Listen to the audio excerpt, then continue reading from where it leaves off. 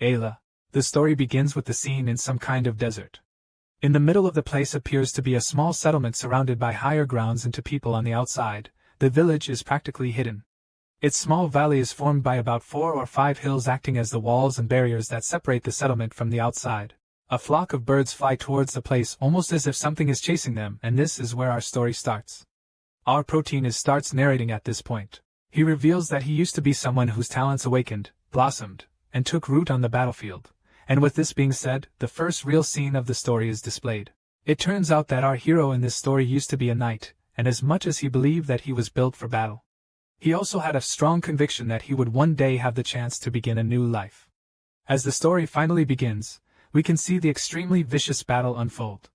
Hundreds of knights and soldiers exchange deadly blows as two armies find themselves in a fight to the death. In such battles, there's no room for retreat because you either kill as many enemies as you can or get killed. It's a life or death situation, and right now, both sides are throwing everything live at each other. From arrows to swords to even cannonballs and explosives, the soldiers unleash every weapon at their disposal, turning the battleground into a bloody burning hellscape after only a short while. As the battle rages on, our hero looks at everything around him and narrates how he always thought I would be able to create a family one day. It's something he had desperately been yearning for all his life, but being a knight, his life wasn't his own. Nevertheless, he never lost faith and continued to believe that he would one day find love and start a home after putting his war-bound past behind him. As much as he believed this so much, he eventually realized that he was mistaken because that was the day he would finally meet his end in this world. He's the last alive, and it's so bad that he can't even stand anymore. The leader of the enemy forces sees his long-term rival on his knees with one of his arms severed clean off. The man walks up to our protagonist, commending him for his tenacity and admitting that it's been a while since he met someone who made him swing. This villain is familiar with the famous knight because everyone calls him the talent that blossomed on the battlefield. At this point, our hero is a little surprised that the enemy knows exactly who he is, but for some reason, he's glad. He admits that he never thought he would be so happy that the enemy knows exactly who he is. Right now, Ardrick knows that he won't be able to win the fight. He's badly injured, missing an arm and losing a whole lot of blood from several parts of his body. But then again, he doesn't consider any of this a bad thing because he's actually glad that his opponent knows him. With that being said, he manages to lift his head up and lets out a small laugh, before admitting what an honor it is for him to be recognized by the infamous Duke Thermion. We get to see the massive antagonist Vlad in shiny armor, and at first glance, it's hard to believe that he just had a fight. The man is unscathed without a single scratch and is quite surprised that Ardrick knows his name. The fallen knight admits that he knows him, confirming that Duke Thermion is one of the 6 hexaclass knights in the Althean Empire. Ardrick claims that all that took was a day on the battlefield for him to feel the weight of the Black Wave, which radiated from powerful knights such as about Thermion of the Althean Empire. Hearing this, the hexaclass knight is intrigued that Ardrick had to face him in battle, knowing fully well who he was and the power he possesses. He's impressed regardless and admits that it would truly be a shame to end the life of a talent like Ardrick so prematurely, hoping to find another way out of this tricky situation. Duke Thermion asks our hero if he has any intention of surrendering. As you can imagine, Duke Ardrick is also a great proud knight in his own regard, and so you can probably guess what his answer will be. Upon hearing Thermion's question, a tense silence follows as the two men engage in a really intense staring contest. Ardrick stares the man dead in the eye, proving that he's never going to surrender. As a knight, he must protect his pride and honor, so he finally gets back on his feet and lifts his sword in the air, declaring that he will die on the battlefield since he was born on it after all. In other words, our hero is not going to wave the white flag, and so the two men prepare to go at it one last time. Ardrick is severely outgunned and overpowered, but it doesn't stop him from fighting. He knows he doesn't stand a chance, but he stands up to Thermion anyway, ready to die fighting if he has to. At this point, the powerful hexaclass knight finally speaks again. Despite Ardrick's refusal to surrender, Hermine claims that he can see regret lingering in his eyes. He feels that our hero would have been a good rival for him if only he were able to grow a bit more. Unfortunately, he's now forced to end the young talent's life prematurely, even though he'd prefer to spare the young knight. Well, saying all of this, Thermion wields his sword as it starts brimming with power, and at the same time, our hero advances toward him. With no other choice, the Duke of the Althean Empire goes in for one last fight with the talented knight. Seeing that it's Ardrick's wish to die on the battlefield, he wishes that the young knight will be able to let go of his regrets in his next life. Our hero knows that this is where he meets his end, but he doesn't show fear. It's what he wants after all, so he accepts his fate with open arms, and his life begins to flash before his eyes. War between the Drenic and the Althian empires lasts many years, and Ogric's mother was a young widow when she had him. She was a refugee of war, and when the burden of raising a child became too much for her, she left him alone in the chaotic world by ending her own life. As you can imagine, it was obvious what would happen to an orphan born in war. With no parents or anybody to take care of such children, they were forced to fend for themselves each day, scavenging for every single thing that they ate. Ogric and the other children of war were completely responsible for themselves, and he lived a life solely for his own survival, where he would do anything and everything to stay alive. From a young age, he became familiar with the sword, and after turning 14, he was sent into his first battlefield, driven by hunger, rage and the strong determination to stay alive. Ogric showed undiluted ferocity in battle, slaying men who had been fighting wars before he was even born. From that day, it was obvious that the boy would grow to be a powerful swordsman, and that was where his talents awakened. On that day, the young Ardric's monocoring his heart was activated, which raised his movements and senses to a level that couldn't compare to before. Years later, the young talent rose up the ranks and became a commander. That was when he was approached and told that he was going to be recommended for the upcoming special knight appointment. After surpassing 3 Mon cores and becoming a quad core with 4 cores, he was considered ready for such an appointment. Even his superiors felt that a talent like him should join the 5 hexaclass knights of the Empire.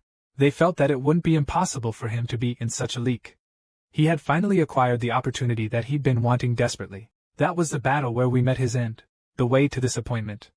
He was really hopeful that after the war, he would finally be able to find peace and put the weary life behind him. Rick fought with everything he had, putting all of his talents to the test and pushing his body to the limits just so that he would come out victorious.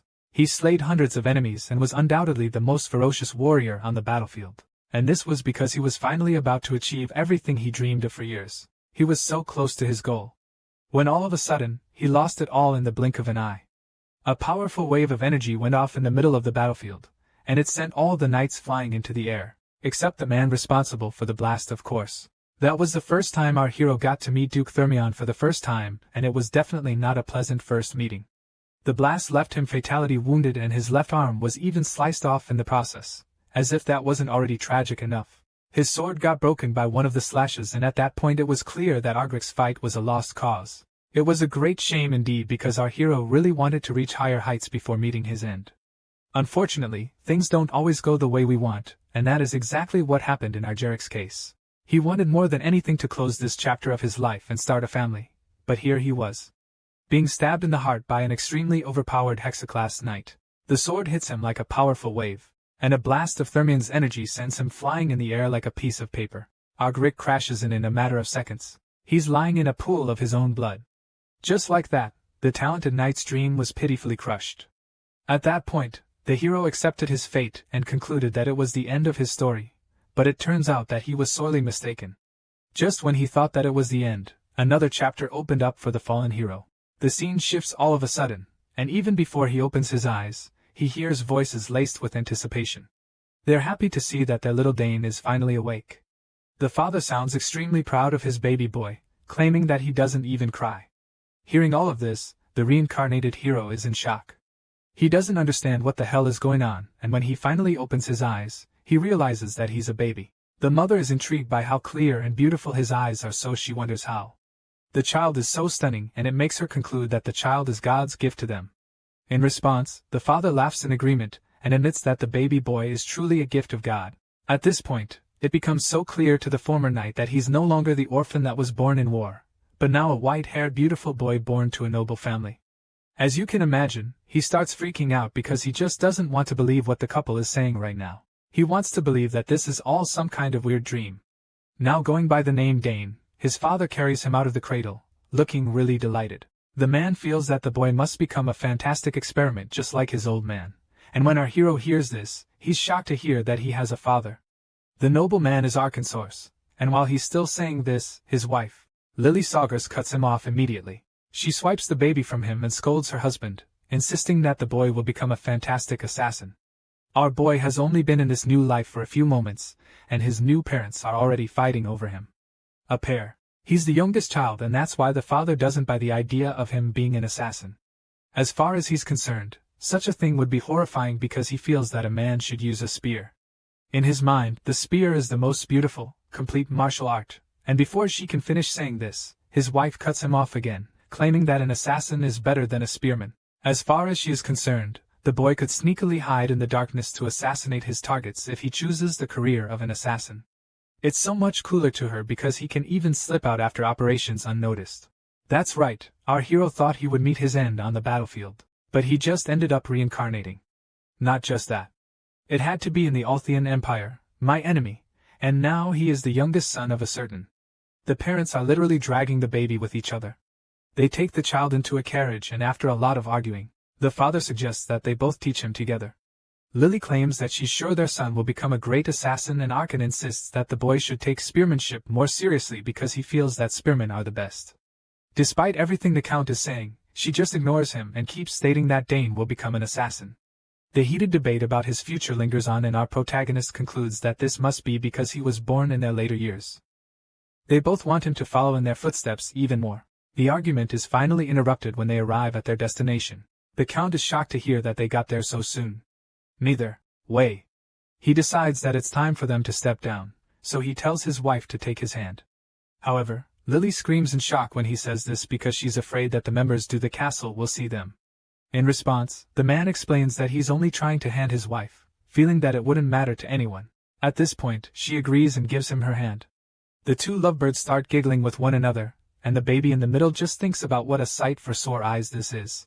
They make their way into the castle, and Lewis suggests that Dan is happy to be back home because she notices that he's smiling so happily.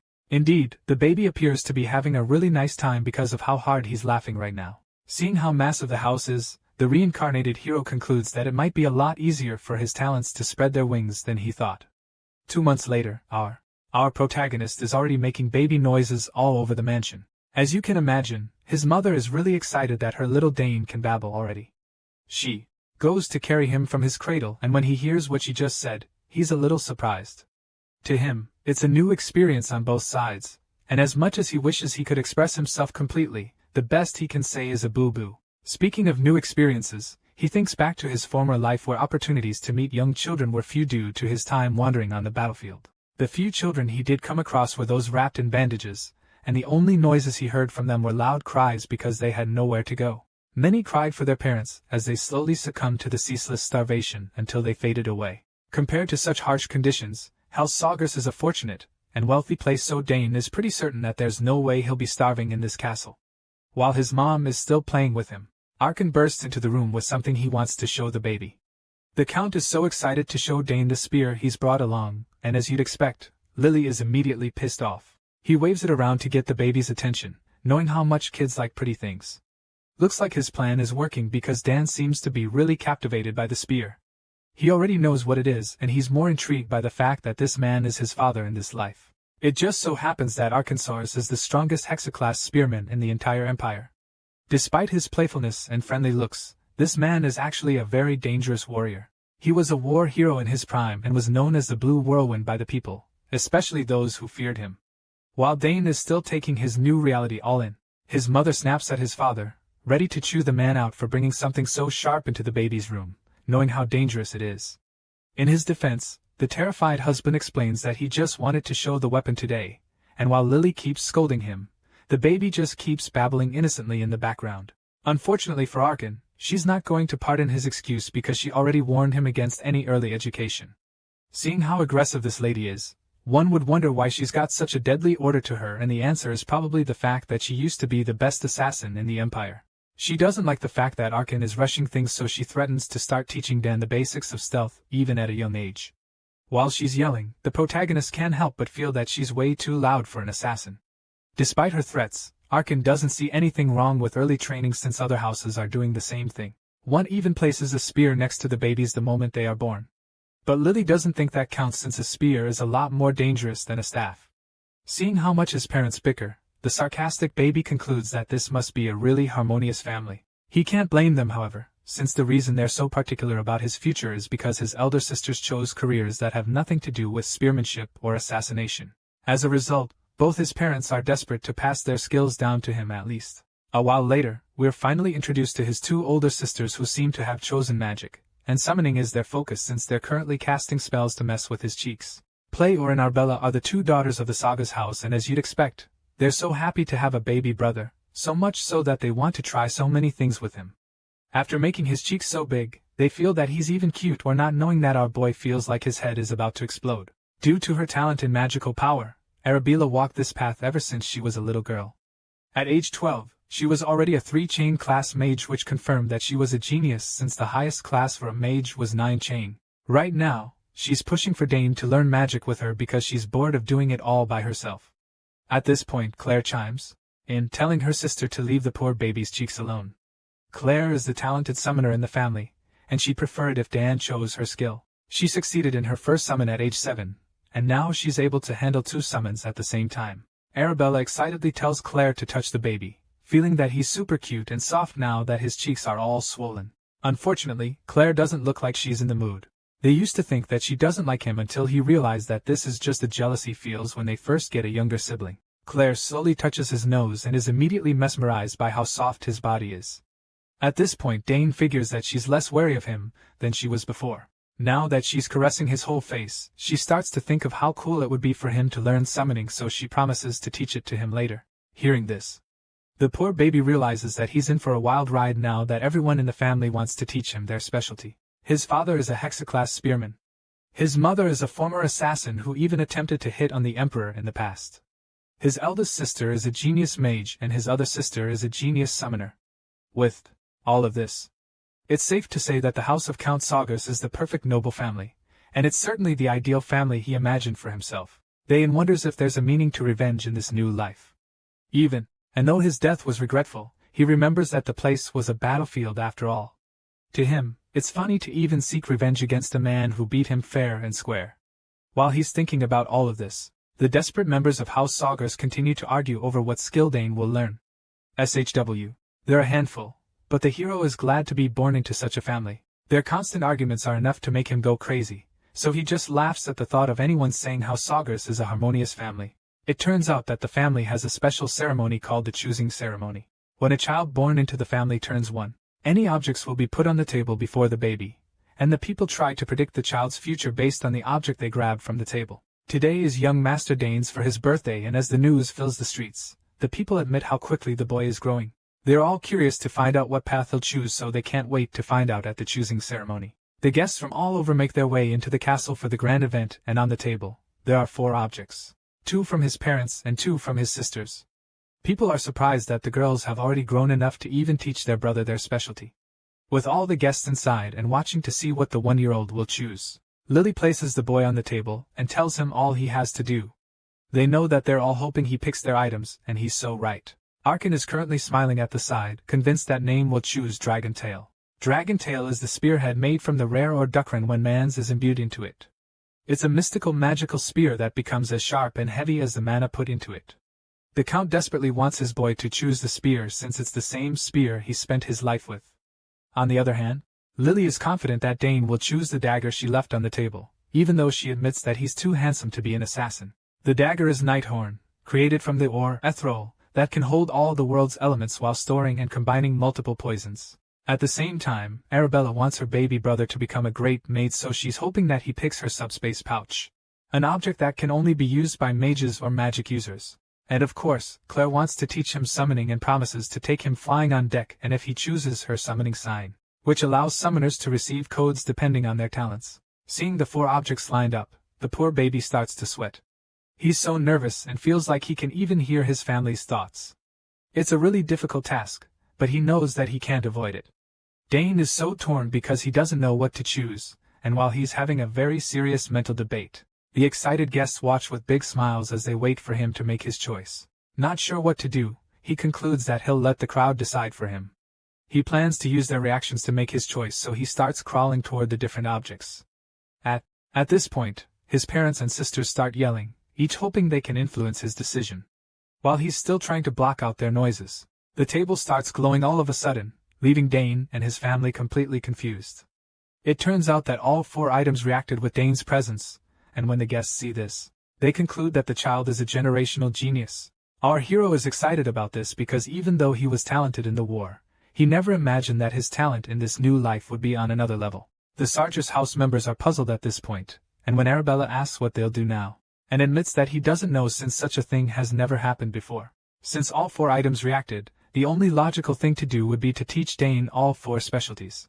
And while the girls just find this idea crazy, baby Dane is so excited that he's going to be a genius prodigy in his new life. The story then continues as the scene shifts to a training ground filled with swords and all kinds of training tools for young warriors. Loud grunts fill the air, suggesting that an intense training session is underway. Sure enough, when the dust clears, we get to see our young hero in the middle of a sparring session with his father. It wasn't so long ago that Rick found himself reincarnated into the body of a high-born child named Dan, and he's already back to training for battle like he did in his former life. The only major difference between them and now is that now he has a loving father to teach and prepare him. And he's also not a swordsman in this new life since he's taken up the way of the spear. After an intense round, the young boy is gasping in exhaustion as he tries to catch his breath, while his old man just stares at him with a smile. The sparring session is finally over and Count Arkansaugus is extremely delighted by the results.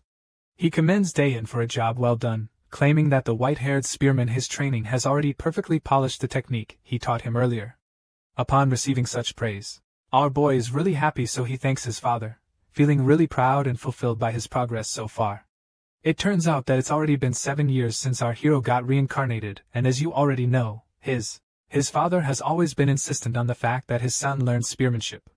In response, Arkansaugus laughs in excitement, claiming that the boy is amazing and admitting that this is exactly what he expects from his son. While the 7-year-old is being patted on the head by his dad, he suddenly notices someone walking into the training ground with a spear placed on a cushion. The boy is taken aback by this since he recognizes the person as Herman, who is one of the servants in the mansion. Herman finally reaches them and informs the Count that he's arrived with the spear that was requested of him. Arkansaugus is glad to see this, feeling that it came at exactly the right moment. Being a smart kid, Dane can clearly see that it's a spear, so he asks his old man to confirm, and his father states that the weapon is his birthday present. The nobleman admits that he was planning to present the gift to Dane during his birthday banquet, but then again, he wanted to be the first to give his son a gift, especially since he wanted to beat his wife Lily to it. Arkan takes the spear from Herman and then hands it to his son with pride in his eyes. The little boy is mind blown at this point, and while he still processes the whole thing, his father reveals that he's been preparing the gift for the last 2 years. He claims that it was specially commissioned from a well-known craftsman in the capital. Dan just keeps staring at the beautiful gift with his jaw dropped, so his old man tries to snap him out of his daze by finally wishing him a happy 7th birthday in advance. At this point our boy finally collects the spear from his father, as he takes in everything he just heard. He receives the weapon and promises to use it very well. Dan examines the beautiful spear, and upon closer examination, he concludes that it's a truly amazing piece. It's got a black spear handle, and he feels that it goes along well with the silver spearhead.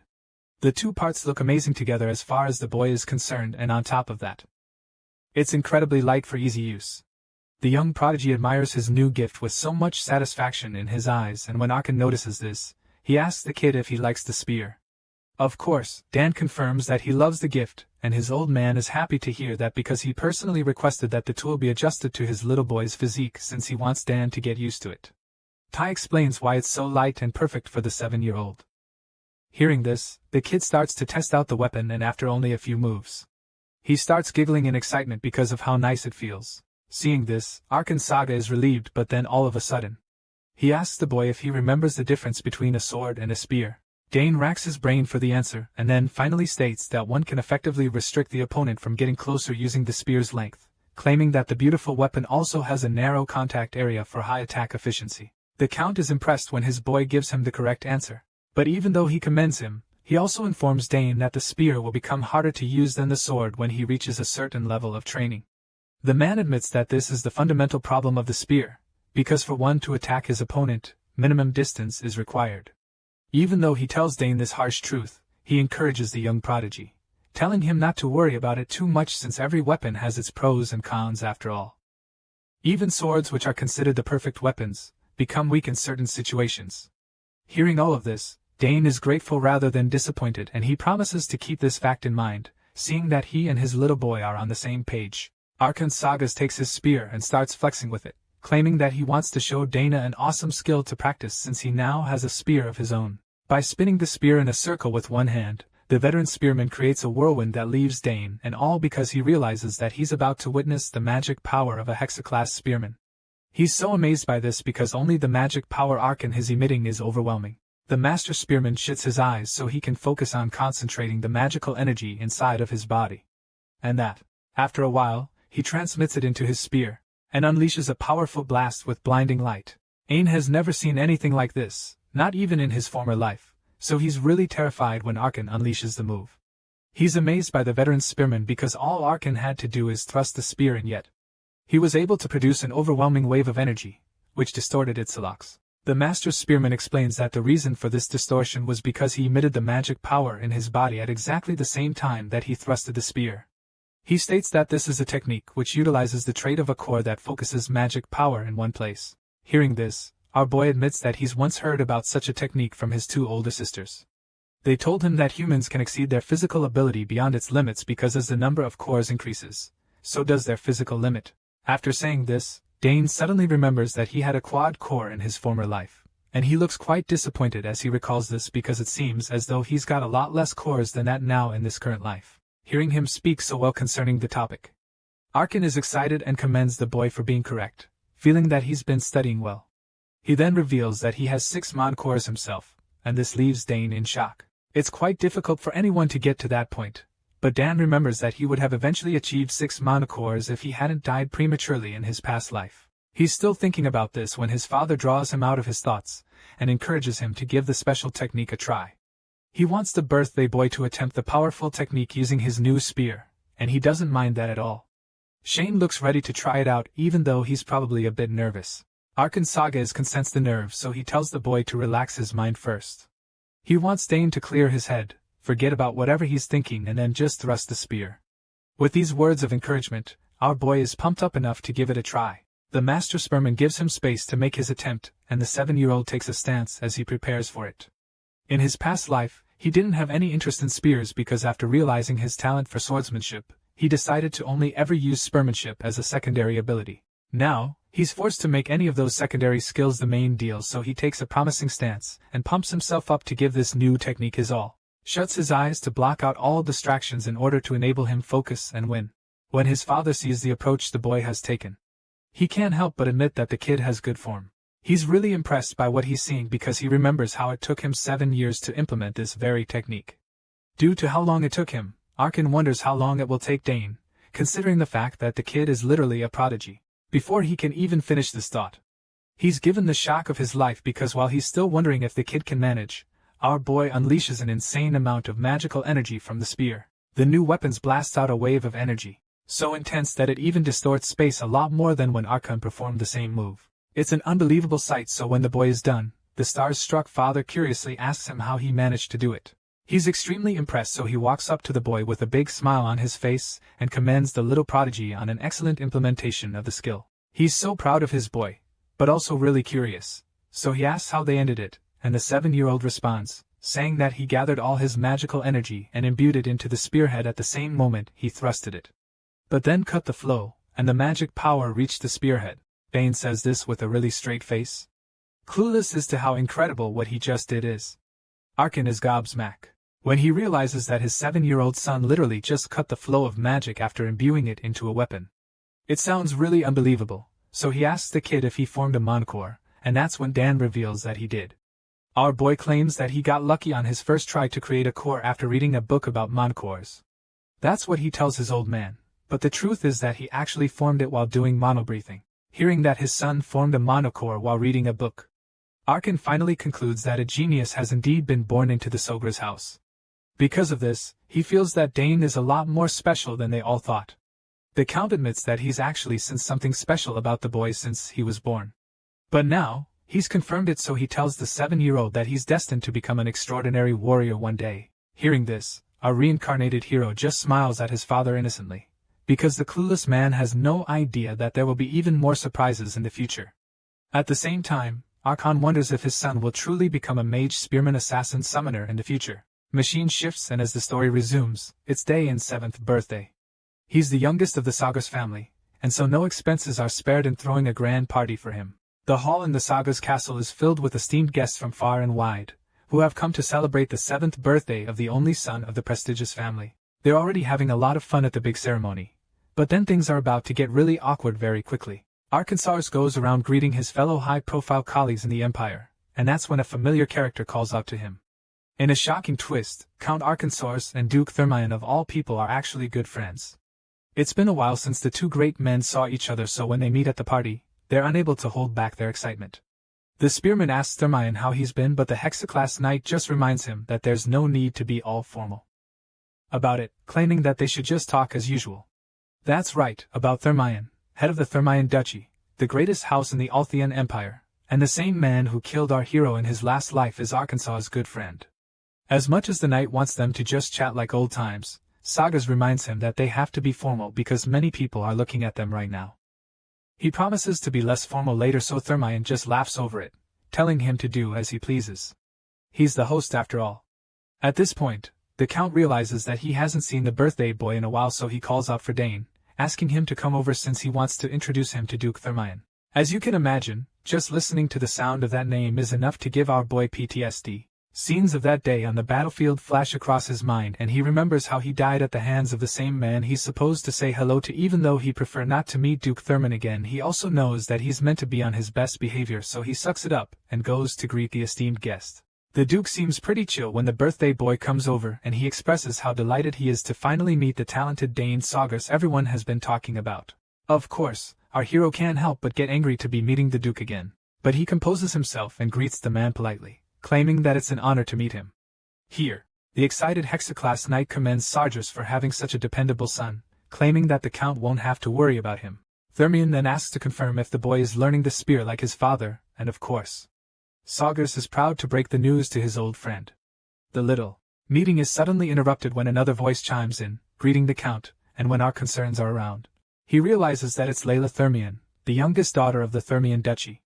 She greets the Count politely and admits that it's an honor to finally meet him since it's been quite a while since Thermion and Sagas saw each other.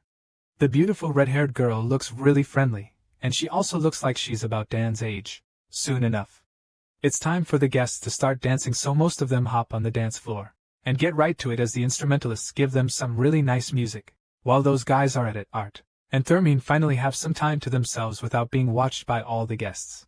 Now they can be a little less formal, so the Count asks the Duke how his wife, the Baroness, is doing. Apparently, Thermion's wife is really sick and they've been searching for any and all methods to heal her, but nothing seems to be working. They're yet to make any progress, and the power woman remains very ill. Sagas feels so bad for his friend when he hears this, because it's pretty clear that Thermion is going through quite an ordeal.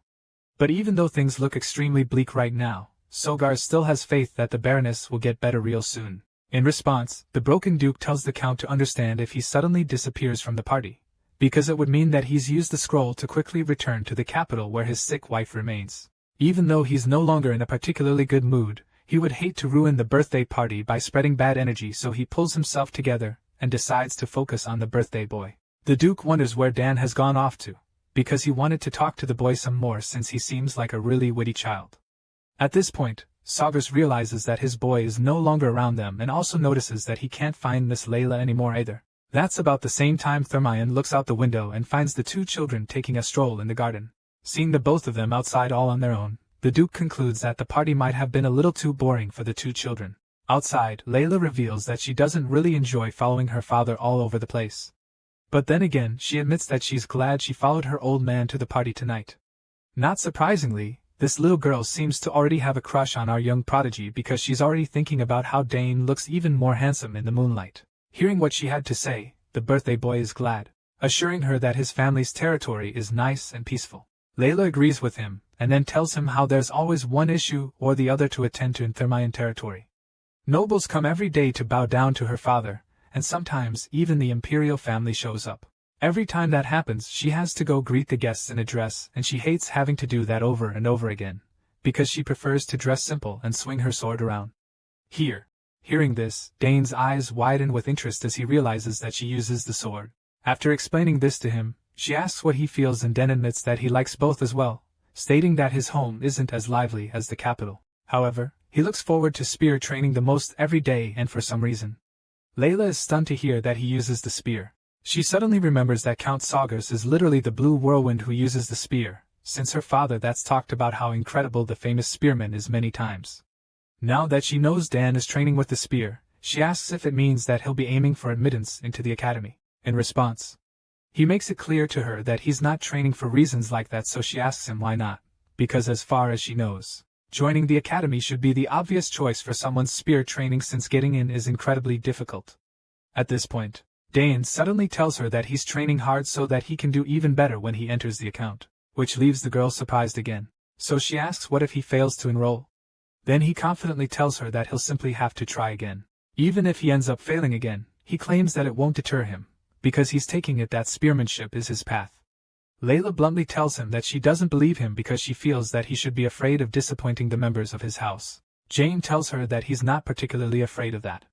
Hearing this, Layla admits that she's jealous of him because failure is completely unacceptable in her house. But when she realizes what she just said, she nervously tells Jane to forget about it. After listening to her, he reveals that he had no idea nobles were worried about stuff like that. He also wonders why she's afraid that she'll fail when she looks like she's already doing pretty well. The girl is excited to receive this compliment, and it's almost like a confidence boost for her when he says it, so she asks him to take a look at her swordsmanship and state what he feels. Dane is taken aback, but when he sees the excitement on his face, he agrees to help, but only for a bit. The happy girl asks where the training ground is, so he leads the way, hoping that they don't spend too much time there. At the training ground, the red-haired girl displayed impeccable swordsmanship that leaves the former knight Mary impressed. He notices that she flows very smoothly between attacking and defending. Besides that, he also feels that the timing of her attacks is great.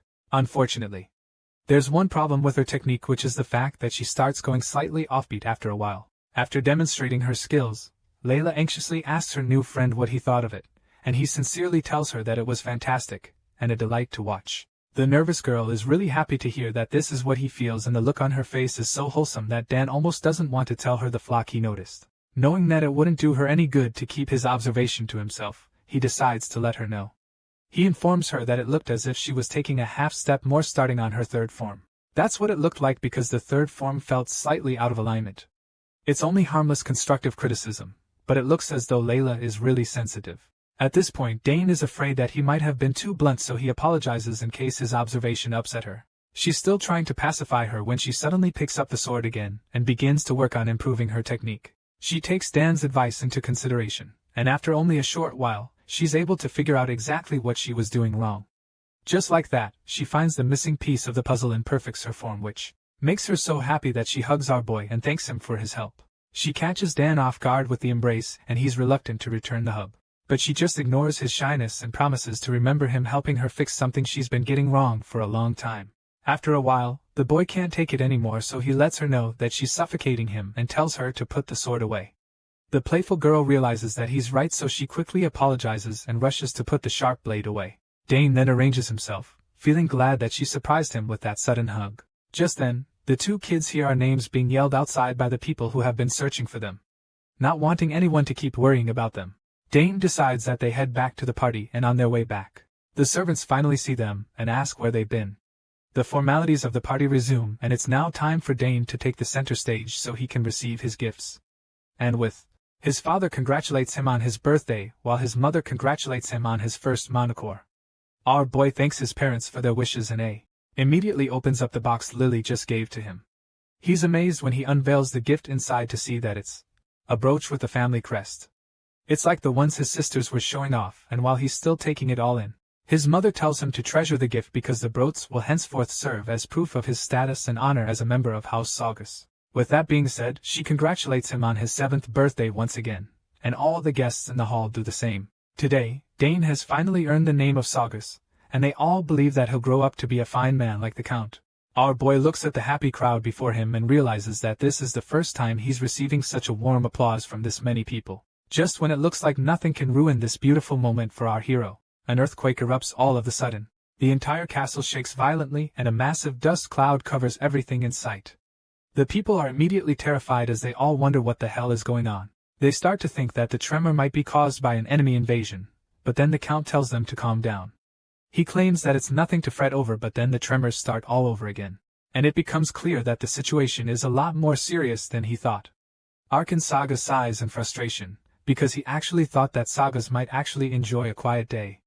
Well, he was wrong, and now everything is being messed up by the name coming down into the hall through the ceiling. Seeing the mysterious figure up there, Lily asks Dane if he can guess who is responsible for this. The little boy looks up and is seriously overwhelmed by the power of this ominous figure crashing his party. Can't believe his eyes, and neither can any of the guests present. The person responsible for the tremors finally blasts themselves down from the ceiling, and as they lay in the middle of the hall, everyone watches quietly as they wait patiently for him to reveal his identity. The powerful being has got long blonde hair, and by the time she raises her head, we see that it's actually Arabella just causing a scene. The girl just wanted to make a big entrance, and tries to rub it in everyone's faces that she wasn't too late for the party. The guests are absolutely stunned when they see that the person who caused so much trouble is the first daughter of the Saugus house. They're shocked at the fact that he just used teleportation magic, because one needs to be at least a 5 chain to even open a small gate. Judging by what she just did, she just solidified her status as a magical genius. While everyone is going crazy over his big sister, Dane just scoffs at how loud and flashy she is. As if one attention-craving sister wasn't enough to crash the party. Clearly, Claire arrives outside the hall on a massive wyvern, which scares the shit out of most guests. Claire looks into the hall and sees that Arabella beat her to the party, so she figures that she was too late. Nevertheless, she makes her way into the hall while the guy that's gossip about how she's a genius summoner at only 16 years of age. Now that the two sisters are present, they make their way to the stage to officially wish their baby brother a happy birthday. Arabella sincerely wishes Dane a happy birthday and present him with a gift box to show this. Of course, Claire wouldn't want to be the only person who didn't get him a present, so she shows him the present she got him as well. Seeing this, the birthday boy is a little overwhelmed, but he's also really glad that they could make it. He thanks his elder sisters for coming all this way to congratulate him on his birthday. Arabelle claims that their attendance was never in doubt and anxiously asks him to open up the presents, confident that he'll love the gifts they got him. Seeing the way the girls shower Dane with love, Arkin starts to feel a little jealous because he remembers all he got from them was a letter on his own birthday. That was the best they could do for him back then, but here they are now with wrapped up presents for their baby brother. Sure, men aren't supposed to cry, but after witnessing this, he can't help but feel a little jealous. The Stain opens the first box and is surprised to see what it's a dimensional pouch, so Arabella confirms it, claiming that she even designed it herself.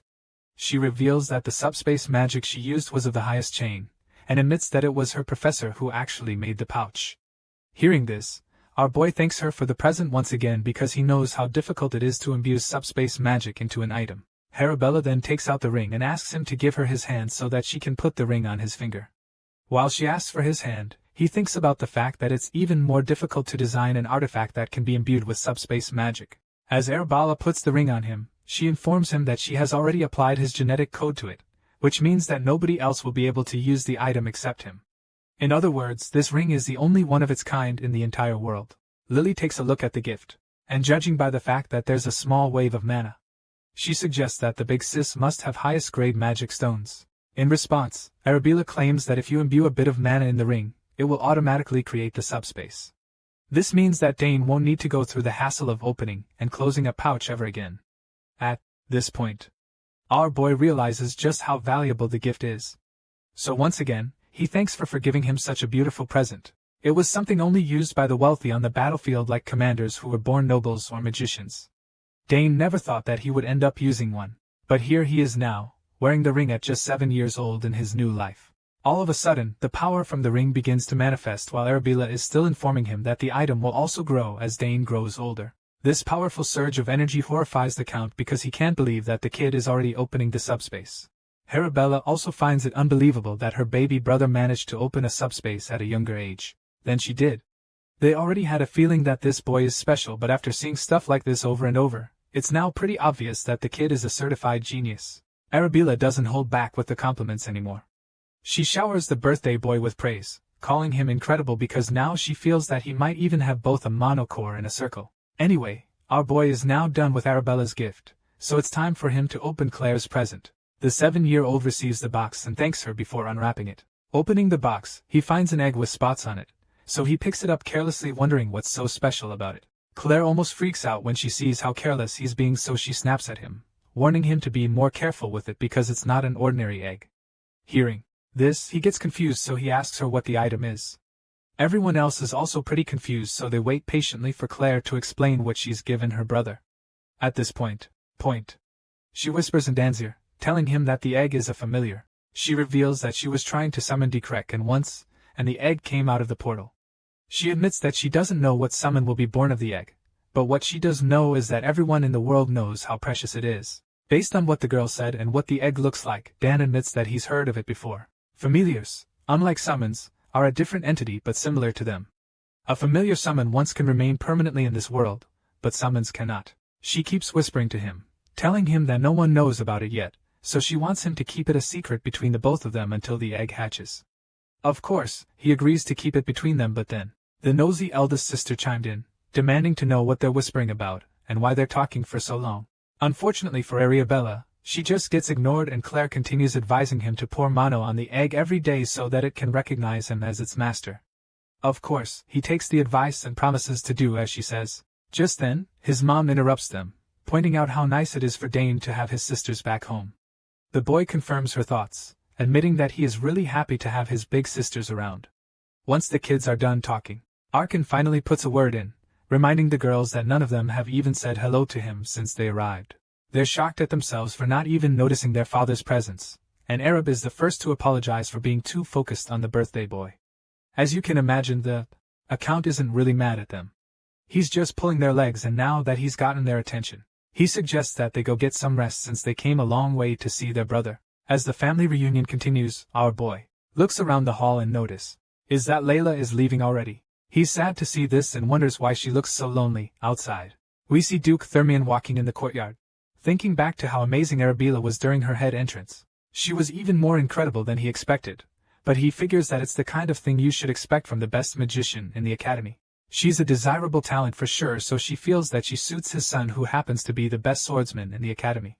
Thermion believes that if the two houses combined, it would birth a faction that even the imperial family would have a hard time touching. That way, nobody would be able to mess with House Thermion or the children. With this in mind, he decides that he'll bring up talks of engagement when he talks with Count Saugus later. Then, he hears a familiar sound, and realizes that someone is busy in the training ground, but he wonders why anyone would be out training this early. It turns out that our boy is in the middle of an intense solo training session. The Duke goes to take a look and is surprised to see what it's doing. But what's even more surprising is how incredible the 7-year-old's movements are. Even his simple stabs are of such a high technique that some experienced spearmen haven't even mastered. Thermion is bewildered because he has no idea how such a young boy would possess high-level techniques like this. He'd heard the rumors of the genius born to House, but he honestly thought that they were nothing more than rumors until now. While carefully watching the boy, he notices that Nani's footwork and stance are familiar to that of a swordsman. At this point, he feels that the kid might have even picked up swordsmanship as well. All of a sudden, Dane holds team, sensing that someone is secretly watching him, so he promises to spare the person if they come out immediately instead of hiding. This point, Fermi knows that the jig is up, so he comes out of hiding, and that's when he realizes how strangely familiar the boy's movements are, so he's certain that he's seen them somewhere before. The Duke comes out and apologizes, admitting that he didn't mean to spy on him, as you'd expect. Our boy would never have imagined that the person watching him was the Duke. So when Dan sees the Hexaclass Knight standing before him, he greets him accordingly. This is the first time the both of them are being alone in the same space since our hero reincarnated into this new body. In his previous life, a vicious battle would have already ensued between them by now, but here he's not Argric the ferocious knight. In this life, he's Daeon Socrates, the genius prodigy born to a noble family, so he has to act accordingly. Duke Thermion stands before Aether Kid and admits that he was mesmerized by the fine sight of soccer's new rising star while he was training this early morning. He claims that he just couldn't help but keep watching and apologizes to the boy, hoping that Dane can forgive him for his mistake. As you'd expect, our boy forgives the Hexaclass Knight. Being the gentleman and well-trained young man he is, he boldly tells Duke Thermion that he's forgiven, and even though the old man should be happy that there isn't going to be a big deal, he also can't help but be shocked at the kid's guts. For a 7-year-old, a boldly tell a Maturinite that he's forgiven, you can't help but wonder where he gets his courage from. And now, the more that Duke Thermion looks at Dane, he notices that the kid is perfectly still and relaxed, as if he didn't just finish an extremely exhausting training session. He expects the boy's body to be trembling after having trained this long, but that's not the case. Besides that, the Duke also realizes that he didn't even have a Manhwa when he was 7 years old, so it all just makes him even more intrigued by the young prodigy standing in front of him. Can't exactly voice out everything that he's thinking, but he admits that Dan's stabbing technique was pretty excellent. He liked what he saw, and now he's certain that the boy inherited Arkin's talent. While saying this, he notices something about the spear that Dan is holding in his hand. Our boy already has an idea what the man is talking about, so he admits that he's been told the spear was painstakingly prepared for him by his father. With that being said, he's grateful that the Duke recognized it. For some reason, Thermion starts smiling after listening to Dan's response. It's almost like he's extremely impressed by what our boy just told him. It turns out that this was the best answer Dan could have given the Hexaclass Knight. The Duke remembers that his own son, even when he was young, also had excellent skills in manners. However, he can't help but admit that his boy's manners were not to this extent. With this thought in mind, he begins to feel that perhaps he should also consider arranging on this side as well. He already plans for his son to marry Arabella, so it wouldn't hurt to make similar arrangements for Dane and his daughter Lela. As such, the clever man sets his little scheme in motion by informing Dane that Layla has also been training her swordsmanship. He points out how they're a similar age and suggests that they could both be good friends when they enter the academy. Hearing this, our boy smiles genuinely, and promises to get along with the sweet little red-haired girl when they meet in the academy. As you'd expect, the Duke is excited when he hears this, claiming that he likes Dane's forthrightness. Now that he's gotten the young man on the same page with him, he decides that it's time to let Dan go because he's already bothered him enough during his training time. Not wanting to waste any more of his time, Thermion prepares to take his leave, but before then he suddenly decides to clear up some of his curiosities. Earlier, he noticed how similar Dan's stance was through a swordsman, so now he'd like to know if the 7-year-old has ever trained in swordsmanship. But at this point, our boy realizes that his old habits came out without him realizing, but the truth is that he's not even surprised the veteran like Thermion would recognize it with only one look. In order to get the curious man off his back, he claims that he has only read some textbooks on basic swordsmanship, insisting that he's never trained in the art. Hearing this, the Hexaclass Knight isn't totally convinced because he can swear that he sensed kin to the raw battlefield on the young spearman in training. For a split second, Thermion's instincts overshadow whatever liking he has for the boy, but then all of a sudden, he calms down once again and reminds himself that Dane is just a child. He changes his mind and concludes that there's no way that the boy is some kind of secret knight. With this in mind, he immediately changes the topic, pointing out how much time they've spent with the simple talk. As such, he bids the young man goodbye, claiming that they'll talk some other time. Jane tells the old man to take care on his way back, and before leaving, Thermion tells the boy to come look for him if he ever comes to the capital because he wants to repay the hospitality he received in the council castle. Besides that, he admits that he's become personally interested in Dane. Hearing this, our boy realizes that his story is once again intertwined with that of the Duke, so he promises to visit Thermion. The fact that the Duke is interested in our boy makes him wonder if the Hexa Knight remembers him from the previous life. The thought of defeating the same man who ended his former life gets Dane's blood pumping. And for this reason, he's certain that he'll be able to do it if he starts preparing for it step by step. With this in mind, our boy smiles, feeling confident that he'll definitely bout Thermion in this life. Later on, we see him telling the young master that it's time for him to return. He's surprised that the servant has been waiting for him, so Herman reminds him that his duty is to serve from the shadows. He gives Dane a towel to wipe his sweat, and that's when he asks why everyone is so busy. At this point, Herman reveals that everyone is busy with preparation for the second banquet. Then the other nobles have begun to arrive. After all, it would be difficult for more than 30 nobles' families to arrive on the same date. Hearing this, Dane remembers hearing something about it, so he asks about his sisters, wondering where they went. Herman responds, revealing that they opened a teleporter gate and went to the academy together. Apparently, the girls didn't have a choice because of the midterm exams coming soon, and as much as it's a shame, Dane decides that it's time for them to go back to the castle. He walks out of the training ground, deciding that he'll take a look at the gift his sisters gave him when he has the time. Sometime later, we caught up with our boy taking a little walk in the courtyard. He sighs in exhaustion, admitting that the life of a noble is so tiring. Right now, his schedule is more patched than usual because of his birthday. But then again, at least he can find some solace when resting in the garden like now. He takes a look around and is really impressed by how beautiful all the flowers and plants are. He can't help but feel that the gardener has cultivated the place so beautifully. Dane feels strangely at peace when he looks at the flowers all around him, and it appears that the butterflies feel the same way because they just keep hovering all over the place. Looking around, our boy remembers how his oldest sister once said that flowers contain the most mana in nature, and so now that he has some free time to himself, he decides that it would be best to analyze the flower's mana. Dane does exactly that, and as he begins the process, he thinks about how much he's been training, but he's not had any noticeable development in magic or summoning. Because of this, he's not still sure what he should focus on. This makes him realize just how troublesome it can be sometimes when one has too many talents. All of a sudden, He notices something strange happening to the flowers, so he realizes that this must be the Mona inside the flowers. He's taken aback by this and starts wondering how this small flower contains such a massive rushing mana flow. If one can feel the mana flow and make it their own, it can then settle into the body and become a magic circle. While touching the flower, he can't help but notice that the body's Mona infinity is tremendous. So much so that you can see what others can only feel with their sixth sense. Dane is excited. Because this is it, the Mata which he could only faintly see before, and now it's becoming a lot clearer to him. All of the sudden, this beautiful moment is disrupted with Shock's day, leaving him wondering what just happened. Elsewhere in the garden, we see two siblings walking around, complaining about how bored they are since their father is too busy talking with other nobles. One of them suggests showing faces and going back to their rooms, feeling upset and neglected since everyone is just concerned about the birthday boy. This rage, he starts walking through the garden, stomping on the flowers, and after getting lost in the garden, they find Dane standing all alone. They don't recognize him at first, so they conclude that he must be lost like them or something. The two bratty brothers call out to him with so much disrespect, mistaking him for a servant, and asking him to lead them to the exit of the garden. Pissed that they'd have the balls to talk shit to him after hurting his precious flowers, Dane storms toward them and tells them to get out. Even when they realize that they're on the grass, they don't take him seriously, feeling that he shouldn't be talking to them like that. They feel that he's really cocky for someone so small, so they try to intimidate him with their status, not knowing who he even is. Dane calls them brood, so the bigger one grabs him and threatens to beat him up.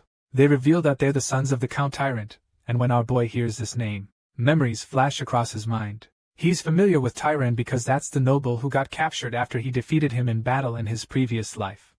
The guy was really irritating, so it's no wonder his sons are this annoying. The bigger brother expects Dane to know of House Tyrant because it's very famous in the capital, but the birthday boy just bites back at the guy, warning him to mind his mouth because House Saugers is capable of making them disappear without a trace. Our boy realizes that words won't get to this guy, so while the troublemaker is still talking trash, Dane heads him in the face and breaks his nose in the process. The younger brother is horrified when he sees sibling's face covered in blood, and as you can imagine, this just makes the bully a lot more furious, so much so that he vows to kill Dane, calling him a bastard. And when our hero hears this threat, he just laughs and tells the troublemakers to go ahead and try. The big bully has his nose absolutely broken with blood gushing out everywhere. He curses Dane, claiming that he must have gone mental, and he's so enraged that he decides he's out for blood. Without wasting any time, the guy gets back up and charges at our boy, determined to give him the beating of a lifetime. While he's trying to do this, his little brother calls out to him from behind, feeling that they should first of all take care of his broken nose before seeking revenge. Unfortunately, the guy doesn't seem to give a shit what the younger one is saying right now. At the moment, he's so consumed by the rage that he doesn't even care about his nose and tells his brother to sit still and stay back. Dan just watches the arrogant boy mindlessly charge at him, probably feeling sorry for the guy since he knows that he's only going to beat the bully up some more. The bloody-faced threathead charges at Dan, and when he gets close enough, he takes a big swing. But just when he thinks about landing the hit, our genius hero moves out of the way with lightning-quick reflexes. The enraged calls Dane a slippery rat and goes in for another attack. This time around, our boy is quick to examine the guy's movement and immediately concludes that his footwork is definitely of someone who doesn't use weapons. With this in mind, our hero suggests that the red-haired bully is either a mage or a summoner, since those are the only people who don't use weapons.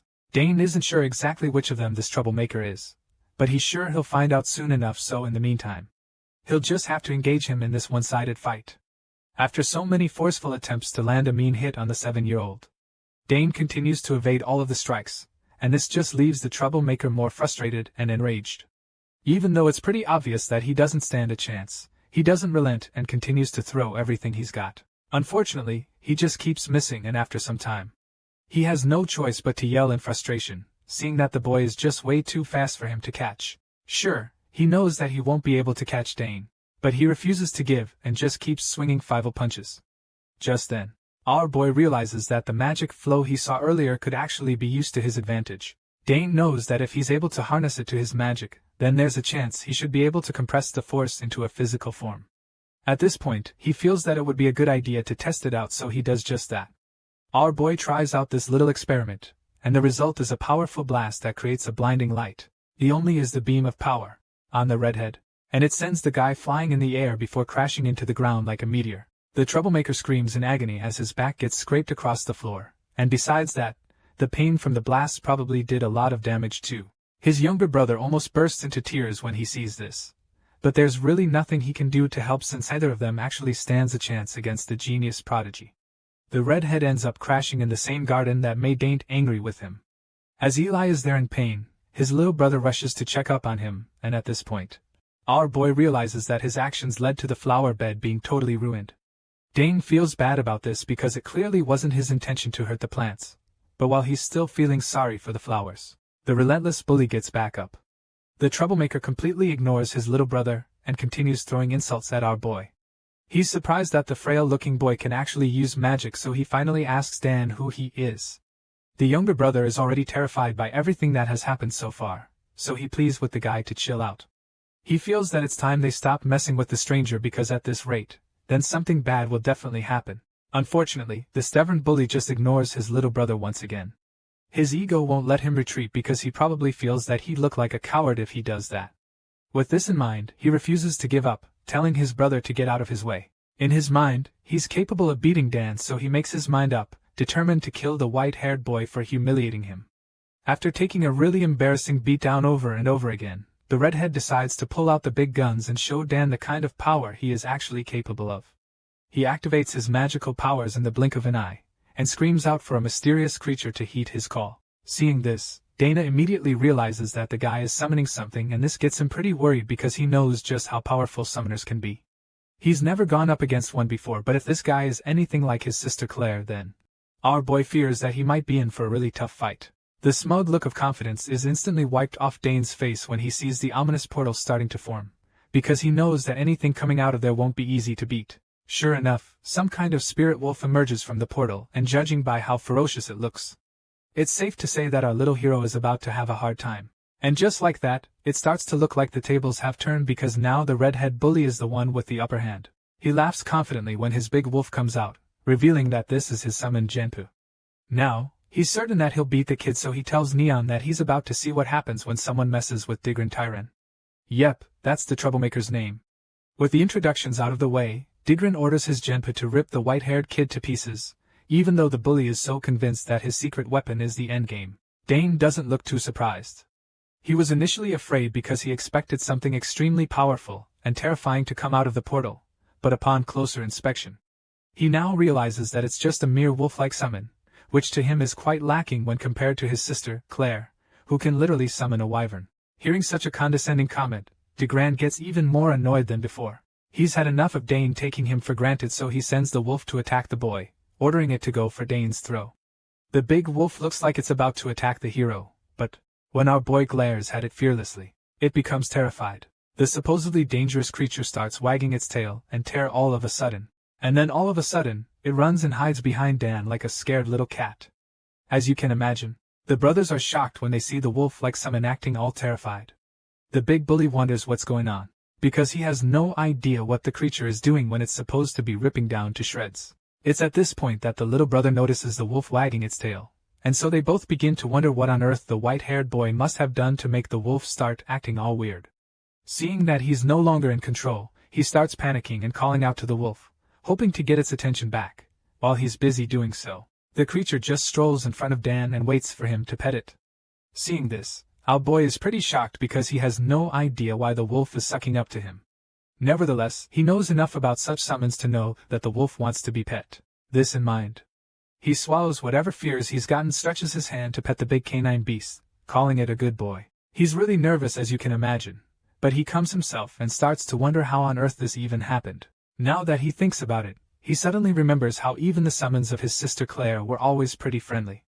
Back then, he could even pet wyverns and they'd never be hostile. But then again, he always imagined that their friendliness was simply due to his blood ties with the summoner. Well, that was his theory, and it always made sense to him until now, because this wolf-like summon is currently very chill around him, and there's no relations between him and the summoner in this situation.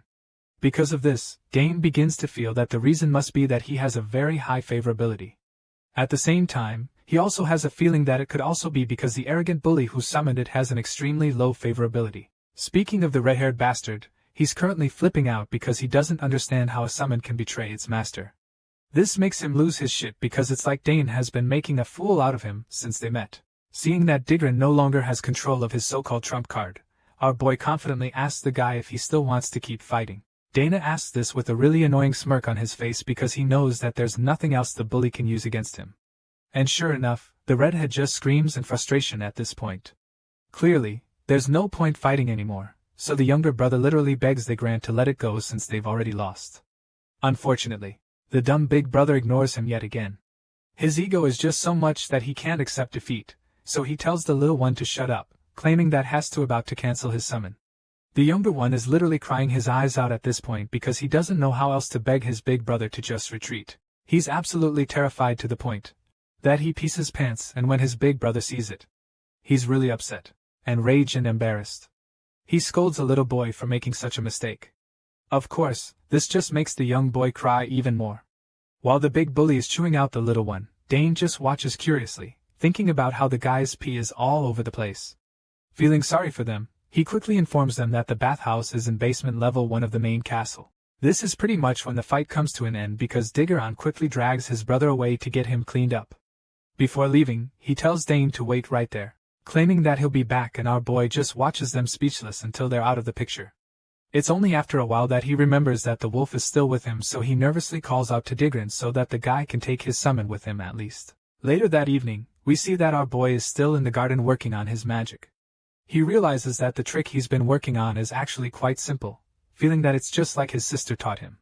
He now understands the reason for the faint link between the bully and Genpo. After carefully overriding that magic with his own, Genpo became connected to him instead, and it's really surprising to him because he did actually do anything close to an actual summoning. It was all just because of his high favorability that he was able to succeed at summoning so easily. Dane's thoughts are interrupted when he suddenly hears a voice coming from behind. The person wants to know who bullied his sons, and when our boy turns around, he's not too surprised to see that it's Digran Tyran, who's coming back with his father this time around. Our hero turns around and sees the fat man standing beside his son, and just like that, Dane concludes that the idiot escalated things by doing this, without wasting any time. Digran starts judging the case, claiming that Dan didn't only bully him and his brother, but also cancelled his link with Genpo. Hearing this, the big fat man introduces himself at this point, revealing that his name is Margaret Tyran. He's the head of the Tyran Count family and one of the capital's greatest nobles.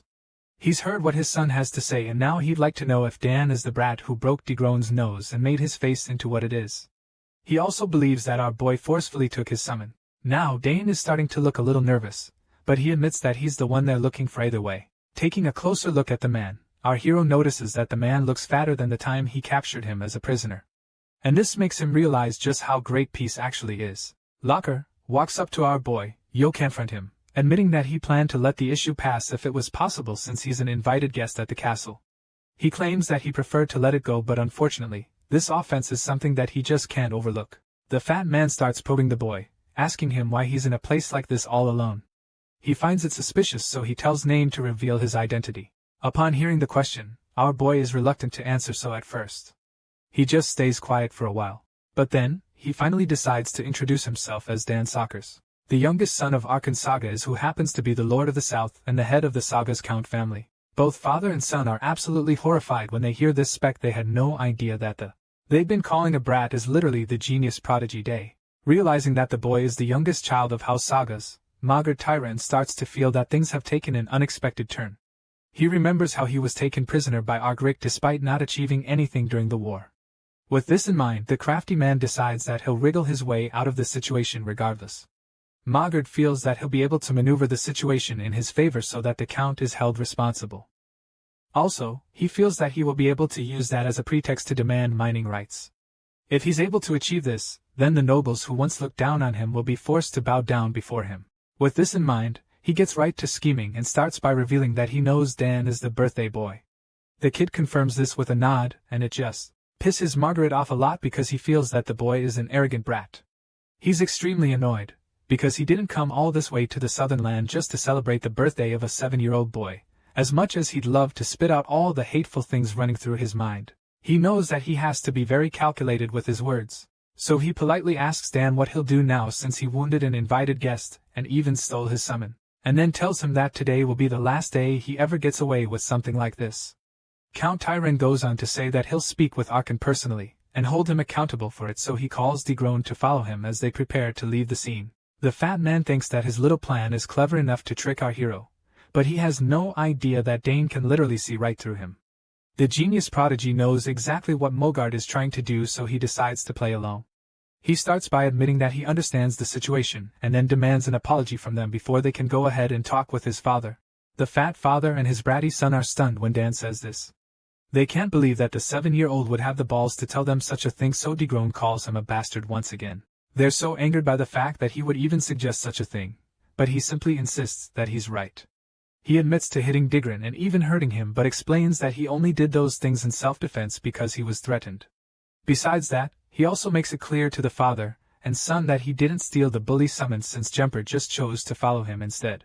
As you can imagine, Degrone refuses to admit this, claiming that there's no way Gentua would do such a thing.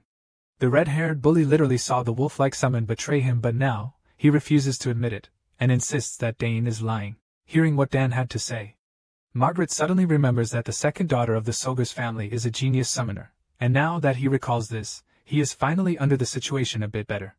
With this thought in mind, he figures that there's a good chance that Claire taught Dan how to forcibly cut off a link. At this point, the fat man decides to give his opinion, claiming that it's only right to grieve a summon being stolen even if what Dane is saying is true. But right now, that's not even what Mogart cares about, because he's still really perplexed by the fact that the 7-year-old expects an apology from them first. Once again, our boy tells them that they should apologize to him. Hearing this, Margaret is really stunned and pissed off. The fat man scoffs in annoyance, wondering who the hell Dane thinks he is to be acting like that. He concludes that the boy is so arrogant to be talking back when elders are still speaking, and just like that, his blood begins to boil. Margaret's eyes are full of rage all of a sudden, because simply bothering with the kid makes his jike. Now, he's tired of arguing, so he tells Dan that he won't scold him any longer, because now he wants to go and see what Count Sogers has to say about the issue. When our boy hears this, he realizes that that fat man is just so eager to report the situation. And then all of a sudden, Count Sogers arrives at the scene along with Duke Balthermian. Arkan doesn't know what he's been summoned for, but he seems really prepared for whatever the matter is. Ain is shocked to see his father appear out of nowhere, and even Count Tyron is surprised that the host is already here. The redhead bully and his father are gobsmacked to see Count Sagers, especially since he came along with the Hexaclass Knight. The two men have really stern looks on their faces, which make the Tyrant men start to feel nervous all of a sudden. It doesn't take long for the little trial to begin, so Degrone starts by telling his side of the story. He tells the Count that he and his brother got lost in the garden with his little brother and claims that he asks Dane to guide them through back to the castle. The liar continues to go on and on, telling the story in a way that makes him look innocent so that our boy can take all the blame. At this point, Dane just zones out and stops paying attention to the lies because everything starts to sound like rubbish to him. However, Count Arkan Sagas listens to every sentence intently, and Dane just sighs, knowing that this is just like his father. He knows that his dad would pay attention to everything Degrone has to say, because even though he's a man that cares deeply about his family, he's also not the type to be biased toward any one side. Even in conflicts with outsiders, Arkan is still able to tell right from wrong, and that's why our boy trusts that his dad will give the right verdict. After a while, Dane continues to pay attention to Degrone's lies and listens to the part where he claims that our boy suddenly headbutted him out of the blue for no reason. He claims that Dane continued to mock him using a really weird technique. Sigrun claims that he only called his summon in order to scare the kid away, but unfortunately, he ended up losing the creature because Dan stole it from him. With all of this being said, the bully concludes his false story by saying that our hero tried to attack him.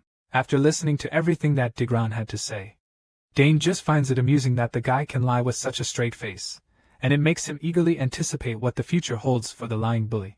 Once Degrone is done telling his lies, his father continues from where he left off. The fat man addresses Count Saugus, claiming that he only intended to give Dane a war for what he did to his son. However, he points out just how wrong it is to steal someone else's summon, so he reveals that it's something he just can't let slide. At this point, it's obviously too early to give a verdict, so the Count explains that they cannot stop at hearing only one side of the quarrel. With that being said, Arkan reveals that he'd like to hear what Dane has to say, and then after that, he'll assess the whole situation. It's only after all of that is done before he'll be able to draw a conclusion to the situation, and he hopes that Maga agrees with him. Count Sagas knows that they might not be comfortable with him judging a situation which involves his own son, and to ensure fairness, he requests that Duke Thermian also give his opinion. The Hexaclass Knight smiles with pride when he hears this, since he's finally got a chance to help out his good friend. In response, he admits that he's ready to handle the situation like that if he's really needed. As you'd expect. This is not the kind of thing that Count Major tried and his son would want to hear, so they're quite pissed at the current path that things are taking. There's really no way he can complain about it because Arkan isn't the only one involved now, and he can't say that the case was judged wrongly. Mogert is familiar with Duke Fermi, and so he knows that it can't be a good thing that the Hexaclass Knight is getting involved. At this rate, things will only get more complicated, and so he has a really bad feeling about the current arrangement.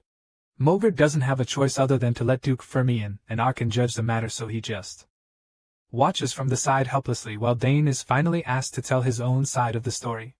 The boy is pretty nervous even though he's sure that the case will be judged well, but then he manages to calm himself down, feeling that everything should be alright if he just explains how the story actually went, since that should be enough. With this in mind, he starts by admitting that some of what Dayground said is true even though it's a little bit different from what actually happened between them. However, he reveals that the troublemaker actually stepped on the flowers that they grew with such care in their gardens. Dan explains that Digran did this so carelessly as he pleased, and then explains that all he did was tell the bully to get out of there. After that, he makes it clear to everyone that Digran was the one who got angry and grabbed him by the collar for what he said. As you can imagine, the scheming father and son refuse to let Dane finish talking before they cut him off by accusing him of falsehood. Digran is about to start talking again when Arkan cuts him off by telling Dane to continue speaking. Judging by the vein bulging out of the side of the man's face, you can tell that he's already pissed, and it's probably because he just found out that the troublemaker had the balls to step on his precious flowers. Anyway, our boy continues with his side of the story, revealing that he heard Degron clearly commanding GNPU to kill him when he summoned the wolf-like creature for the first time. Besides that, Dane also explains that he didn't steal Degron's summon, insisting that the creature came up to him first and ended up liking him better after seeing his goodwill. At this point, even Duke Thermion is intrigued by the boy because he's never met a 7-year-old who has that kind of vocabulary. Our boy makes it very clear that he did not steal anybody's summon, and the tyrant man are left speechless by his boldness. Robert calls everything that Dane just said nonsense because as far as he's concerned, there's no way that a summon would ever submit to someone else who isn't even a summoner. Because of this, the fat man is convinced that our boy must have used some sort of secret technique to achieve this, and he tries to make this point to Count Saugus. But unfortunately, the man doesn't seem to be buying his claims. Hearing Count Tyrant's accusations, Dane quickly dismisses them by explaining that the act has an innate affinity with summons. As a result of this, he's convinced that a summon that isn't close enough with its master could submit to someone like him who isn't even a summoner. Mogra tries to counter this claim by suggesting that it's an absurd theory, but before he can finish talking, Count Saugus cuts him off once again, by curiously asking Dane if it's really possible for such a thing to take place. The Count is already really intrigued by this new information, and his 7-year-old assures him that it's actually true. At this point, Count Tyrant dispersed into a mocking laughter, feeling that the kid can't possibly be expecting them to believe his story. Right now, both stories are different, and nothing is really adding up, so the fat man feels that there's no way to find out who's really telling the truth. However, Duke Thermion suddenly suggests that they'll be able to prove who's right or wrong in the entire situation with a single summon. The fat man and his bully of a son are horrified when they hear this because they know that this is where their lives will be exposed. Count Tyrant feels so frustrated at the mom because in his mind, the Duke just chose the wrong time to butt into the conversation. Hearing the idea that the Hexaclass Knight just brought up, Arkan is open to it since that would be the easiest way to find out who's really telling the truth. He then asks his son if he'll be able to prove his claims to them, and the 7-year-old boldly states that he can. At this point, the fat man and his son begin to panic because they know that they're about to land in some hot water. If Dane proves his claims, they'll be considered liars and everyone will know, which will ruin their reputation as nobles. Degren starts freaking out because he doesn't know what to do now. He obviously won't be able to summon Genpu and everyone would realize that he's been lying. Apparently, his father doesn't know that he lied, so he expects Degron to summon the wolf-like creature with ease. It's at this point that the bully finally reveals that he can't actually summon the creature anymore. Hearing this, the fat man is furious because he can't understand how his son can no longer summon something that he used to summon several times a day before. Dan sees all the commotion. AMD just smiles confidently, knowing that there's no way Digran can summon it because he already severed the connection earlier. After the bully fails to summon the creature, our boy gladly offers to go next, telling his old man that he's ready to summon it. Arkan smiles when he hears this, confirming that he has a lot of faith in his boy, and this is when Dane reveals that he'll need a sign that Digran possesses in order to do this. The red-haired brat gets pissed when he hears this because he feels like the boy is just looking for his trouble at this point. He can't believe that the 7-year-old is demanding his side and concludes that our boy is just talking nonsense. To him, there's no way the summoning can work even if someone else uses another summoner's unique card engraved on it. Count Sagas notices that Digran is trying to come up with all kinds of excuses, and since the brat keeps insisting that Dane won't still be able to summon the creature after using his unique sign, the Count suggests that there's no harm in trying. After all, Dane's failure to do so would be the easiest way to prove that Digran has been telling the truth. At this point, Megard realizes that really can't decline this suggestion because Count Sagas is right. The fat man is clearly nervous, but refusal to test the theory would mean that they've got something to hide, so he tells his son to give Dan the sign for a bit. The red-haired bully almost starts crying when his father says this because he knows that he'd practically be shooting himself in the leg with this decision. Unfortunately, the fat man's pride is at stake here, so he tells his bratty son to hurry up. Sure enough, the guy has no choice but to hand the sign over, and just like that, our boy gets right to the little ritual. Since the summon sign has a summoner's unique code engraved on it, no one else is usually able to use it. However, the Genpo that Digrun summoned was imbued with Dane's mana, and because of this, the summon sign is now nothing more than just a vehicle, since the wolf-like summon has already connected with our boy before. Based on this theory, the young genius is certain that the Genpo will answer his call, so he takes the sign and begins the summon, confident that his connection will be strong enough. Sure enough, Dane's plan works, and in a matter of seconds, the cloudy wolf-like summon appears, looking like it's known the kid for years. To anyone who didn't know any better, they'd think that Dane was the Genpo's master since day one because of how friendly the creature is with him. It's literally licking his face and playing with him like a newborn pup. To show just how shocking it is, even Arkan and Duke Thermi are shocked by the familiarity between the creature and the 7-year-old. Sure, Count Sagas believed his son was telling the truth, but he never imagined that the connection would be this strong. It's pretty unbelievable because the boy isn't even a summoner, and that just reminds them once again how special this white-haired prodigy is. For a second time, Digron is forced to watch his own Gembislauber all over Dane, completely ignoring him.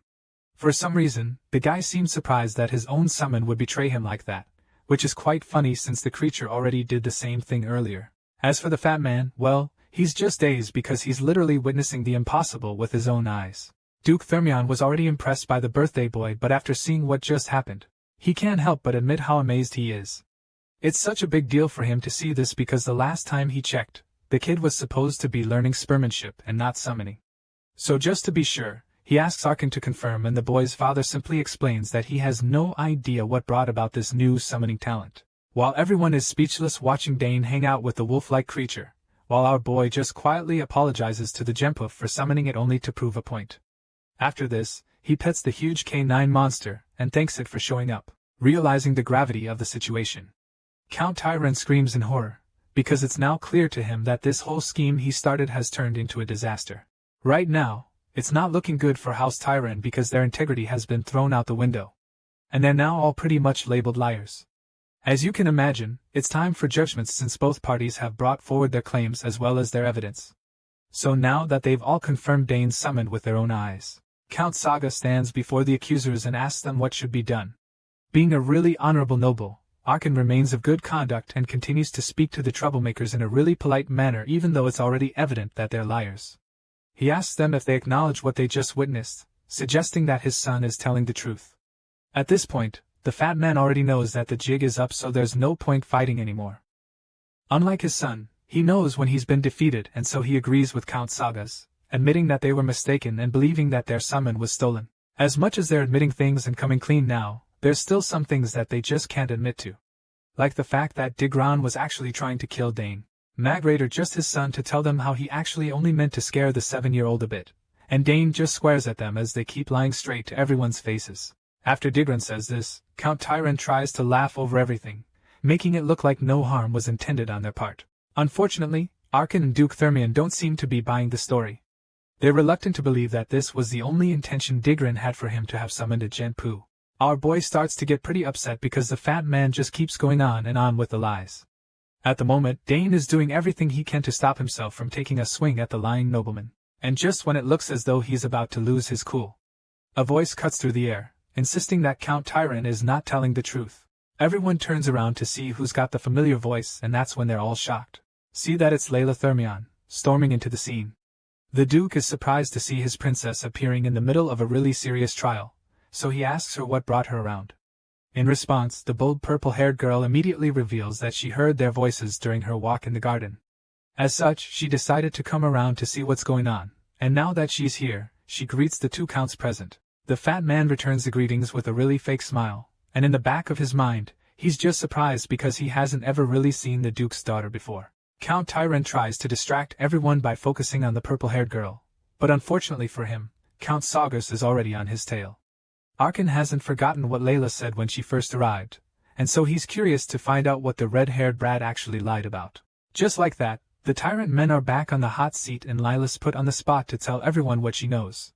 At this point, the young girl reveals that she actually overheard Dawn and Digron's altercation earlier while taking a walk, and it just makes you wonder how long this girl has been walking around the castle. Anyway, Digron is horrified when he realizes that there's a witness who heard everything that happened between him and the birthday boy. He begins to panic because he's so sure that Layla will spill the beans and expose him to everyone. Now that she's made such a comment, everyone, especially Count Saugus, who is curious to know what she heard, so the man asks her to quickly go ahead and say everything. As you'd expect, Dan's new friend is more than happy to spill all the evidence to prove our boy is telling the truth. She also wants to take down the bully, so she goes into details and breaks the story down to Count Saugus while Dan just watches with a smile on his face. The boy didn't expect this to happen, but he's glad that she came around. Because thanks to her, things are going smoothly. By the time she's done telling her side of the story, it becomes pretty evident to everyone that Digron is the one at fault, so his father shamefully demands that he apologize to Count Saugus immediately. Sure enough, the humiliated bully quickly apologizes to Arkan and admits that he was wrong for what he did. In response, the man simply explains that he would like Digron to apologize to his son, Dane, and not him. As you'd expect, the brat is reluctant to do this at first, but then his father shoves him into action, while claiming that he was just about to tell Digron to do that. The big bully sees himself being pushed around like a wimp and forced to admit that he's sorry when he actually isn't. He grumbles when his father pushes him, but then quickly remembers that he doesn't have it.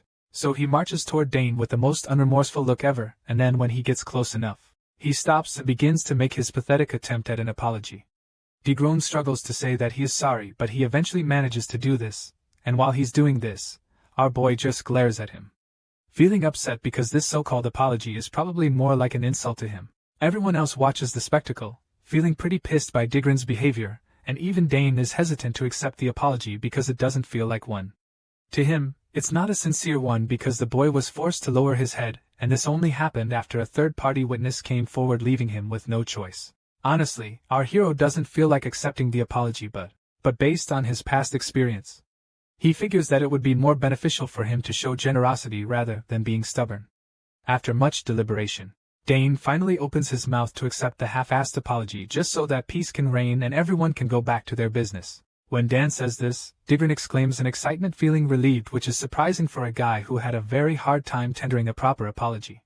Count Tyrant is equally relieved to see that everything is about to go back to normal and that they're not in trouble. The fat man sighs in relief, admitting that the whole situation was a really close one for him. Whole time, Duke Thermion just stays quiet as he continues to observe the prodigy, and after Dane finally accepts the apology, the Hexaclass Knight recalls why he just felt the kid is special. I mean, he could have decided to be stubborn seeing that the other party was in the wrong, but he just still chose peace. With everything that just happened, Count Saugus finally takes his boy away from there, telling them that the argument is over now that Dan has accepted the apology. As much as it's all over now, Arkan reveals that he has no intention of letting the incident slide because Ground tried to use his summon to kill our boy. The fat man starts panicking once again when he hears this, and before he can come up with some lame excuse, Count Saugus cuts him off, telling him to take his family and leave the castle.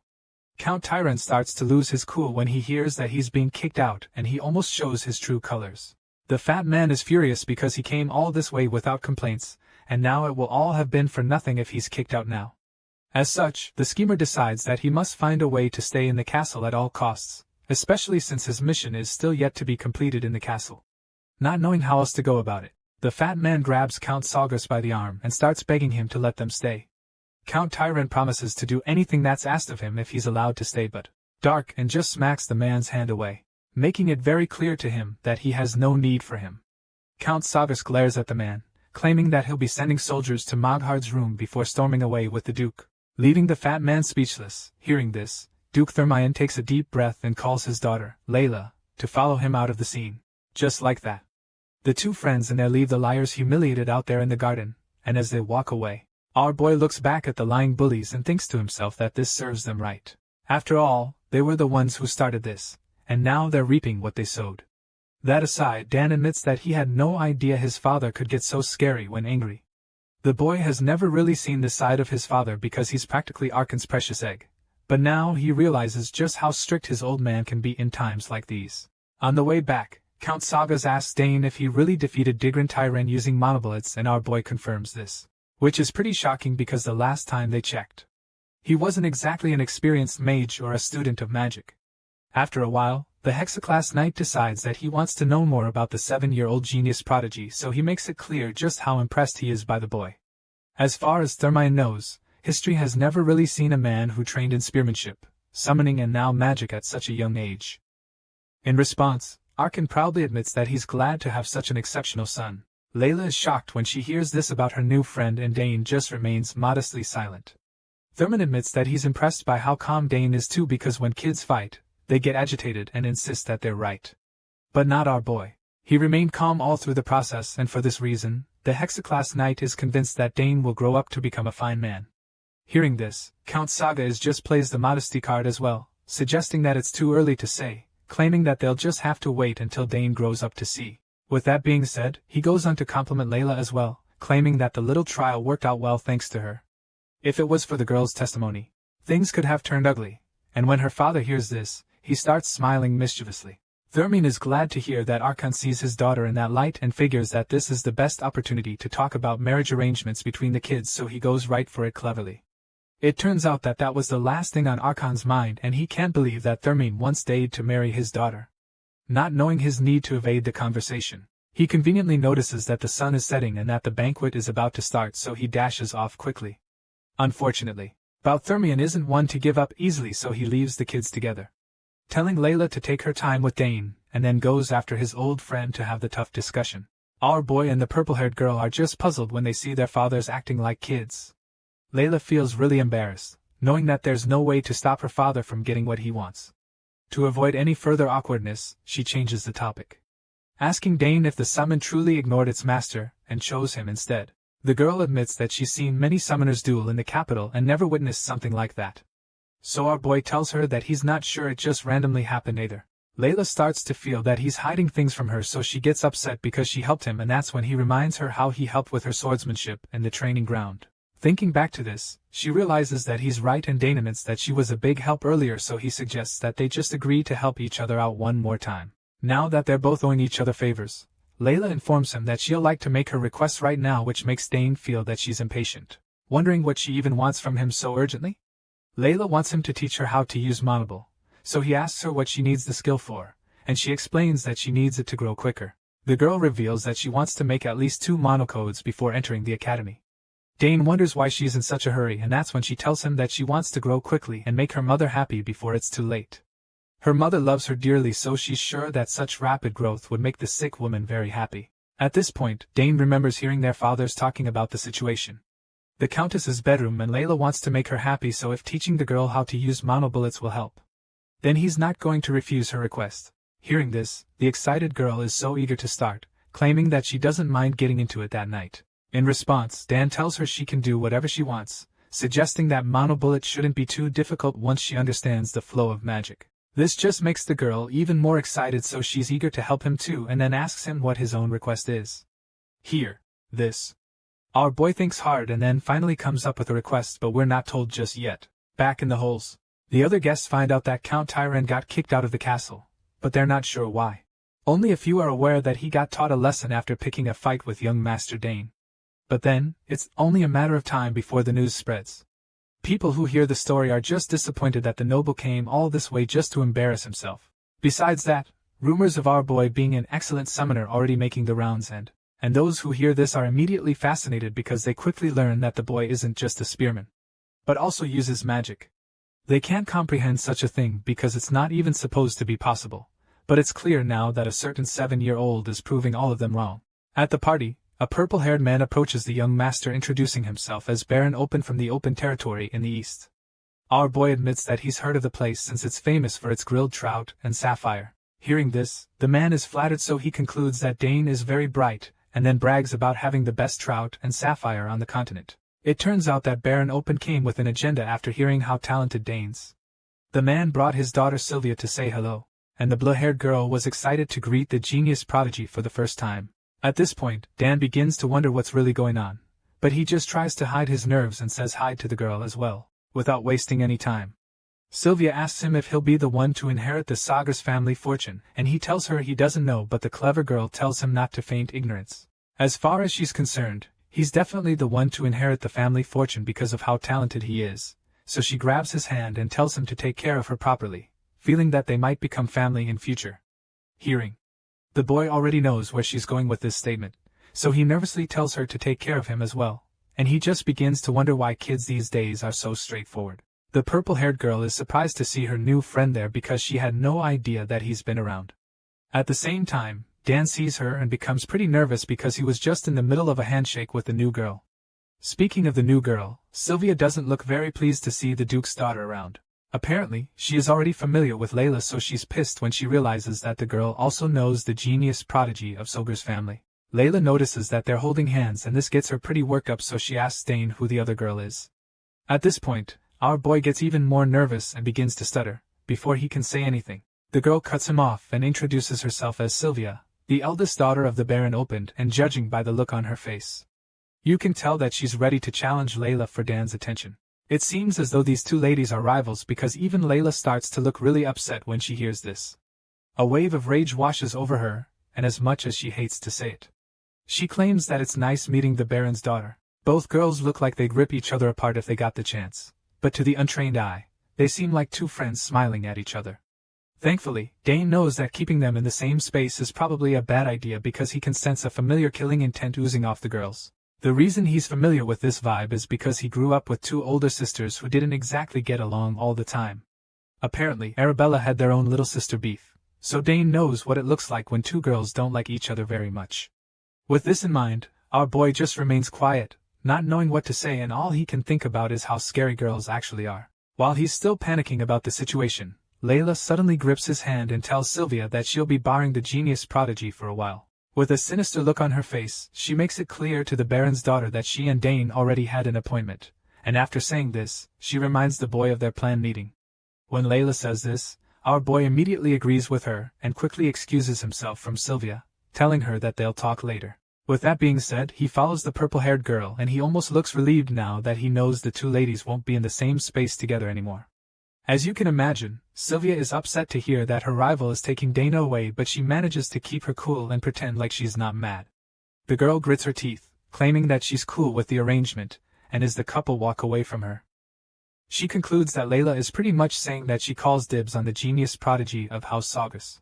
Meanwhile, our boy nervously follows Layla to their supposed prearranged appointment, and along the way, he can't help but notice the mean glare in her eyes. Layla looks like she chews Sylvia out if she's given the chance because she can't believe that the girl would even dare to try and take down away. At the same time, our boy is a little overwhelmed by the fact that the darling daughter of the Duke, who holds the most power in the capital second only to the imp, is going up against the young lady of the Eastern Baron. And honestly, he's afraid that Sylvia is no match for the purple-haired sword user. Later that evening, Dane and Layla take a walk outside, and during their little stroll, she starts interrogating him about the Baron's daughter. She's curious to know how they both got acquainted, and wonders if the girl is someone that Dane might get engaged to. Hearing this, our boy quickly clarifies that there are no engagement plans and explains that they were just greeting each other. Layla gets so excited when she hears him say this because it's almost as if she's relieved to hear that nothing happened between them. Seeing how excited she is, Dane confirms what he just said because he noticed that her expression was instantly lightened. Sometime later, the duo make their way to some kind of abandoned area nearby. The place is covered in vines and dirt, confirming that nobody has been there in a long time. Apparently, this is the location for their appointment, and when they arrive, Dane informs Layla that this is the place. He claims that it's the only secret spot he knows of, so she's really impressed, admitting that she never imagined there would be a place like that in the Sagar's manor. They walk into the place and Dane ensures that they won't be bothered by anyone else. This just makes her even more excited to be in the secret place. The girl is amazed by it, feeling so happy to finally be in this place that she didn't know existed. Of a sudden, she says something really suspicious, claiming that nobody will know if they do it here. First, anyone would assume that she's referring to something naughty, so named quickly makes it clear that his intentions are to train. He agrees with Layla, stating that the place is perfect to train, and then asks her if she's ever felt mono before. In response, the girl admits that she's felt it only a little. She reveals that she doesn't have enough to form a monocore and admits that she has even tried to take in mono by breathing it in. At this point, Dane becomes a little worried because his plan will be more difficult than he imagined. Realizing that you're not at an omission stage yet, he's pretty confused because he's not sure how to go about. Speaking of this, our boy recalls that he learned it naturally on the battlefield in his past life. As such, he's quite disappointed that she hasn't learned it because he imagined that a Duke house like hers would teach her this. Seeing that things will be a bit difficult for her, Dane decides that he'll teach her. As such, he concludes that they should start with something easy. First off, he tells her that she'll have to feel the mana that she takes into her body. Response. She's a little surprised that she has to feel the mana inside her body. So our boy confirms this, explaining that she needs to learn how to control the mana inside her body first before even thinking about expelling it. Dane explains this and then lets her know that the most important thing about this is the imagination. Of course, this leaves the girl a little puzzled, but at least she gets the point. Our boy tells her to close her eyes and imagine the mana swirling all around inside her body. Ain wants Layla to picture it like blood circulating through her veins as it whirls inside her body, determined to learn the trick. The girl quickly shuts her eyes and starts trying out what Dane just told her. She wants to have control over the mana solidly and agrees to do anything that the genius prodigy tells her. Layla closes her eyes and starts forcing the thought, but it doesn't seem to be working, and judging by her expression, Dane can tell that she doesn't get what he just explained to her. As such, he attempts to give her a little more guidance, so he makes it clear to her that the action she's about to pull off becomes the foundation for everything she will be able to do with mana. As far as the end is concerned, this is the very basis of using mana, and since she literally has no choice but to learn it, he continues to support her, assuring her that he believes she will be able to do it. He says this to her, and just like magic, it starts to work. Layla finally calms down and focuses more. There's a lot more concentration on her face, and it's clear that she's doing a better job right now. Seeing her attempt, Dane becomes more hopeful, feeling that she's finally doing it properly. He doesn't say anything though, not wanting to distract her, and keeps waiting to see if she'll succeed. After a while, Layla opens her eyes looking quite defeated, and she laments about how the technique isn't working. Hearing this, the genius prodigy consoles her, explaining that it's normal not to get it on the first try even though it's just the basics. However, he doesn't allow her to give up and simply insists that she focus again and give it another try. While they're in the middle of this, an unexpected figure appears to be watching them from the shadows, and it turns out to be the Count himself. Apparently, our boy was wrong about this place being completely secret and unknown by anyone else because his dad is currently spying on him and his friend. Arkansas is pretty impressed when he sees what's going on, and he's so happy that he can't even hide it. The man feels so proud that his genius of a son is already teaching someone else at such a young age. The man probably wants to tell the boy how proud he is right now, but he wouldn't want to interrupt the little lesson, so he just stays behind the vines and continues to watch them in secret. The proud father remains in hiding, feeling really happy to see that his son is all grown, and just when he thinks he's the only one who found this secret spot, Duke Thermion pops up behind him, asking him what he's doing over there. Harkin is so startled when he hears the voice behind him, and he looks so shocked that it's a miracle he didn't have a heart attack or something. The Count is quite embarrassed to have been caught so red-handed by the Duke, and while he's still trying to catch his breath and get his heartbeat back to normal, the Hexaclass Knight assures him that there's nothing to be worried about. Duke Thermion claims that there's no need to be surprised, and then asks if the couple is having a late-night rendezvous. Arkin is pretty taken aback by the question because he probably doesn't like the fact that the Duke is already calling the kids a couple. The two friends aren't on the same page concerning engagements. He just changes the topic and asks Thermion how the hell he even got to the secret place. At this point, the Duke can tell that the spearman is upset, so he asks Arkin if he hasn't treated it in any way. As much as he wouldn't want the Count to be mad at him, he can't help but point out what a sloppy show of stealth that was from Arkin. But Thermion is pretty disappointed by it because he knows that Arkin's wife is literally the Empire's legendary assassin, and yet, the spearman hasn't learned a single thing from her. At this point, Arkin is pretty embarrassed, so he explains that he did his best in his own way. Hearing this, the Duke goes on to tell his friend that it's quite risky of him to be snooping around with such poor hiding skills. If the castle's owner goes around peeping on others' affairs, people will speak ill of him, and that wouldn't be a good look for him. Hearing this, the Count quickly defends himself, stating that he was only following his son and that he wasn't peeping or anything of that sort. At this point, The Duke burst into laughter, revealing that he was also just following his daughter, Layla, and doesn't exactly appreciate being laughed at like that, so he accuses Thermion of being a hopeless parent even though he's hardly one to say himself. The two friends start banding each other for a bit, and then they both work together to spy on the kids. They hide behind the rocks and vines to see what our boy has been up to, and that's when they see the impressive seal he just conjured out of nothing using his magic. Layla is surprised to see that he has a dimensional pouch like that, so he reveals that his eldest sister, her Bella, was the one who made it herself, and gave it to him as a present recently. Hearing this, the girl is pretty amazed and is honestly quite jealous too, while Dane's older sisters are giving him cool magical gifts for his birthday. Her own brother stopped paying attention to her when they left home and got accepted into the academy. While she's still thinking about how lucky our boys, he brings out a mirror all of a sudden, and turns it to face Layla. She's quite confused when she sees this and asks him why they need a mirror. In response, he explains that he only brought it along just in case it could help her out. Hearing this, the girl just stares at her reflection in the mirror, expressing how shocked she is to hear that the object can help her at all. At this point, the girl just stares at her reflection in the mirror, expressing how shocked she is to hear that the object can help her at all. The genius prodigy explains that it's easier to picture something in the mind while looking at a mirror instead of relying on imagination alone.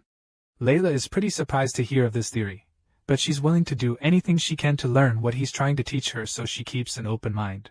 Dane tells her to stand in front of the mirror until she gets a full view of herself in the reflection. Without hesitation, she does exactly what he says, claiming that she's willing to give it a try.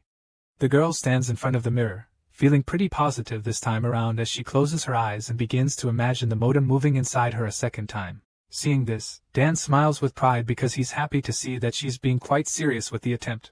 While the girl is trying out what Dane told her to do, the fathers hiding at the back have a little conversation. Duke Thermion is still determined to make Arkan agree with his idea of letting their kids get married. He claims that his daughter seems to have taken a liking to the young master, but Count Sagar suggests that he doesn't see it that way.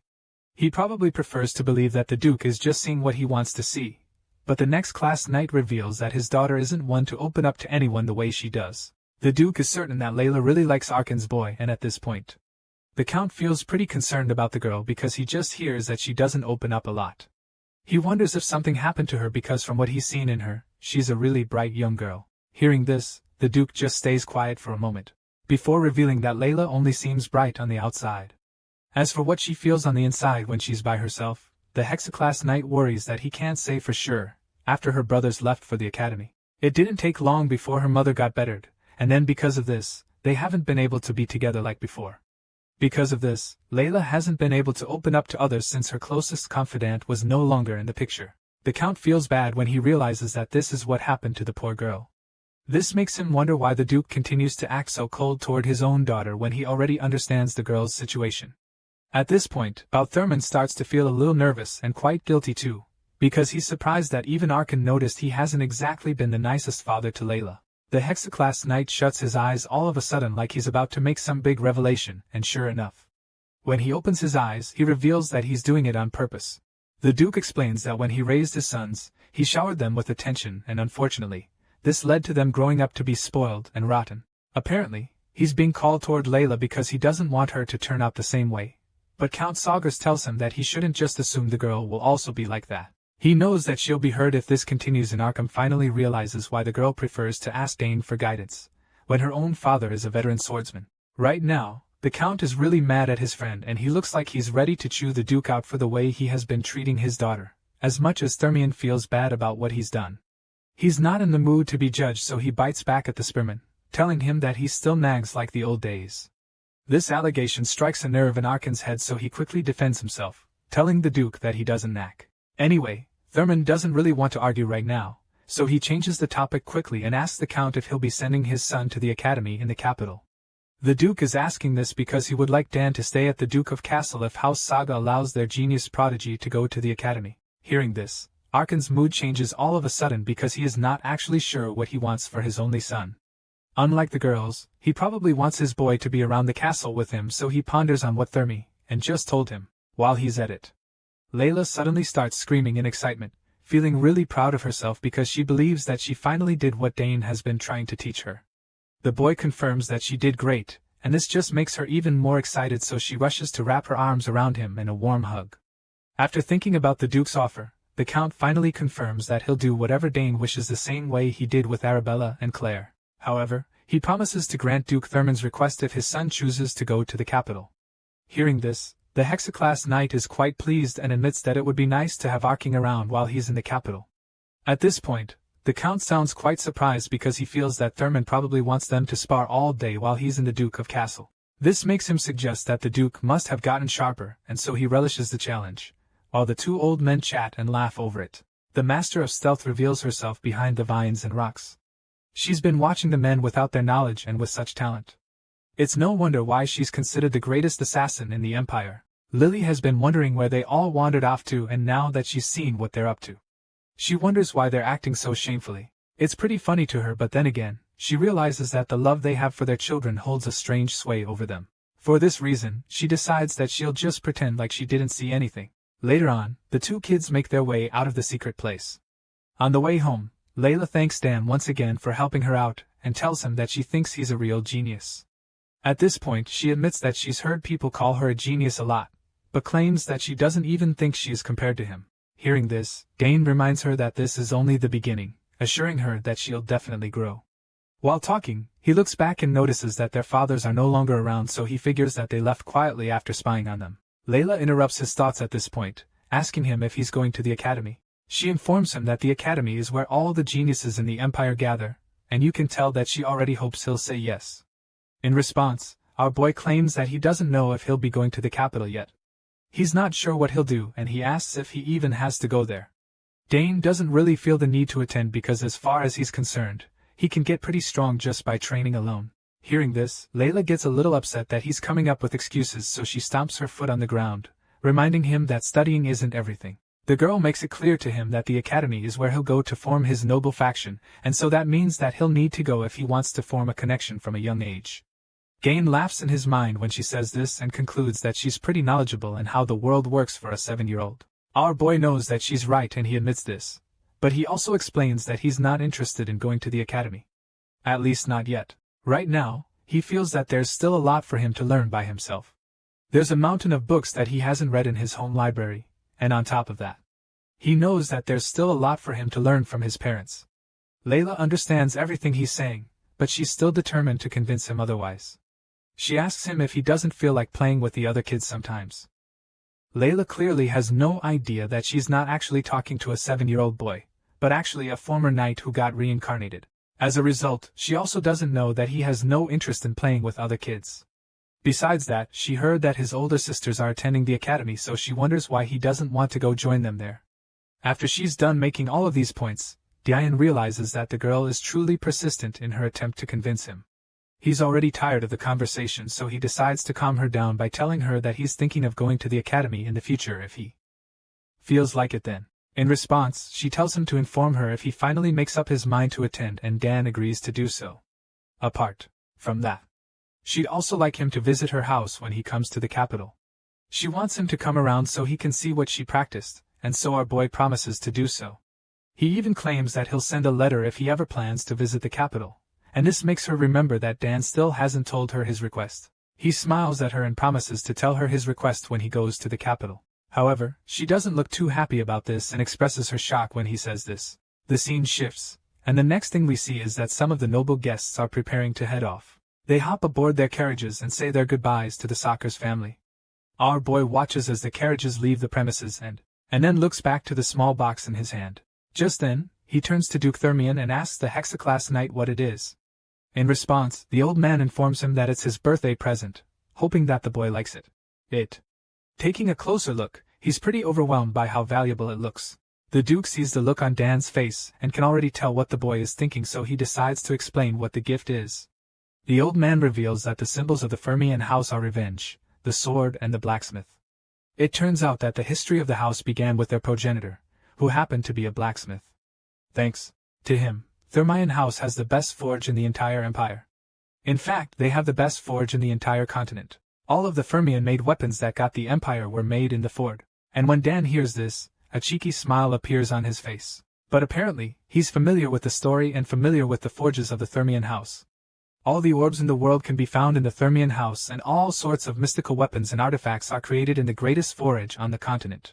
The Duke tells Dan that if he shows them the insignia when he goes to the forge, then they'll create a weapon of his choice for him. The insignia is basically a certified check that approves the honor and skill of whoever holds it.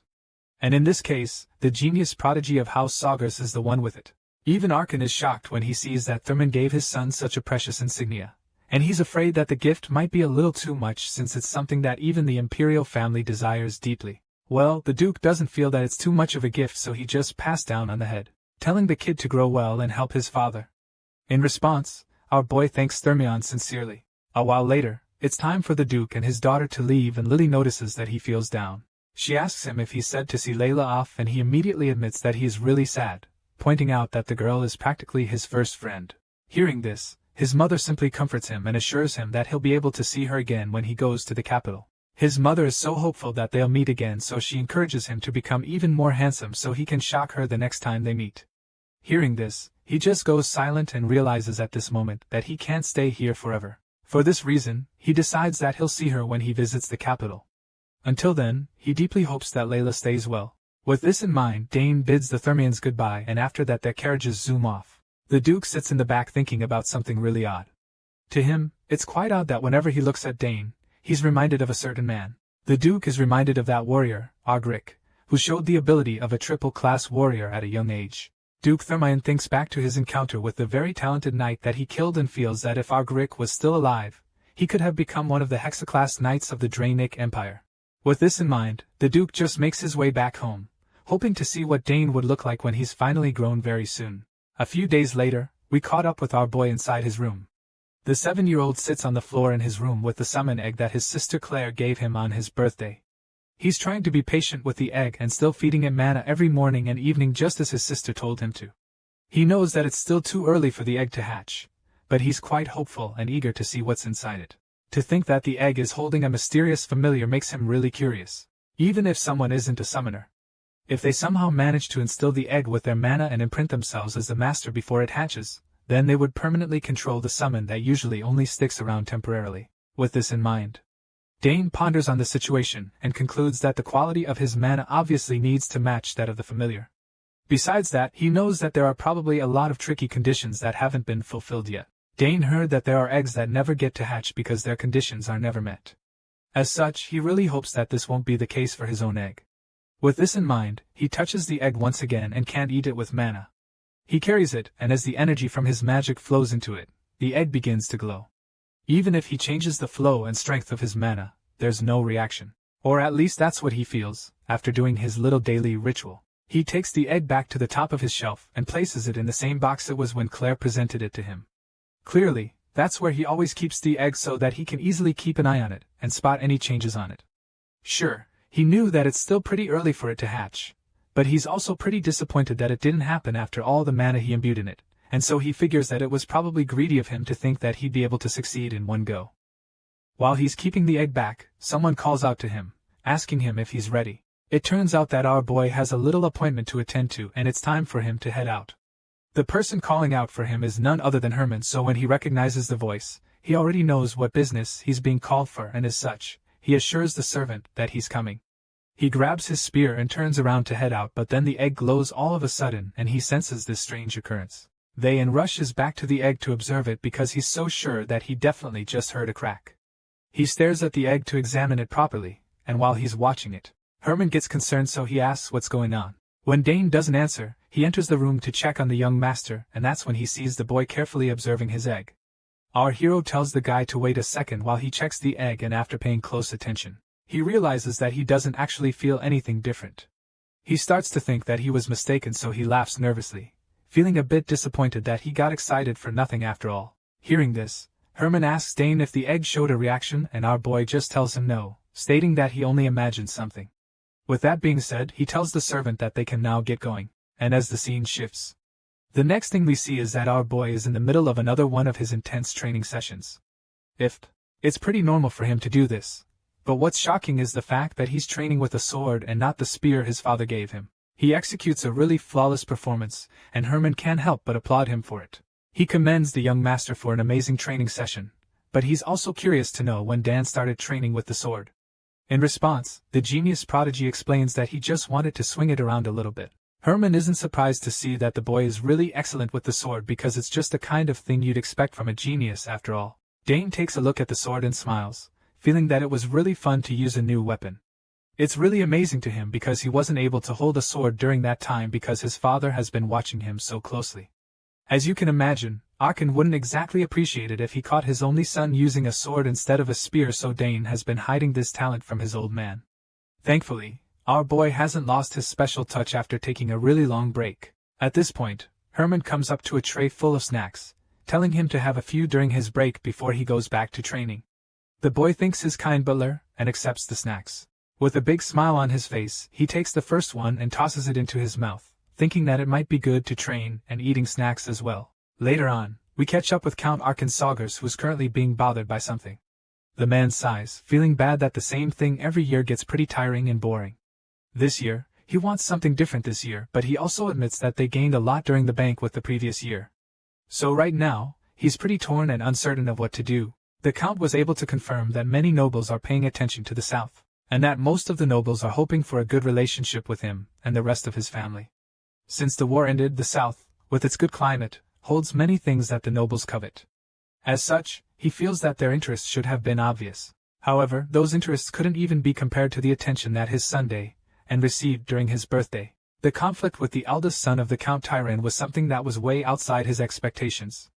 But then, the boy calmly and logically explained the situation in front of the adults, and not only that, he went on to confidently prove his talents. The thought of this makes Arkham conclude that the boy's way too mature, and the old man sometimes wishes that Dane would even act a bit childish like other kids his age. This is pretty much the spearman's desire, but at the moment, it looks like it's asking for way too much. Just then, he looks over at the clock and realizes that it will soon be time to go. His gaze then shifts to Dragon Tail, his beloved spear that he hasn't used in a long time. And so, he decides that he'll make his baby swing a bit in the training ground today. The veteran spearman makes his way into the training ground, and from the moment he steps foot in there, he's shocked by what he sees. The old man is absolutely gobsmacked by the scenes in front of him and extremely puzzled when he sees Dan training intensely with the sword, and can't believe his eyes, and the look on his face confirms just how heartbroken he is. He's taken aback by the fact that his only son would be practicing swordsmanship, and starts to think of logical reasons for what he's witnessing. The man just stands there in a day and continues to watch the 7-year-old do his thing. He keeps staring, and from the look on his eyes, one would think he's about to burst into tears, as he ponders on what could possibly make his genius son take up swords. He remembers that Duke Thermion was particularly interested in the boy during his time at the castle. As such, he figures that the damn knight must have said something today, and to make him want to use swords instead of spears. He remembers Thermion patting his boy on the head and instantly concludes that there's no other reason why the kid would be swinging a sword around all of a sudden after training with the spear for such a long time. Being a really patient man, Arcane just stands still at the entrance and continues to watch Dan swing the blade around, as much as it pains him to see. He's also pretty curious to see how good Dan is with the sword, and boy is he in for a surprise. Our hero is literally one of the most dangerous swordsmen in his former life, and so there's no doubt that he'd still be extremely amazing with swords. Dan swings around the training ground gracefully and effortlessly, leaving his father dumbfounded and bewildered.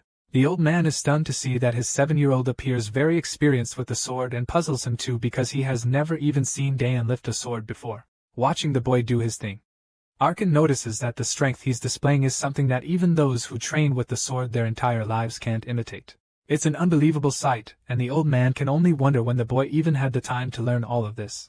As confused and curious as he is right now, there's one thing he's sure of, and that's the fact that Dane is definitely talented with the sword as well as the spear. After a while, the Count has finally seen enough, so he interrupts the young boy's training session by revealing that he's been watching him the whole time. And so now, you'd like to know when his 7-year-old son learned swordsmanship. He's standing right in front of our boy at this point, and the look on his face suggests that he's quite pissed because he probably feels that he's been fooled or something. Seeing the upset man standing in front of him with a really stern look on his face, Dane already knows that he's in trouble. He didn't expect his father to be in the training ground at this time, and so he's been caught red-handed. The genius knows that he's been totally exposed now, and he figures that this might actually be the best time to tell his father the truth. With this in mind, he goes ahead to spill the beans, and the first thing he says hits the old man like a bolt from the blue. Dane claims that he didn't really learn the art of swordsmanship, and this shocks the man, who starts to think that it might actually be that his son has the talent. As much as he'd like to believe that, he can't help but feel like things are adding up. First, it was spearmanship, then there was magic, before summoning, and now swordsmanship. He can't understand how one child would be blessed with all of these talents. So it really bothers him, and Dan starts to feel nervous now that he hears how crazy it all sounds. The worried father admits that if he was someone else, he wouldn't ever believe that one child would even show talent in all these fields, let alone excelling them. With that being said, the Count suddenly asks the boy if he's curious about the world. Our hero doesn't exactly understand what this means, so he asks to be sure, and his father confirms exactly what he was assuming. It turns out that Arkin is asking Dane if he's curious about the world outside the walls. Right now, with all these he's seen these past few years, the Count is starting to feel that maybe the country is too small for his son's talents. He feels that Dan will be the one losing out if he decides to keep staying here. At this point, the boy becomes really confused. This is a really big decision that he's being asked to make, and he's not sure. But besides that, what Dane can gather from this conversation is the fact that his father has realized that he can no longer hold on to him forever. With this thought in mind, the genius admits that he's curious about the outside world, and the old man just smiles in response. He thinks that this is good and feels that they should start preparing everything so that Nain can be ready to go out into the world. It's as if everything is happening so fast now, and the boy is pretty surprised by how easily his father is letting him go. In response, Archon reveals that he means everything he's saying, and he admits that it's regretful. But then again, he believes that it's only right for him to heed the desire of his son. On top of that, he reveals that he's brought something special for Dane on this day. He says this and then shows the boy his beloved spear, the dragon tail. Of course, Dana immediately recognizes the beautiful piece, and his father knows this too because it's the same spear that the boy reacted to back on his first birthday. The boy agrees completely with his old man, claiming that he remembers it because it reacted to him that day. Just then, Count Sorgers gives our boy the spear, telling him to try holding it for a bit. And the moment Dan tries to carry the weapon, something strange happens. Dragon Tail starts vibrating violently at that moment, and it takes a while for it to calm down and Dan's hands. And when it finally does, he notices that it's also glowing. The 7-year-old is amazed by how much power is held within the spear, and while the boy tries to understand the tool, his father just watches with a big smile on his face the whole time. He's glad because the spear is reacting a lot stronger now than it did when Dane was 1. Because of this revelation, the man concludes that nobody will blame him and him more, and bows to make sure that his son's talent with the spear shines the brightest. With this in mind, he touches Dane on the shoulder, and tells him that he's thinking of making him a master of the spear before he leaves. As such, he wants the boy to be ready for what's coming ahead, and our boy agrees. Arkin tells the boy that the spear will belong to him one day, but before then, he wants him to grow strong enough so that he can wield it with pride. Hearing this, the genius prodigy agrees but admits that he wants to work hard to wield his father's teachings with pride rather than the spear. In response, the excited man smiles proudly, claiming that it's just the kind of thing he expects from his son. Now that they're on the same page, he asks, "I'll stay in if they can begin," and of course, our boy is ready. Later that evening, after a long day at the training ground, our boy retires to his room and flops down on the bed. There, he thinks about everything he discussed with his father, and wonders what the outside world is like. The boy has always been curious about it, and even during the days when he was roaming about on the battlefield, he's always wanted to know what it was like on the other side. Back in his former life as Ogric the Knight, all he knew was war. From Tydean camp, to cleaning his weapons and eating bland food. That was pretty much the entirety of his life as a knight. Out of everything, going to battle was the best part of his life. The only way to escape was for the war to end or die in battle. Just those two ways, there was no other way to get out of the war. As Argaric, he couldn't even imagine living a life outside the battlefield. But as a Day, the situation is different. The boy doesn't know how his talent will be used or how the world will accept him, or even what he can do in the outside world. But now, he has the opportunity to travel everywhere and accomplish anything. For a while, all he wanted was to stay and enjoy the warmth of this place. However, thanks to his father's question, his thoughts have changed into such, he is now ready to go outside. Just then, someone enters the room, feeling that the boy has already made a decision, and this shocked Day. He shoots up from his bed feeling startled, and is surprised to see that it's his mother who entered the room. He didn't expect her to be the one, so he asked her when she came in. While he's still trying to catch his breath, the blonde woman just gives him a warm smile, suggesting that she is just as proud of him as his father is. Seeing the look of shock all over his face, she calmly tells him not to worry and explains that he didn't hear her knock on the door because he was so deep in thought. Dane is surprised but also a bit relieved after she explains this, so she confirms it, and tells him that she heard what he and his father discussed. Arkin told her that the big would be deep in thought, so she came to check up on him and asked him if he's actually curious about the world outside the county. In response, the white-haired boy says yes, revealing that his father said it would be a waste of his talent for him to stay here. After thinking about it for a while, he admits that he's curious about the outside world as well, which means that everything is actually leading him to leave the county. Dan apologizes to his mother because he knows that she'd have a hard time letting him go. He's the last child at home, and once he leaves, she'll have no one left in the nest, even though she'll miss him dearly. She also wants what is best for him, so she tells him not to apologize and pulls him into a hug. He points out how his sisters aren't even around to keep Lily company, but she tells him not to worry, assuring him that she's fine, and tells him that she knows how amazing his talent is. With that being said, she believes that the outside world would have eventually called for him even if he didn't make this decision now, and so she feels that he should take the bold leap.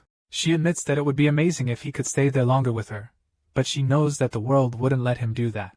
Because of this, she encourages him to go do what he wants to do.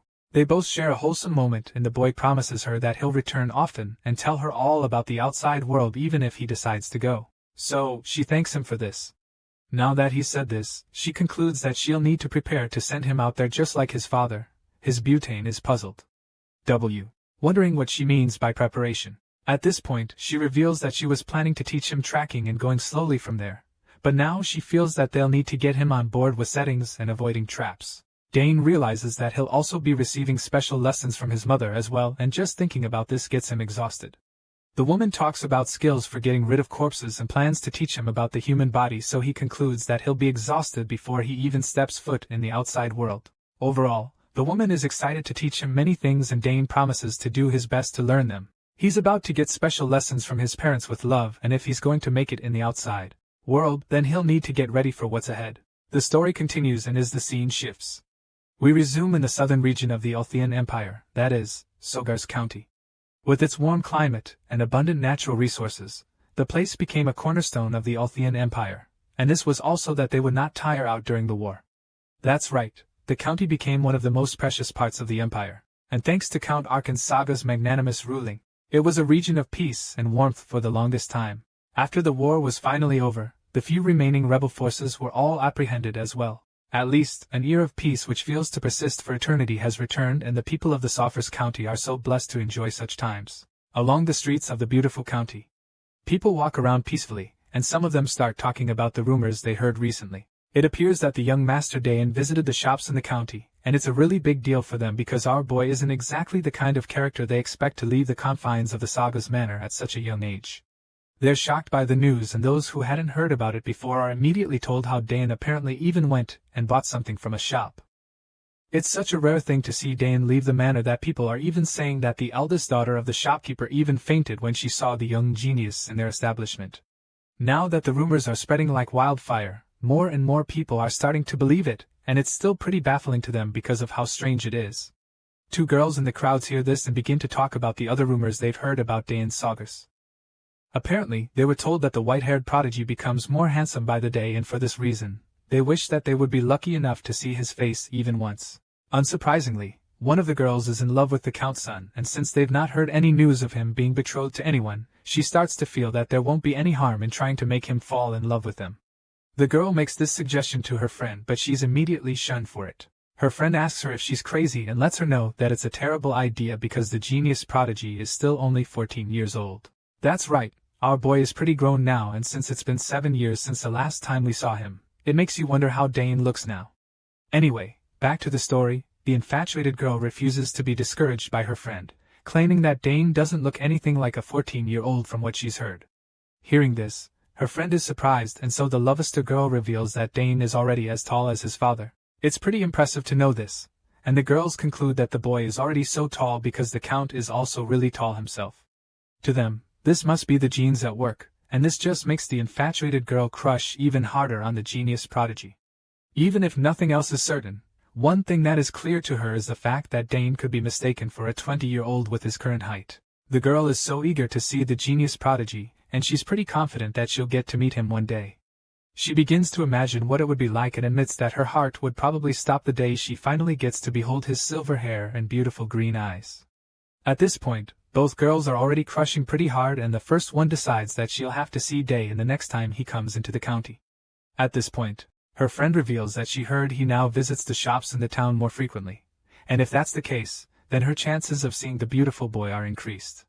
Now that she thinks about this, she remembers it's the same thing she heard from the forest keeper. With this in mind, the love-struck girl concludes that it would be a good idea to go see the forest keeper first before going from there, and at this point, her friend realizes that she's actually serious about getting Dane to fall for her.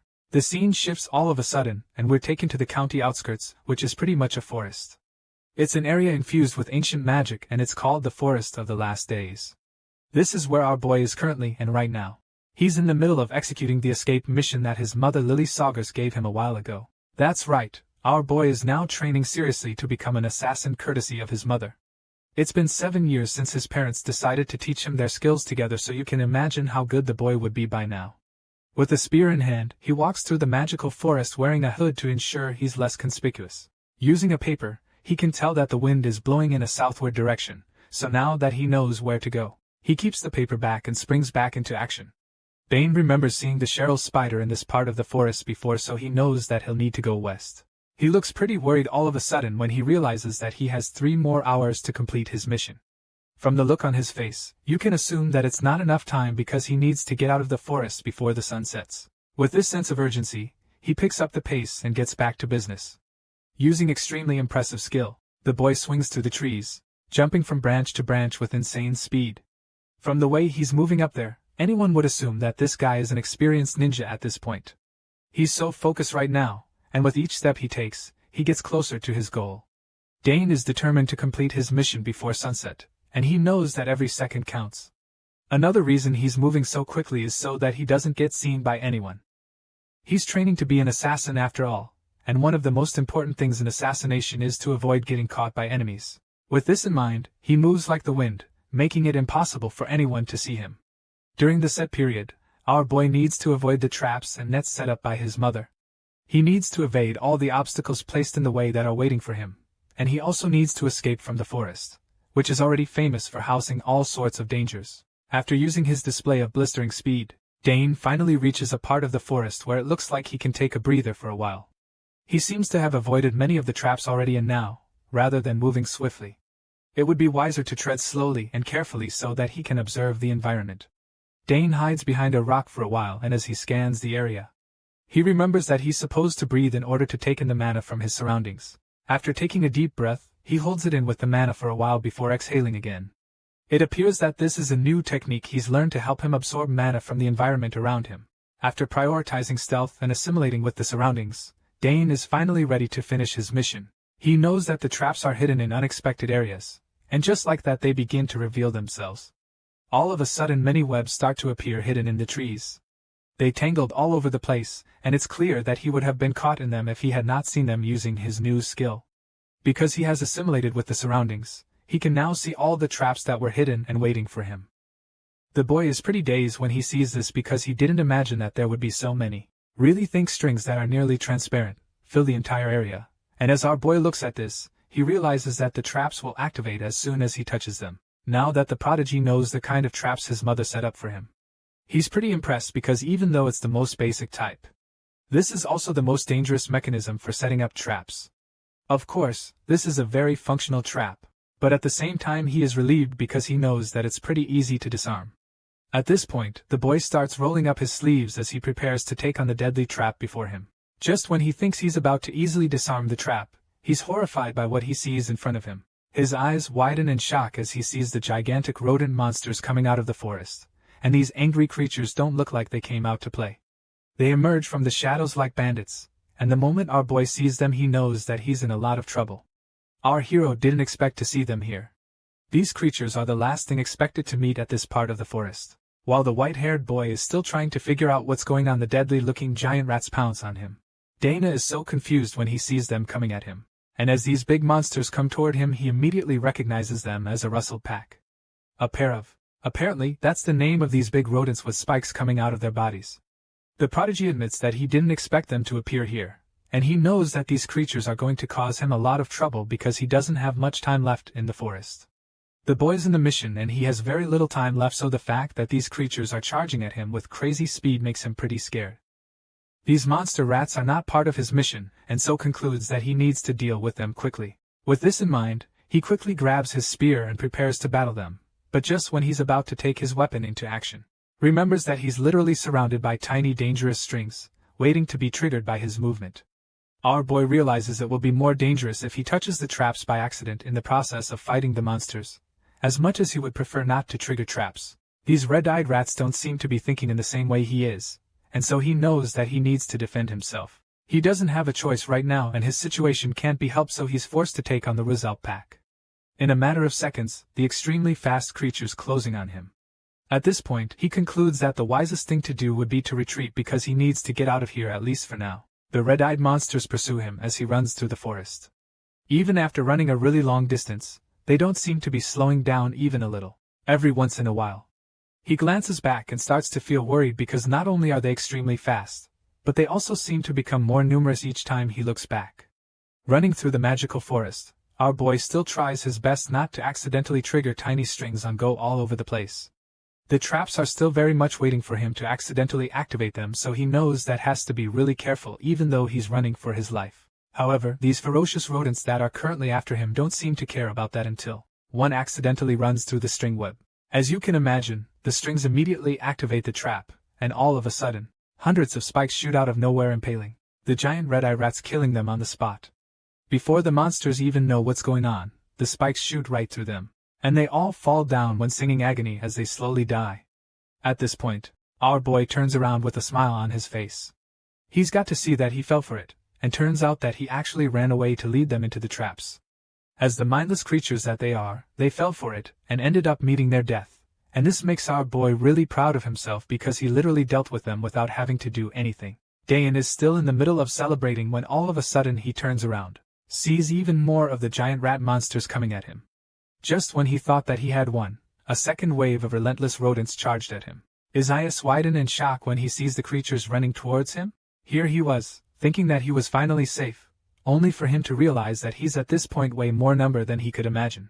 The boy just stands there in the daze, not knowing what else to do and why he is still trying to think of a plan. One of the big rats jumps on him. The creature almost pounces on our boy, but just when it looks like it's all over for him, he manages to swiftly evade the attack. As the big rat slides past him, he takes a closer look at it, and is pretty overwhelmed by how fast it actually is. The giant rodent suddenly turns around, but then rather than run toward him again, it stands still, opening its mouth wide, and in a shocking twist, it shoots out an unknown substance. Our white-haired hero doesn't know what this chemical is, but he's really certain that whatever it is, it's actually going to be dangerous. With this in mind, he starts spinning his spear around, allowing the force generated from it to push back the strange substance being spat at him. While he's spinning his spear around, the look on his face suggests that he cannot do this any longer. Dan looks pretty frustrated right now because he knows that he's supposed to be finishing his mission, but here he is, fighting off big rats that are spitting strange stuff at him. The boy sighs in exhaustion and frustration, realizing that he can't waste his time here any longer. Next line, he needs to be somewhere else, so the earlier he's done with these big rats, the better for him. With this in mind, he decides that it's finally time for him to fight the monsters. So far, running hasn't worked out properly for him, so he concludes he's gonna have to beat the shit out of these rats so that he can get back to his important mission. That being said, Dane grabs his spear and charges it up with his magical energy, and then he leaps into action, driving the spear into each and every one of the rodent monsters in his path. Our boy slices through all of the monsters with his spear, splitting them in half as he runs through them like a steam train, and with each slice, the monsters vanish, allowing him to escape until he makes his way to safety. The scene changes, and the story continues later that evening, where we find our white-headed prodigy lying on the floor in the outer part of the forest. It's almost sunset, and it's beginning to get dark, which means that Dan should probably be done with his mission. The boy is currently lying down in exhaustion, with his trusty spear lying next to him. He's so tired and feels like he's about to throw up because of how stressed out he is. Gasps rare as he tries to catch his breath after running several miles within the magical forest. Thankfully, you made it out of life, and he's grateful that he safely escaped the place. However, just when it looks like he's finally safe and sound, he sent you something strange again. The stranger fills the air and he groans at the sense of it, because he feels that someone is coming for him. All he wants to do right now is have some rest, but it looks as though our boy won't be able to catch a break anytime soon. With this in mind, quickly grabs the spear and gets back on his feet. As he braces himself for what's coming and prepares to face whoever is trying to sneak up on him, The boy curses out in frustration, feeling that just when he let his guard down, another problem appeared. Dane points his spirit at the person trying to sneak up on him, and just when he thinks he's about to get into another fight, he takes a closer look and realizes that the person is none other than his own mother. He is shocked to see her, but clearly she has been watching him, and that's why she's able to smile right now. The woman looks really impressed with what she just saw him do in the forest. So, she commends him on a job well done and reveals that he was even faster than she was in the forest, confirming that he finished his mission in a total of 3 hours and 30 minutes. It appears that the boy didn't even know she had been watching him the whole time. So he asks if she was, so she confirms that she was watching him and explains that she can't just leave him alone in the forest. After all, she's his mother, and she's supposed to be guiding her through his assassin training. It wouldn't make sense if she had just abandoned him in the forest without any supervision. The woman admits that she knows his talent better than anyone, but then again, she's his mother, so as his mentor it's a little different for her what it would be if she was teaching anyone else. Hearing this, Dane can understand how it feels for her, so she's happy to see that they're on the same page. With a big smile on her face, she tells him that he was amazing and commend him for doing very well on his mission. She is so impressed that she couldn't even find a single fault in his performance. Now that she's done praising him, she'd like to know if he's all good, or if he got hurt at all during his little mission. In response, the boy tells her that he's fine and confirms that he has no injuries. Hearing this, the proud mother pinches his cheeks and tells him that he'll end up getting scouted as an assassin if he continues at this rate. The boy laughs happily as his mother grabs his face, and then all of a sudden takes out a blade from her sleeve, and then gives it to him. Lily tells Dane to take the knife, feeling that it will fit him better than it does her now. After all, he's already on his way to becoming a great assassin. She is on our way to completely retiring from the game. Seeing this, the boy is shocked because he recognizes this life as his mother's daughter, the famous Nighthorn. He knows how special it is to her, so he is afraid that he shouldn't take it. However, the woman assures him that it's 5, reminding him that she won't be using it anymore anyway. That being said, he finally accepts the gift. And as he uncovers the blade, he is left speechless. When Lil sees the look on his face, she decides to give him a little lecture on the special knife, telling him that the Nighthorn was created from the mysterious Ethro lore. The orc can take the elements of the object, and she tells him that he can store all the poisons in the world inside the blade if he wishes to. Our boy stares at his reflection on the blade, feeling a little overwhelmed. He's not too surprised by what his mother just told him because he knows that the dagger can even allow him to mix the absorbed poisons and use them the way he chooses. All of this, the boy thanks his mother and promises to treat the knife well. In response, thanks our son as well, and then suggests that they should return home now. Dane puts the knife back into his room and figures that he is pretty much done with the assassin training because from what he can see this is all the training he can get from his mother. All of a sudden, the whole moment is interrupted by loud noise coming from the forest, which causes many of the birds to fly out in fear. The mother and son are shocked when they hear this, and they are also pretty confused. They asked her if she heard it, and she confirms that she did.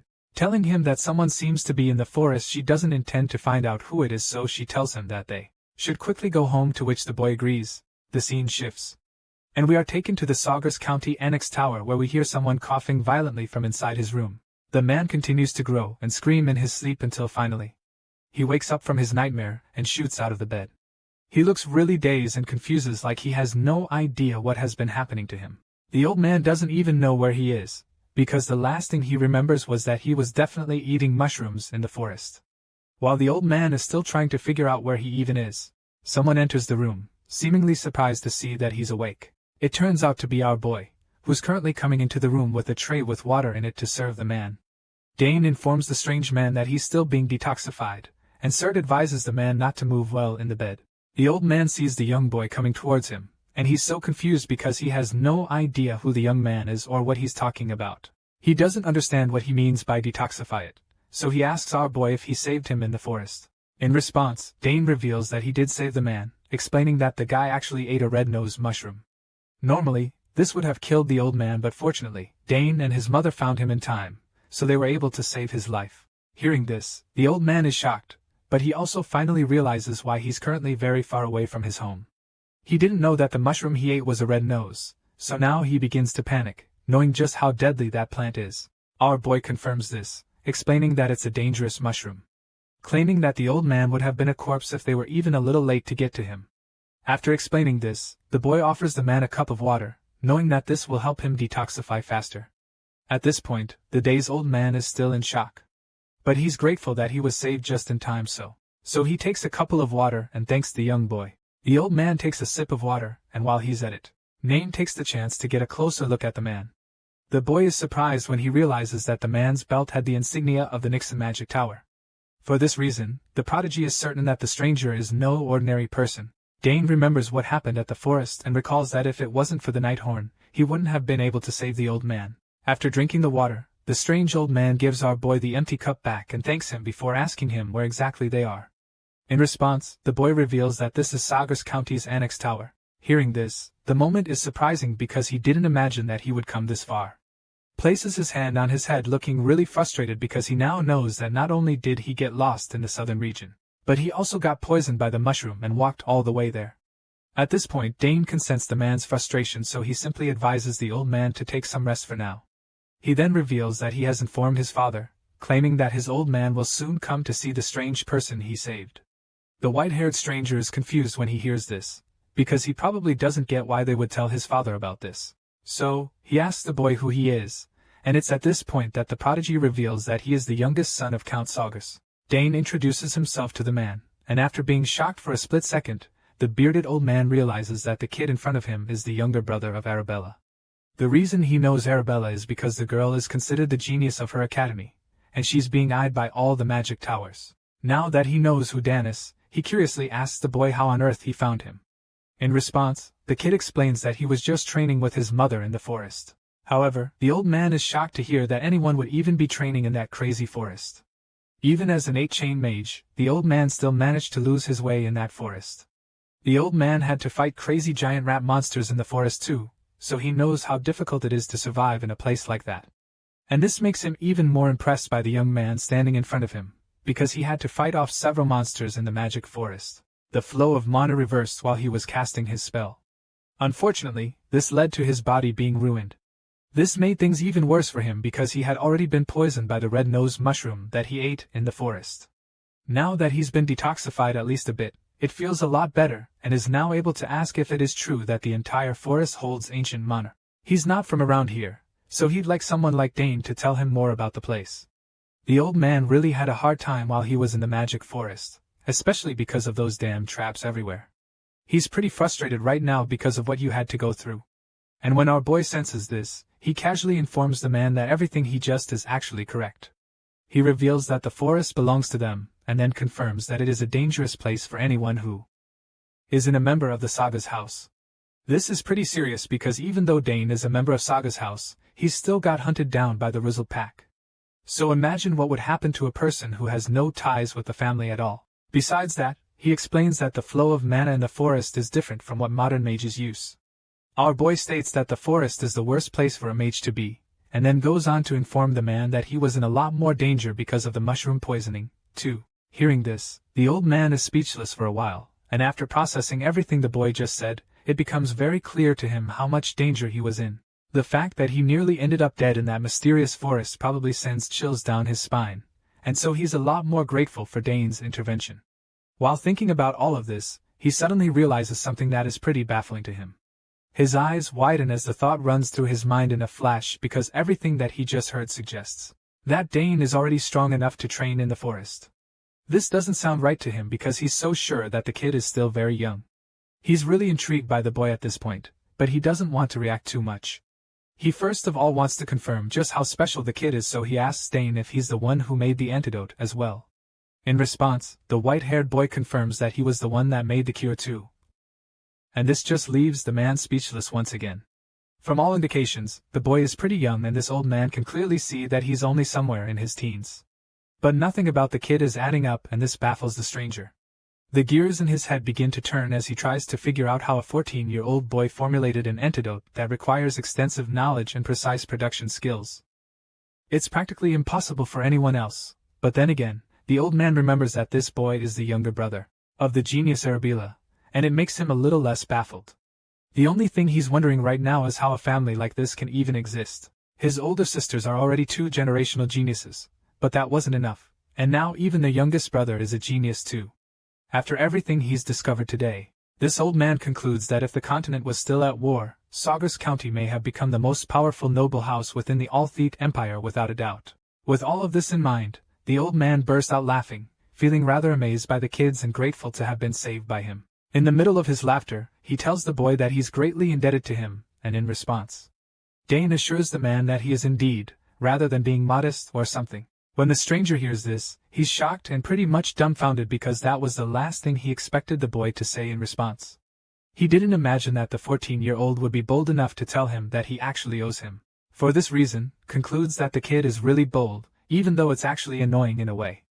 After a brief pause followed by an awkward silence, the old man clears his throat and then suggests that he should pay back any debt that he incurs while the Annex Tower. He promises to do so, but first, he decides that it's high time he introduced himself.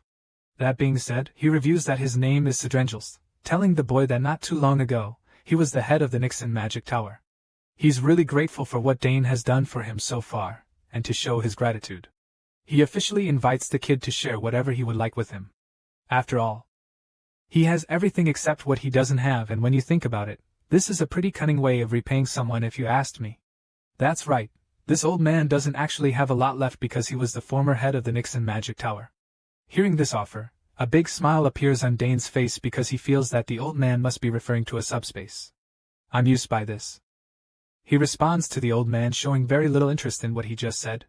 Our boy knows that there are plenty of mages who survive without a home and placing everything in the subspace. And this is probably what Sidrain has been doing since he lost his position as the head of the Nixon Tower. The magician is surprised by Dan's reaction because normally when people hear that you're the head of a mage tower, they'll want to kiss your feet. Most people would be surprised or humbled to be in the presence of someone that can, but this young man standing before him is practically unfazed, and this really puzzles the old man. The mage expects the boy to be freaking out right now and excited, but what he's seeing is the opposite. Baffled by the kid's nonchalance, he informs the boy that he won't ever get a chance like this again. He feels that the kid might be a bit shy, so he encourages them to say what he feels and not hold back. He really wants the boy to be impressed, so he tells them to state anything that he wants. Hearing this, our boy actually starts to ponder a bit, and he looks like he might actually be thinking of something to request from the old mage. The lion sees the boy thinking and a smile appears on his face because he feels that Dan will finally show some interest in his offer. However, after a few seconds our boy simply tells the former head of the magic tower that you take his time to think about it.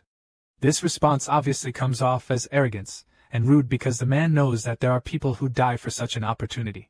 However, this kid doesn't seem even a little bit moved by it. He gets frustrated at this point, and you can literally see the giant vein popping out of his head suggesting that he's extremely mad. The boy is indifferent till the end, and it makes this old mage wonder what kind of child he even is. After Dane turns down his offer one more time, he takes back the cup, puts it on the tray and turns around to leave the room. Before leaving though, advises the old man to get some rest, and before the mage can even respond, he walks out the room and shuts the door. Sidrian's pride disappears in that moment because he's never been underrated like that before. Most people are ready to worship him and do anything in their power to be in the same space as him. Yet, he was literally begging his 14-year-old to accept his offer. The man rubs his head in confusion, because this is the first time he's ever been treated this way. Before, he was thinking of taking his leave after staying a day or two. But after what he just saw, he realizes that leaving after such a short time will not do. Right now, this old mage is determined to find out what exactly makes this young genius prodigy the way he is. He now wants to stay longer so that he can have a closer look at the interesting fellow who saved his life. While the old man is scheming all of this inside the room, our boy cluelessly walks down the hall and makes way back to whatever he was doing before, having no idea that the mage has taken so much interest in it. The scene shifts, and as the story continues, we're taken back out to the streets of Sogres County. It didn't take long for word to spread about the head of a magic tower who was saved by the genius prodigy. Back inside the castle, Dane is approached by Herman, who is really interested in the old man.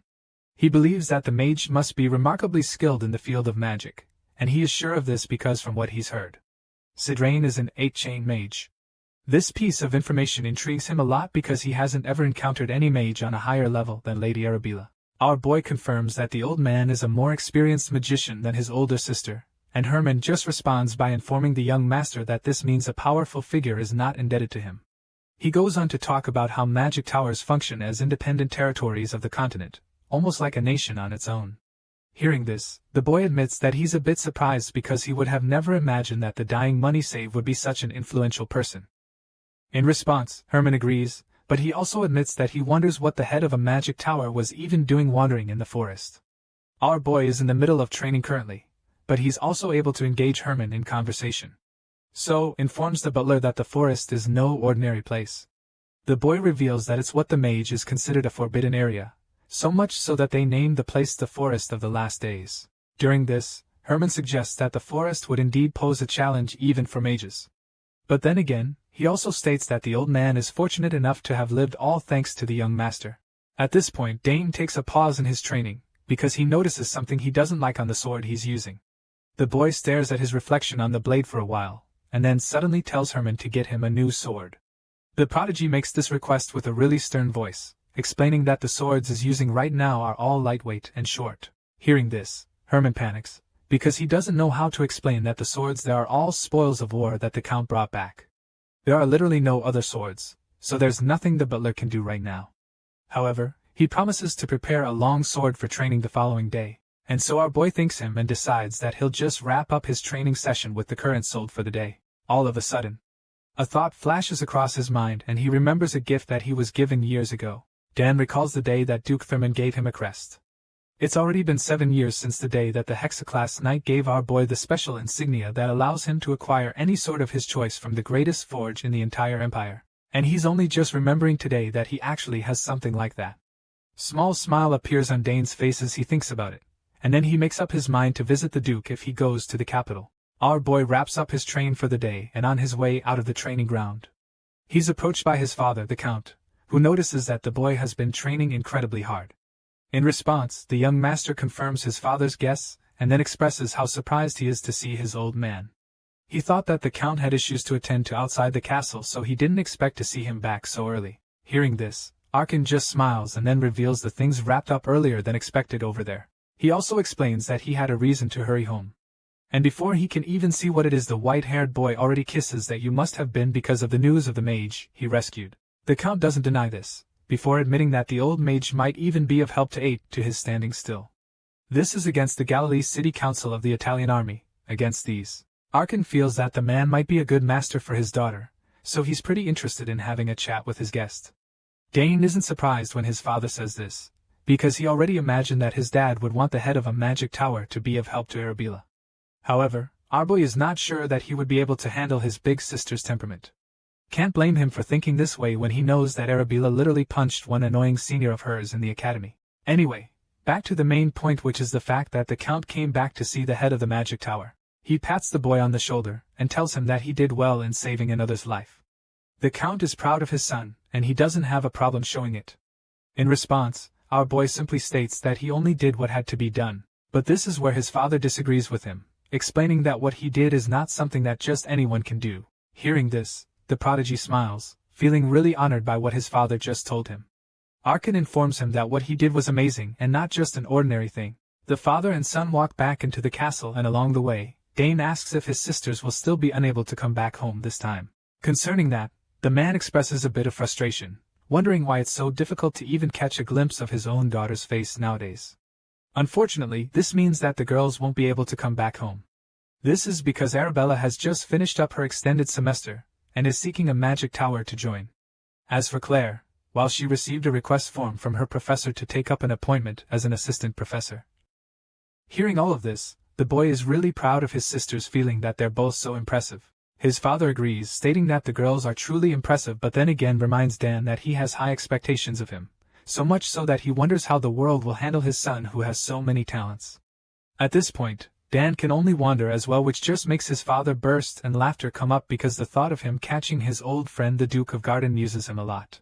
At the mention of the Duke's name, a small smile creeps up on Dane's face as he remembers the Hexaclass who ended his previous life.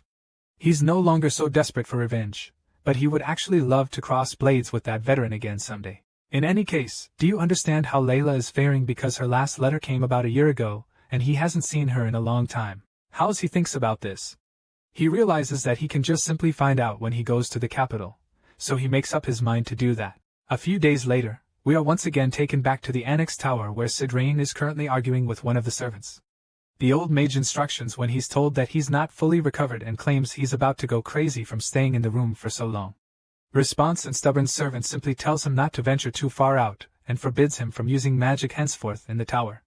This new rule comes as another shock to the old man, But the servant insists that he shouldn't use magic because his magic reflux has not yet been purified. In other words, the poison in his body has yet to be fully nullified and he will have to wait a bit longer in the tower. Hearing this, the former tower head concludes that he doesn't have much of a choice and accepts his fate not to be able to use magic. As much as he's willing to stay without his powers, he cannot stand being locked in the room for another minute, so he storms out and the servant just watches him leave, reminding him that he doesn't even know his way around the place. The servant does his best to convince the mage otherwise, but Sidrain is adamant, so he just lets him go even though he'll be the one who gets punished if the mage stirs up trouble. Turns out that this old man has already caught the attention of some of the castle residents. The maids are currently gossiping about him, cleaning about how he winds up and down every single floor in the tower, and this just makes them conclude that mages are either geniuses or nutcases.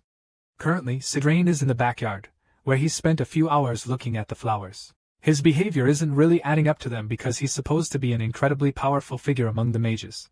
But right now he's just looking like a man that has gone completely nuts. Because of this, they start to feel that he would be a bad teacher for Arabella because their lady needs normalcy in her life. While the maids are saying all sorts of things about this white-haired magician, the man in question sits in the garden wondering who crafted the place. He admires the flowers and admits that he would never have guessed that they possess such extraordinary magic. His little flower staring session is interrupted when Dane drops by to see how he is doing. Our boy is surprised to see him in the garden, and the old man just responds laughing, suggesting that they all thought he ran off for something. Sidrain immediately starts complaining about how he's being kept in the place against his wish. He explains that he can't even run away if he wanted because he was told to stay here until he fully recovers. And Dane just laughs in response, claiming that he wishes him a speedy recovery. In any case, the mage admits that the manor is a fine place for one to rest and recover. He now understands why nobles come south once vacation season hits. He agrees with him, but reveals that it's a shame he'll have to leave soon. Sidrain is surprised to hear this, so he asks Dan where he's going off to. The boy reveals that he's going to the capital very soon, and the mage concludes that he's finally enrolling into the academy. He knows that Dan's sisters are there already, so he thinks it's a good idea. Feeling that the kid will have an easy life over there, Dane's sisters are famous for having sublime levels of talent, and this makes the old mage wonder how much talent the 14-year-old has. The boy is literally standing in front of him, so his curiosity gets the better of him as he decides to take a look for himself rather than wondering all the time. Using his special senses, Sidrain takes a peek and is immediately shocked by how dense Dane's mod is. It's unbelievably dense, and if Janius, his age group, could be considered a stream, then he's certain that the kid must be a raging rapid. The old man is still trying to wrap his head around what he just saw, and Dane notices that he's acting weird again. Such an amount of magic would normally be so unstable that it would be bursting out, so he doesn't get how Dane's body contains it so easily. Just then, the boy warns him not to assess another person's magic without permission because it's rude and this leaves Sidrain pretty embarrassed because he should have known better. He nervously asks how our boy could tell what he was doing and then apologizes for being so thoughtless, while on the outside, he looks like he'll finally stop poking around, but deep down, he can't believe that it's possible for a boy to possess such dense mana. They catch as the old man pondering deeply again and starts wondering what the man could have seen to make him so surprised. While our boy is still trying to figure out what the mage is thinking about, Sidrain suddenly realizes something. Apparently he feels that he should be seeing a circle because that's basically what should follow that kind of density. For him to be talking like this, it's pretty clear that he's still assessing the boy without his consent. And while he's still trying to invade Dane's privacy, he sees something else that gets him even more shocked than before. The old man is horrified when he sees this. He can't believe his eyes because it turns out that after using his magical eyes, he realizes that the boy's heart is covered in magic and that he actually has 2 monocores. The old magician suddenly gets upset when he sees this. It looks as though he's even jealous of the kid, and you can't blame him because most people don't even have a single monocore. And then there's this little kid having 2. I guess that's what happens when you're a prodigy, right? Starts grumbling all of a sudden, and then angrily asks the young master how on earth he was able to form 2 monocores. The boy is just confused when he says this unexpected reaction from the old mage, because probably thought that there was nothing wrong with having 2 monocores. Baffled by the man's behavior, the 14-year-old quickly asks the white-haired geyser if there's something wrong with forming them. After all, he doesn't exactly see a problem with it. In response, Sidrain tells him that there is in fact a problem with it. Apparently, he doesn't understand how the boy is really planning to wield a spear when he possesses such a crazy density of mana. At this point, the prodigy is pretty confused, so the old mage decides to enlighten him further. He tells them that he's voluntarily turning his back on the greatest talent ever seen by possessing this kind of magic with just cores alone and no circles.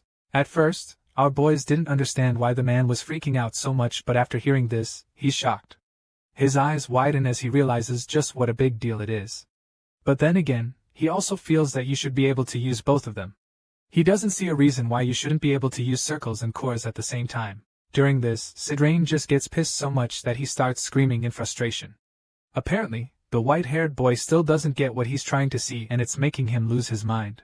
Clearly, this old man has a pretty short temper, so the fact that Dan still doesn't get what he's saying makes him really unsettled. He starts wondering where in the world you should even start explaining the concept from, and while he's throwing a tantrum, our hero just watches him feeling pretty perplexed. After venting out his frustration for a bit, the magician finally comes down and decides to try his best to explain things. It starts by asking the boy if he knows why the lifespan of a magic swordsman is so short. Obviously, that's a rhetorical question, so before the kid can even answer, he goes on to break things down. Sidrain reveals that magic swordsmen are so powerful because they possess both monochorus and circles simultaneously. However, this power comes at the cost because it turns out that the chorus and circles interfere with each other, and when they clash, a big problem usually arises. The man explains that this phenomenon is the law of swords, stating that the mona compressed in the chorus transmitted to the circle. As a result, this means that the circle will not be able to handle the results of their clash, leading it to burst. Hearing this, the kid is a bit shocked and a little overwhelmed. The thing is, he had actually figured out about as much for himself, but to hear this man explain it in this manner, he wonders if it's truly impossible for him to have mana and circles. At this point, the magician just shakes his head in disappointment, suggesting that it's such a waste of talent in our boy's case. Still very confused, Dan goes on to ask him once again if it's impossible to use magic without a circle. In response, the old magician admits that while it's not impossible to use magic without circles, the problem is that without a circle's refinement, the user will not be able to use spells that require purified magic. Also, it's not like no one before the boy has ever thought of it the way he does. But the problem here is that majority of the attempts the former tower head has seen, all ended in failure. Certainly, there were people who tried to use magic without circles, but it turns out that they still weren't exactly successful in their endeavors because of it. As discouraging as that sounds, the boy just pauses for a moment, and then suddenly suggests trying it out for himself. The old magician is taken aback by the boy's idea. He can't believe his ears because it's something that many magicians wouldn't even dare. Seeing a look of shock on Sidrain's face, Dane quickly explains that he has never tried it before, but then suggests that it should be possible for him to achieve. The old geezer gets upset once again, and judging by the mean frown on his face, you can tell that his blood is already boiling. The man grits his teeth in annoyance, and begins to wonder what on earth this crazy boy is talking about.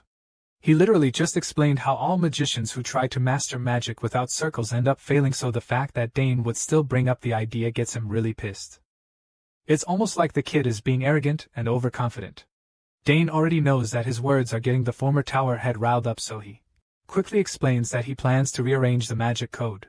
Our boy is confident that he will be able to make a breakthrough in this little obstacle if he successfully does this. With this in mind, he gets right to it. He releases some of his mana, and as it swirls all around him, he gradually rearranges the magic code, and after only a few seconds, he makes a breakthrough. All of a sudden, a burst of fire erupts in his hands, which leaves the old man stunned. And to be honest, even the young master is surprised to see that his little experiment actually worked. Unexpectedly, the boy's plan worked, and by changing the magic codes, he was able to execute a spell that should have been impossible for him. Even though he's pretty proud of himself for this mini milestone, he also points out the fact that it's only at the level of a basic one-chain spell, and this means that he still has a long way to go. Leon Mustard knows that you shouldn't get too carried away by his achievements, and while he's reminding himself that it's only a basic level spell, the experienced maid standing in front of him is absolutely bewildered. Sidrain's jaw drops to the floor when he sees what the boy just did. He completely underestimated our prodigy, and now he's realized how wrong he was to think that Dane wouldn't be able to do it. You can't blame him for thinking this way, since all the other magicians who tried it failed woefully, but after seeing this, its old user probably now understands that the young boy standing in front of him is not like any other person he's ever come across before. His eyes widen in horror as he watches the flames burn in front of him. It shouldn't be possible because the kid clearly has no magic circle, so the old man can't even wrap his head around how the boy is using magic so effortlessly. It's absolutely unbelievable, and he makes his shock very evident. telling our hero that he should only be able to use raw magic through the refinement of a circle. That's literally one of the most vital rules of using magic, and yet this young boy of the Saga's family managed to break it by altering the magic codes. After casting the spell without the need of a magic circle, he goes ahead to flex his new abilities a little more, and while he's at it, he recalls that his sister, Arabella, once told him that his affinity for magic is so high. He never forgot that. And so now he suggests that maybe that is the reason why he's so talented with magic even when he wasn't born to be a mage. The kid creates a magical sphere around him, which looks like a force field, and this is his way of testing out the new skills he just realized he had. While he's at it, the confused old mage standing next to him just refuses to believe what he's witnessing. As far as he's concerned, Dane having a very high affinity for magic shouldn't be enough reason for him to have so much authority over spells when he's not even supposed to be a mage. Sidney tries to argue and come up with a reason not to believe this boy's gifts, but he suddenly realizes that the talents that Dane has might be what the commoners mean when they describe gifts that are impossible to imitate. At the moment, the mage is forced to ignore all of the things he knows about magic circles and the rules of magic because he no longer has a choice but to accept that the young master before him has what the people call an innate talent. Right now, people should not really be getting surprised by anything that this boy doesn't anymore. It's already been established that he's a certified genius in anything he gets involved with, so to see people getting so stunned and flabbergasted by his feats as getting pretty old, well, I guess you can't blame them too much since they've never seen anyone like him before. While the grumpy old man is still trying to wrap his head around everything going on, our boy just continues to explore his new talent. Even he is really surprised that it actually worked because he was also starting to believe that it's impossible to use magic without a circle. However, now he knows that it's not the case. This is a really big breakthrough for the kid, and it should be celebrated if you asked me. But unfortunately, the old man is so shocked that he can't even look at the bright side right now. At the moment, he's more afraid than impressed, and so rather than celebrating, he just trembles with his hands on his knees. He's obviously never seen anyone with innate Mona affinity, so it would probably take him a while to get used to it. It's like he's looking at a demigod or something because all of Dane's talents and qualities are things that scare him. Not only does the kid have mono pure and denser than anyone else's in the entire world, he also has the power to break the rules of magic. As far as Sid Rain is concerned, this boy is the real deal.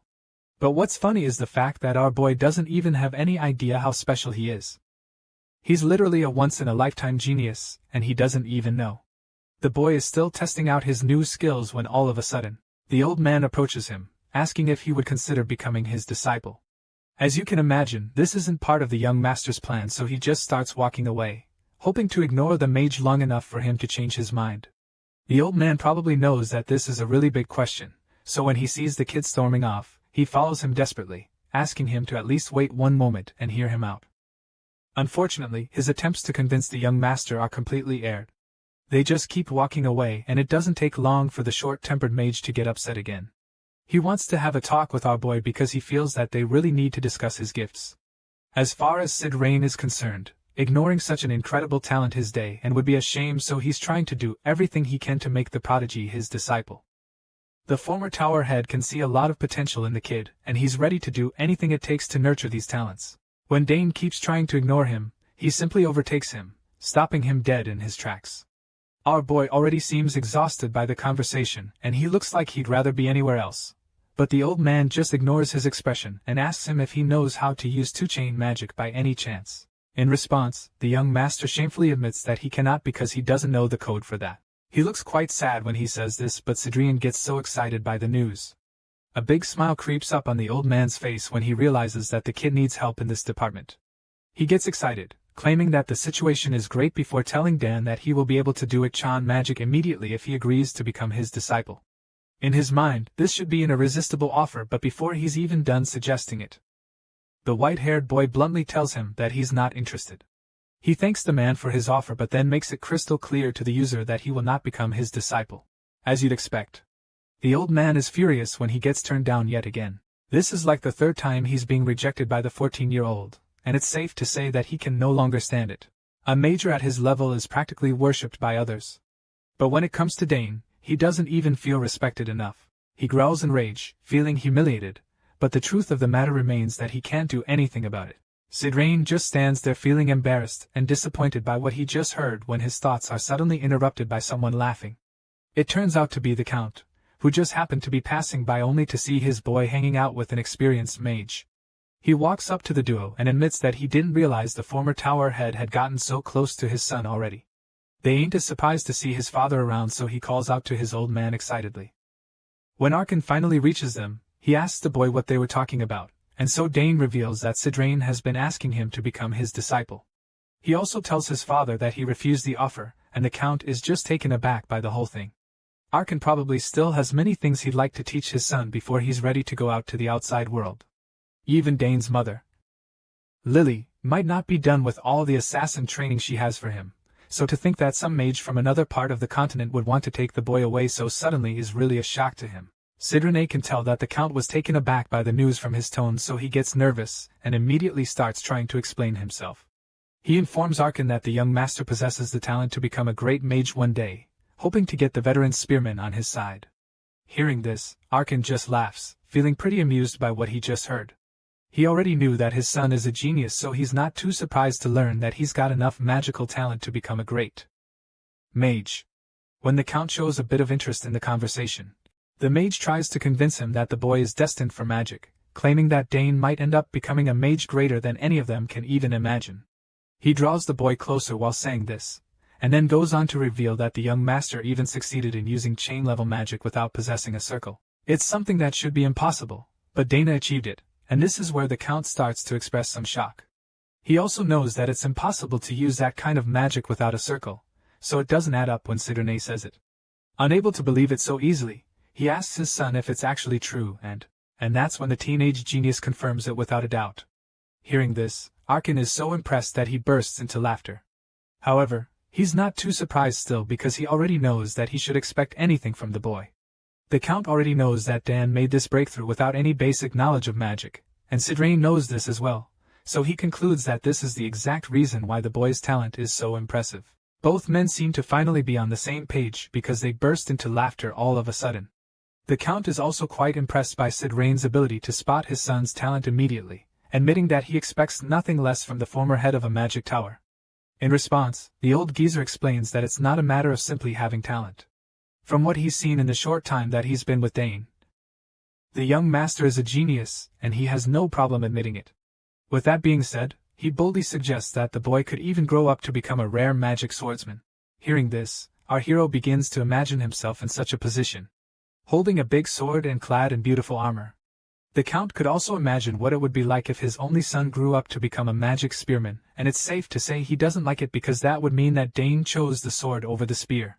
A short clip plays in the spearman's mind, and the next thing we see is a very mean scale on his face. He's very upset by the imagination and Sidrain's suggestion as well, so he doesn't hide his reaction, sees the look on his old man's face, and realizes that the mage just made a big mistake by talking about swords instead of spears. Apparently, that's one of the words that should never be mentioned in front of Count Saugus, but Sidrain has no idea that he's already offended the spearman. Right now, he thinks that they're on the same page, so he keeps rambling on about Dan becoming a magic swordsman one day.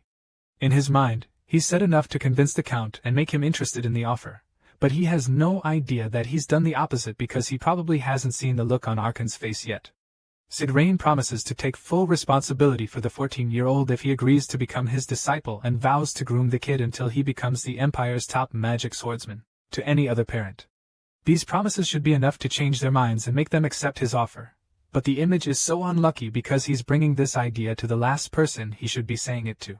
When he doesn't get a response, he finally turns to look at the Count, and when he sees the scowl on Arkan's face, chills run down his spine. Before the Count even says anything, Sidrain already knows that he's done something wrong, so he's pretty terrified and confused. At this point, the spearman finally answers him in a very angry tone, making it crystal clear to him that Dane cannot become a magic swordsman. Despite being very intimidated by the noble, this mage is still determined to make Dane his disciple, so he asks, "Ark, and why not?" telling him that being a swordsman paired with magic is a dream for most people. As far as he's concerned, the young master is uniquely suited to become one, so he doesn't get why the father doesn't like the idea. At this point, the angry Count finally spells it out for the mage, insisting that his boy Dane won't become a magic swordsman because he'll grow up to become a magic experiment instead. Hearing this, the former tower head finally backs off, realizing that this was the issue all along. He didn't know that the Count was so sensitive about his son becoming anything other than a spearman, and now that he knows, He probably won't bring it up again. The boy in question has been sweating nervously the whole time, but now that the issue has been cleared up, he's a little relieved, even though his old man still looks pretty upset. At this point, Sidrain realizes that he'll have to read the room more carefully next time. But then again, he can't help but wonder why all the people in the Sagar's family reason this way. To a mage, becoming a disciple carries great meaning. Mages normally raise successors through the act of something called inheritance. This tradition has carried through from ancient times and is still practiced even in modern times when universal magic education has been established. That's right, what the head of the magic tower is looking for is not simply a disciple, but actually a successor. Given how an 8-chain archimage is hanging around the 14-year-old young master, the boy can already tell that it means his talent is something truly incredible. Back to the story. Dane considers everything that he's heard the mage and other people say, and after recalling all the compliments, he admits that he actually does sense something swirling inside his body. This in mind, he suddenly realizes that he has that thing. Right now, we're not sure what he's referring to, but I guess we're about to. Because the next thing we see is a flashback scene from when he was younger. In this scene, Arabella gives him a crystal ball, telling him to pour magic into it whenever he wants to see her. Apparently, the crystal ball is the thing he was referring to, and the moment he gets back to his room, he takes out the crystal ball and decides that it's time to ask Arabella for some advice.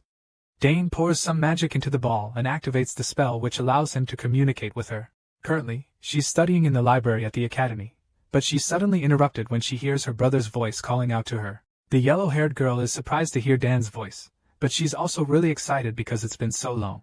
Arabella is so excited to hear from him that she drops her pencil and absent-mindedly screams for joy, forgetting that she's in the library.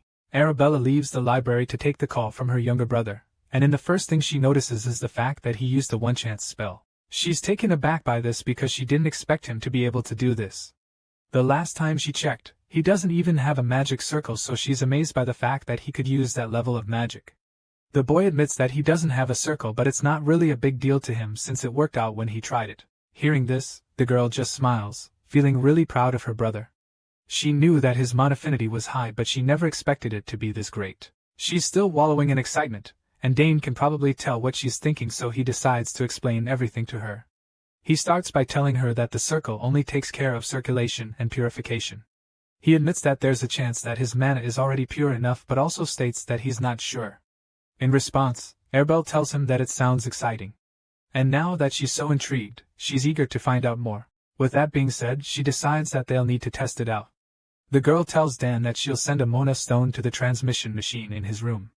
Arabella asks him if he could pour a bit of Mona into the stone, and of course, he tells her that he can. Dan admits that he's glad to have his older sister, who is pretty much a genius in her own rights. He wanted to learn a bit about his Monin, and he doesn't regret calling her at all. She's a 6-chain mage after all, and the fact that she says she'll help him reassures him. With his hands still pumping Mon into the crystal ball, he continues his conversation with Arabella. His big sister suddenly changes the topic, claiming, even if he'll receive a lot of attention in the academy if he is already using chain-level magic at this age. This suggestion leaves the young master horrified because that's the last thing he would want to do. Without hesitation, he makes it very clear to her that he'd rather not draw attention to himself. But as much as this is what he wants, Arabella drops another bombshell. The girl tells him that there's no avoiding it when he arrives at the academy, because it's no news that talent always draws the attention of others. At this point, the big sister is out of the library and now chilling on a bench so that she can enjoy the conversation with her baby brother, after making it clear to him that he won't be able to avoid the attention. He reminds him to always tell her if anyone tries to bully him. Marabella makes this request, and then promises to utterly destroy all the bullies who come near him. Hearing this, a thought flashes across Dane's mind, which reminds him just how dangerous his sister might actually be. Now that he thinks about it, he heard that she broke the nose of a certain male student who was getting all friendly with her at the academy. It turns out that the guy who got his nose broken is actually the second son of the Dwell Duchy. The moment Dan brings up the topic, Arabelle gets upset and immediately shuns him, warning her brother not to talk about the bastard. In her rage, she doesn't even realize she's yelling, until some other students passing by start giving her strange looks. After receiving some mean glares, she calms down, feeling pretty embarrassed, and then keeps quiet for a while. Once she's calmed down, she goes back to the main topic, asking him if he thinks that his Man's purity will continue to increase with enough time even though he doesn't have a magic circle. Dan responds admitting that he doesn't know the answer to that. Seeing that he's pretty uncertain about that concept, she decides that it would be good for them to take a look at that scenario. Just when she's about to finally get focused, she's distracted by someone informing her that the professor is looking for her. Without hesitation, she tells our boy that she has to leave, and just like that, their conversation comes to an end. However, she promises to contact him later, and Dane assures her that he doesn't have a problem with that. They say their goodbyes and Airbell promises to send him that magic stone soon. After this, their little call ends and silence returns to the young master's room. Once the conversation is over, Dane stares at the glowing crystal ball, and after everything that's happened in a while, he starts to think that he might be forging a path that has never existed before. He never thought that his MANHWA was at his pure, and it makes him pretty proud of himself, so much so that he begins to wonder if he has a dragon's heart, or something inside his chest. While the young master is busy feeling himself in his room, the scene shifts back to the annex tower of the county, where we catch up with the crazy old Mechu who is afraid that he's certainly going to die. The geyser is so sure that he'll end up dead very soon, and he's currently rethinking his life's choices. As you already know, this knows the old man couldn't wait to find out Dan's magic status, so he used Mona to confirm it by himself. Unfortunately, this ended up backfiring on him because it only worsened his condition. The old man was warned not to use magic until he's fully recovered, but he didn't listen, so now he's facing the consequences and currently fearing that he will die. Sidrain thought that he would be able to leave the annex tower soon, but with the way things are going, all his hopes of a speedy recovery are gone. This just makes him more grumpy. And as such, he starts looking for who to blame for his misfortune. Of course, he blames our boy Dane, feeling that none of this would have happened if the young master had just accepted his offer. In his frustration, he begins to recall the moment when the kid blatantly rejected his offer to make him his disciple. Sidrian probably gets nightmares because of that incident. And there's no doubt that he's extremely bothered by Dane's refusal. Right now, he's desperate to have the genius accept his proposal, so all the gears in his head are turning, and working overtime just so that he can figure out what he can do to get the young master on his side. Judging by how high the man's desperation level is, there's a good chance that he's willing to do whatever it takes to make the genius his disciple. At the moment, he's going through several options that can convince Dane to accept his offer, and the first idea is to give the bigger grand artifact. He's not sure if that will work, so he also wonders if the young master will finally agree after he promises to give him the inheritance magic passed down to him from previous generations of mages. That's a really big prize to give such a young boy, so Sidran immediately decides against it, feeling that it's way too much. This old user can't risk something of that importance, because if he gets scammed by the boy afterward, then he won't even have anything left.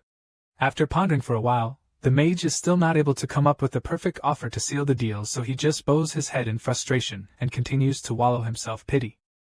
After all, he already has his health to be worried about how he's made his condition worse by using Mona before fully recovering. His little brooding session is suddenly interrupted when someone knocks on his door, asking him if he's in there. The person reveals that he's Saugus, and you can already tell that it's Stang who's at the door. Hearing this, Sidran begins to panic because he's still very confused. He hasn't been able to think of the perfect offer to convince the boy, so speaking to him now won't even help matters because he still can't change the young master's mind. Either way, the boy is already at his door, and as much as he doesn't have a proper plan, he can't help but wonder if the kid is here to apologize or if he ended up changing his mind by some miracle. Well, the only way you find it is by letting the genius prodigy, and so the mage asks Stay-In to come inside. The kid walks in, seemingly surprised to see that the old geezer has been in his room. Dane reveals that he came around because he has something he wants to tell Sidrain, and as you can imagine, such news raises the old man's blood pressure quite a bit. The mage is anxious to hear what news the boy has come with, so he quickly asks Dane to spill the beans. Judging by the smile on the young master's face, it's probably good news. His big green eyes look so welcoming, and it only takes a split second for the anxious old man to notice it. He's taken aback for a second because he was probably expecting some more bad news. But now that he sees the gentle smile on our boy's face, he bursts into laughter. The old geezer doesn't even wait for the prodigy to break the news to him, and immediately concludes that he was right. He's so excited right now because he feels that he already knew this would happen, stating that the boy has finally accepted to become his disciple. His little celebration is cut short in a flash when Dane bluntly breaks his heart one more time by telling him no once again. This is yet another rejection that the former towerhead is forced to suffer at the hands of the anointingly talented young man. Right now, he's probably wishing that he never got rescued by Dane in the forest, because at least he would have died with his self-respect still very much intact. Unfortunately, Now he's forced to stay back in the annex tower where he'll keep seeing the young master that keeps turning him down. The old man is embarrassed when Dane confirms that he still hasn't changed his mind. As much as it upsets him, he's still very curious to find out what exactly made the boy come looking for him, so he asks Dane to state his business and reveal what he came to tell him. The moment. He's starting to get fed up with all the mixed signals, so he would like to know what the boy really wants from him. After all, he already made it clear that he has no interest in learning magic from him. They both sit at the table to have a serious conversation over some tea, and when Dane hears the man's tone, he realizes that the old mage is starting to feel really upset. As such, he decides to clear the air and starts by explaining that he actually has interest in magic. With that fact being established, Sidrain quickly asks him why he doesn't want to become his disciple if that's the case, as far as he's concerned. Anyone who actually is interested in learning magic would jump at the opportunity and agree to become his disciple without a second thought. He doesn't get why Dane keeps rejecting him, but then he suddenly realizes that the kid might be turning him down because he already has another master. With this in mind, he asks our boy if that's the case, and the young master instantly clarifies that he doesn't have a master. Hearing this, the former tower head just gets even more pissed rather than being relieved. In his mind, the boy is playing around with him because his refusal would have been immediately validated if he actually already had a master teaching him magic. However, that's not the case, and he's still refusing to accept an experienced state chain mage who's willing to make him one of the greatest magicians to ever live. Now that the boy has answered his questions, he can't think of any other reason that Dane came to see him. Hence, he concludes that the young master simply came around to toy with his emotions and play around with him. With this in mind, he angrily asks the boy what exactly he came to see him for, and this is when we actually realize what Dane came for. The boy is reluctant to say anything at this point because Sidrain is already feeling offended and insulted by him. Dane doesn't know the rearrangement code for two-chain magic yet, and it's difficult to learn this from his sister, as well because she's living so far away from him. Right now, the boy is torn and has no other option to teach him this magic. Even though he doesn't want to accept this crazy mage as his master, he's forced to realize that the best method is to learn from Mr. Sidrain at the end of the day. Dane saved the man's life, so he's already indebted to him for that. As such, the young master believes that the man won't be able to refuse him offhand since he still owes for saving him back in the forest. Sidrain already promises to repay the favor and pay any debts he incurs, so it just means that he'll most likely grant any requests within his power that Dane brings forward. The young master is confident that the old man won't turn him down, so he finally opens up to the man, admitting that he doesn't want to only walk the oath of a mage. Hearing this, Sidrain is surprised because he figures that the kid really wants to become a magic experiment like his father wants him to be. Surprisingly, that's not it, and Dane quickly corrects him, stating that he wants to become a magic experiment assassin summoner. In other words, this genius prodigy is determined to take on everything that the rest of his family have taught him. Being the special child he is, Dane has the ability and the potential to master all the talents and skills that he's been exposed to since he was a baby. On the other hand, Sidrain is just puzzled by what he just heard. The man is practically overwhelmed by Dane's ambition because he's not even sure that something like that even exists, while he's still trying to process the things that the unmastered just said. Dane casually reveals that he'd like to add swordsmanship to the list of skills he hopes to master. After stating this, the kid proudly sips his tea, knowing that he's given the old man a lot to think about. Sure enough, Sidrain finds it hard to believe that white-haired boy even means what he's saying. He thinks that it's absurd and starts complaining about how frustrating it is to be around the kid that has rejected him over and over again. This is probably the last straw for the old man. And once again, he asks if Dan still wants to refuse him, knowing fully well that he won't ever get the chance to become his disciple again. In response, the confident boy confirms this with a really sharp voice that slices through the former tower head's ego one more time. At this point, Sidrain is at a loss for words. He's tried all the tricks in his book to make Dan agree, and now that nothing is still working, he feels that it might be time to give up. The frustrated old man remains in his chair, overwhelmed by disappointment. He sees that the kid is set in his way, and just when he's about to wash his hands of anything concerning the young master again, one brilliant idea creeps into his mind. Sidrain realizes all of a sudden that the boy's stubbornness might actually be the tool that he uses to have his way after all. A plan forms in his head very quickly, so he decides to strike while the iron is hot. Without hesitation, he shoots up from his chair and asks the young master if he's perhaps interested in a letter of recommendation. As you can imagine, this question catches our boy off guard because he's not sure exactly where the cunning old man is going with this. Because of this, he just stays frozen with his cup in his hand, wondering what the mage is trying to do by asking him about a letter of recommendation. Seeing the confusion laced all over Dan's face, the old geezer decides to break things down a bit, and he starts by revealing that he heard that the kid wants to enter the academy soon. With that being said, he offers to write a recommendation letter to the academy for Dane, assuring the kid that he'll be able to start off at the new institution with a great reputation. The old man makes this offer with so much confidence, and it's almost as if he's so certain that the boy won't turn him down again, as you can imagine. This offer either since the only way Dan can win the letter of recommendation from him is if he agrees to become his disciple. With this enticing offer served to him on a platter of gold, the young master finally starts to consider it. After thinking about it for a short while, he quickly agrees to it, claiming that he'll accept the recommendation letter from this reputable mage. Hearing this, Sidrain is finally a little satisfied because he didn't get rejected this time around. The boy still hasn't accepted to become his disciple yet, but at least he's making a little bit of progress now, feeling good about the whole thing. The mage sits back down, claiming that they can now have a conversation, and that's about when Dane asks if he can make another request. Hearing this, the old man lets out a laugh, feeling that the boy has finally changed sides.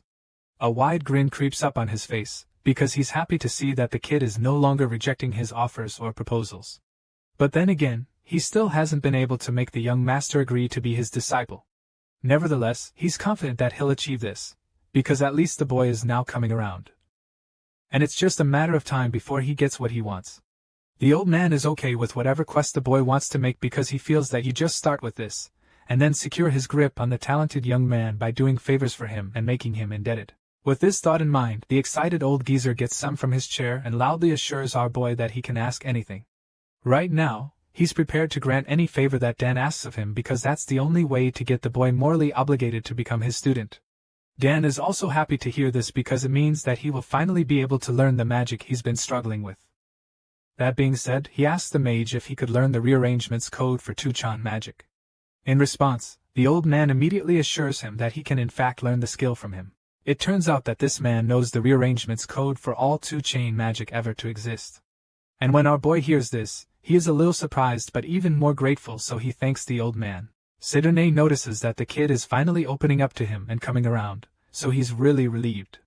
He laughs in excitement when Dane thanks him, but he tells the kids not to mention, because he knows that this is just the tip of the iceberg compared to the kind of things he's capable of. The old man agrees to grant all his requests, glad that the boy is still so young and doesn't have anything difficult he's asking for. For an experienced mage like Sidrain, a letter of recommendation for the academy, and the rearrangement code for two-chain magic is nothing. Right now, the boy is pretty much his student more or less because he's learning things from him already. Even though it hasn't been made official. The old man believes that they already have a master-student relationship. He asks the boy if they can begin their first lesson, but then admits that he's not in the best condition right now. In response, Dane agrees with him, claiming that it's probably for the best. When this little exchange is over, the old man gets excited, feeling that he just reeled in a big catch. But then all of a sudden, our boy suggests that Sidrain just repaid him for saving his life in the forest. The old man is taken aback when he hears this because he never would have guessed that this was the boy's plan all along. While he was planning to make the boy indebted to him by granting these requests, he didn't know that he was only just repaying Dan what he owed. He's shocked when he realizes that he's been played. But our boy just reminds him that he literally said it himself, when he told him that he could ask for anything since he owed him. That being said, then explains that he simply asked for what he wanted, and so now they're even. As you can imagine, the old man is furious. But just to confirm, he asks the young master what happens to their unofficial agreement to become master and disciple. Without hesitation, our boy bluntly states that it won't be happening since all they just did was settle the former score. At this point, the mage finally confirms that he was tricked, and he's so pained that he almost starts crying. What's worse is that he got played by a child who's only 14 years old. Sidrain refuses to take this loss just like that, so he suggests that the exchange is in balance, claiming that Date asked for two things when he is out only one favor. As you can imagine, our clever hero is already way ahead of the mage in this. He's certainly thought everything through, so he confidently states that it's not the case. Sidrain doesn't understand why he would disagree, so the young master carefully breaks it down to him so he can understand. Dan explains it first. He saved the old mates from the forest, and then reminds him that he also nullified the poison, which makes it two favors he's being out. The old man is stunned by the boy's logic, so much so that he is left speechless. While he's still in a daze, the boy claims that he even wanted to add the fact that he carried Sidrain in his back, but just decided to let that one go as a bonus. Hearing all of this, the old mage is just horrified because he doesn't even understand how such a daring child could even exist in this world. He's so overwhelmed and confused, and just thinking about it makes his back hurt. A while later, it's time for him to repay the favors, so he follows Dane to the training ground. The man already knows that he doesn't have a choice, because if he continues to curry favor with the kid, then maybe he'll change his mind in the future. Right now, he intends to just keep granting favors until Dane considers becoming his disciple. After all, he feels that it would be too much of a waste to give up on our boy's talent and magic power. At the training ground, Sidrain explains that it's not a problem that the boy created a core rather than a circle, since the important part is that he used chain-level magic without a circle. He also admits that the rearrangement code for 2-chain magic is very complicated, stating that countless individuals gave up trying to learn it. However, he believes that our boy can understand it if only he concentrates and listens. Dane smiles confidently hearing this, and Sidrain is happy to see this, but even at that, he decides that he won't make it easy for the kid. The boy already doesn't regard him enough, so that's the only way he can avoid being taken for a fool again. The scene shifts, and as the story resumes, we see that it's time for Sidrain to teach Den the 2-chain match. The old man explains that 2-chain codes are on an entirely different level compared to 1-chain. This is because one needs to calculate the amount of mana, the destiny of mana floating in the atmosphere, and even the state of one's body all at the same time. He explains that this is the reason most people give up on magic, since it's very complicated. While the old man is talking, our boy just starts jotting stuff down quietly, so this makes Cider and wonder if the kid is even listening to him. He's surprised that Dane even has something to write down, because he doesn't expect the boy to understand what he's saying.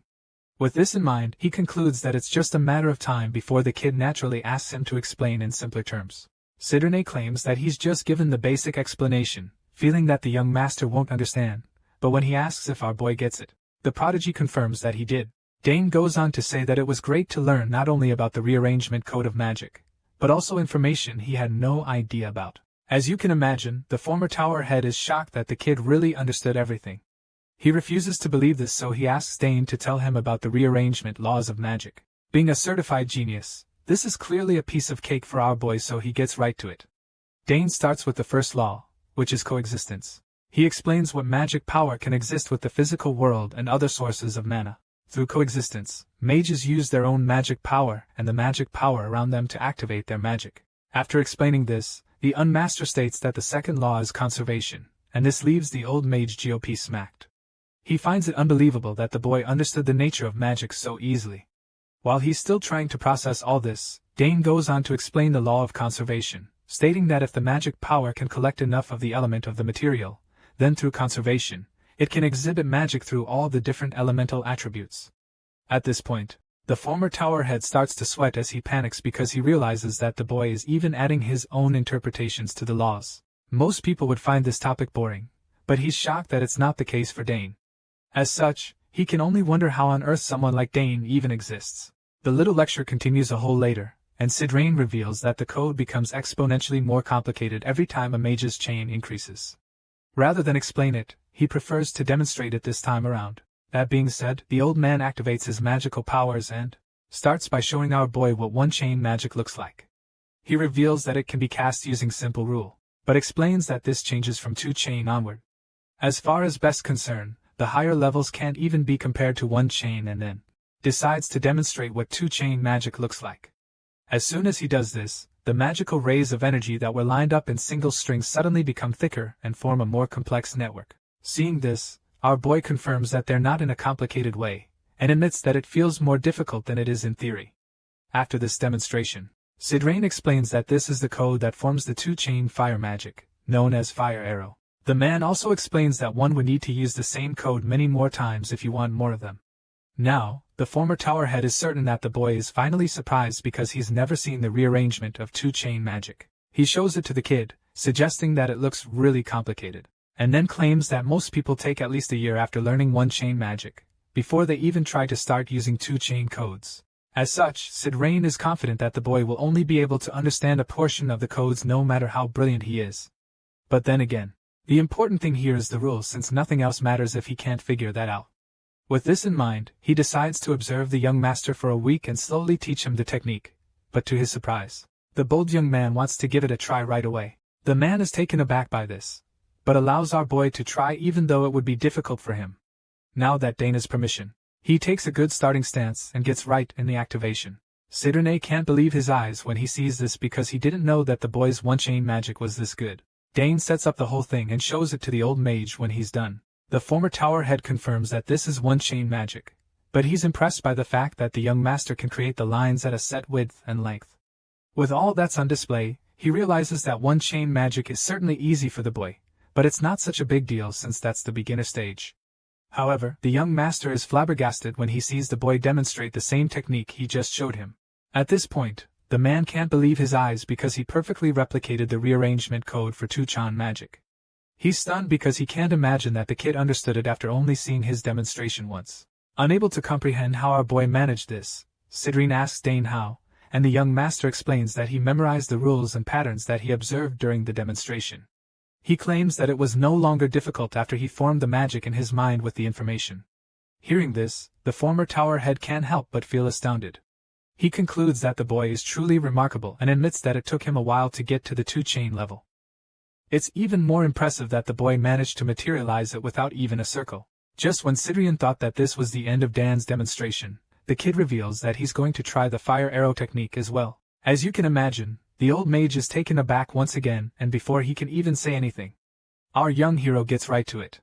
Using the new powers he developed, he manipulates the magical energy around him and uses this is it to create the fire arrows. When he sees the flames and arrows, he realizes that it's working, while Sidrain watches the whole thing with his jaw on the floor. He can't understand how Dane is able to do it so easily. Right now, this whole thing is basically nonsense to him, because he knows that he would have been able to attain his dream level of 9-chain if he had this kind of talent. Our boy continues to mess around with the flaming arrows and asks the old man if he's doing it right, so Sidrian confirms this, stating that the boy is a very fast learner. In response, the young master admits that it surprised him too that he was able to do it in one go. And this whole thing makes Sidrine feel that the world will flip when they discover that there's a young mage out there without a circle. With this in mind, the former tower head feels that he needs to thoroughly hide Dan's talent until he becomes his disciple at least. Anyway, now that he's seen how brilliant the boy is, he suggests arranging another code and the young master is down for it. With everything that he's seen today, Sidrain feels that he just probably thinks of how he'll write that recommendation letter to the academy. Later that evening, Dane returns to his room, feeling that the magic lessons were more fun than he expected. While laying in his bed, he concludes that he'll need to learn theory and practice together since he can use magic. The young master thinks back to his previous life, and remembers how he was in a position where he had no choice but to forego magic. In circumstances where he didn't even know when he would die, trying to make time to learn magic was a luxury he couldn't afford. Back then, the only way he could survive was by swinging his sword. Since magic, up to a certain point, prioritizes theoretical learning over practical spellcasting, Dane looks forward to this new life even more. Combining the theories he learned from his older sister, with his born talent, he believes that he's able to show explosive growth with even just simple guidance, and considering the fact that he's also being taught by a former tower master, our boy is pretty confident that he'll excel. So while he's still in bed, he already starts wondering what magic he will learn the next day. Half a month later, Dane and Sidrian visit the Count with a request, but the man seems to find it a bit too much. They want to make a magic reagent, and since they don't have the materials, they'll need to source them outside the territory. As you can imagine, Arkin isn't too comfortable with this arrangement, but the old mage tells the Count not to worry, stating that the boy has already learned 4 rearrangement codes. Of course, Dane's father is shocked to hear this since it usually takes a month at least to learn 1 code. Besides that, information about magic reagents aren't easy to come by, so he asks his son where he learned about them. In response, Dane claims that he learned about them when reading books on magic in the library, stating that they caught his interest. Sid Rangels laughs in excitement when he hears this, suggesting that geniuses are indeed always different. He never expected the young master to be curious about magic reagents since most people find them boring. That being said, he guarantees that Dan will have fun picking up the reagent materials as well since he likes reading about them so much. At this point, the Count is dumbfounded for a moment.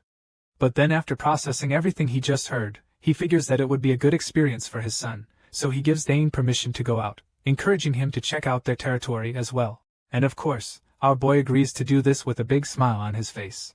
The story continues on the streets of Sogers County. We get a bird's-eye view of the area, from young children to elderly women and men.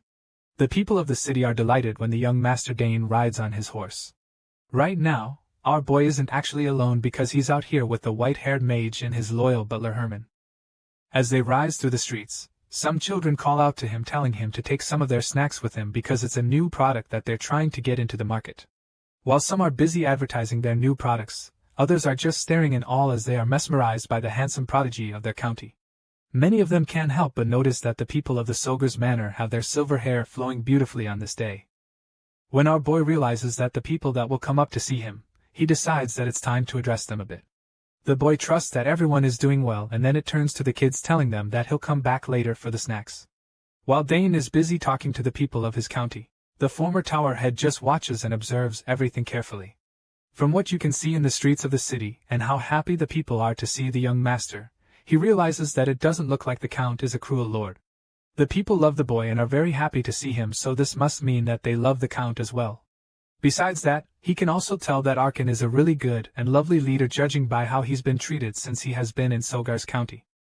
The place looks really prosperous, and it's no wonder why the county is considered the most peaceful place in the entire continent. Looking around, it's easy for him to see that there is a lot of good stuff over here in the south.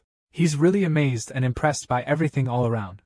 From the delicious snacks to the great weather and the good people, this old mage can't help but admit that it's a sight that would be difficult to see back in the capital. Sidney probably didn't realize that he's been thinking out loud because all of a sudden, Dane replies to him, confirming everything that he just said about Solgar's county. The young master smiles proudly, agreeing with the mage and stating how nicely warm it is over here in the south. It turns out that these two men came out to the streets for a reason. They're supposed to go to the magic supply shop, and the old mage is now wondering how long until they get there. In response, the boy admits that he's not sure, claiming that he's not even been there before. The old man is surprised when he hears this because he probably thought that the boy would be the one to lead the way or something. It's at this point that Dane finally calls on his trusty butler Herman to lead the way, asking the guy to lead the way from here. As you'd expect, the loyal servant is more than happy to help. That being said, it doesn't take long for him to take the lead, and of course, the others pick up the pace to follow him. Herman claims that their destination is not too far, and Dane admits that he's glad to hear that. Soon enough, the trio arrives at the magic supply shop, and there, the people are really surprised to see that it's Dane. They can't believe that the young master and the shop owner quickly welcomes them into the shop. They enter the place, and just like the rumors, she notices that the boy's silver hair and emerald eyes are stunning.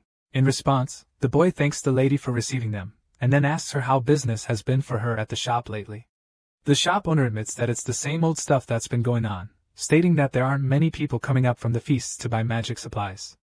She claims that she's been selling things to foreigners or people who have a slight interest in magic. Still, she states that it's certainly a pleasure to see the previous Lord's head reign of the magic tower in person.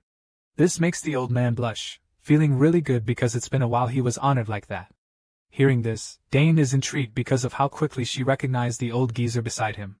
He already knows that the man is a really respected public figure and actually does regard the man. But not to the point that he'll start sipping like many other people do. The girl figured out who the mage was at once, and after thinking about it, he realizes that it makes a lot of sense to him since there are only a few magic tower heads within their empire. His thoughts are interrupted all of a sudden when the shop owner tells them to feel free and look around.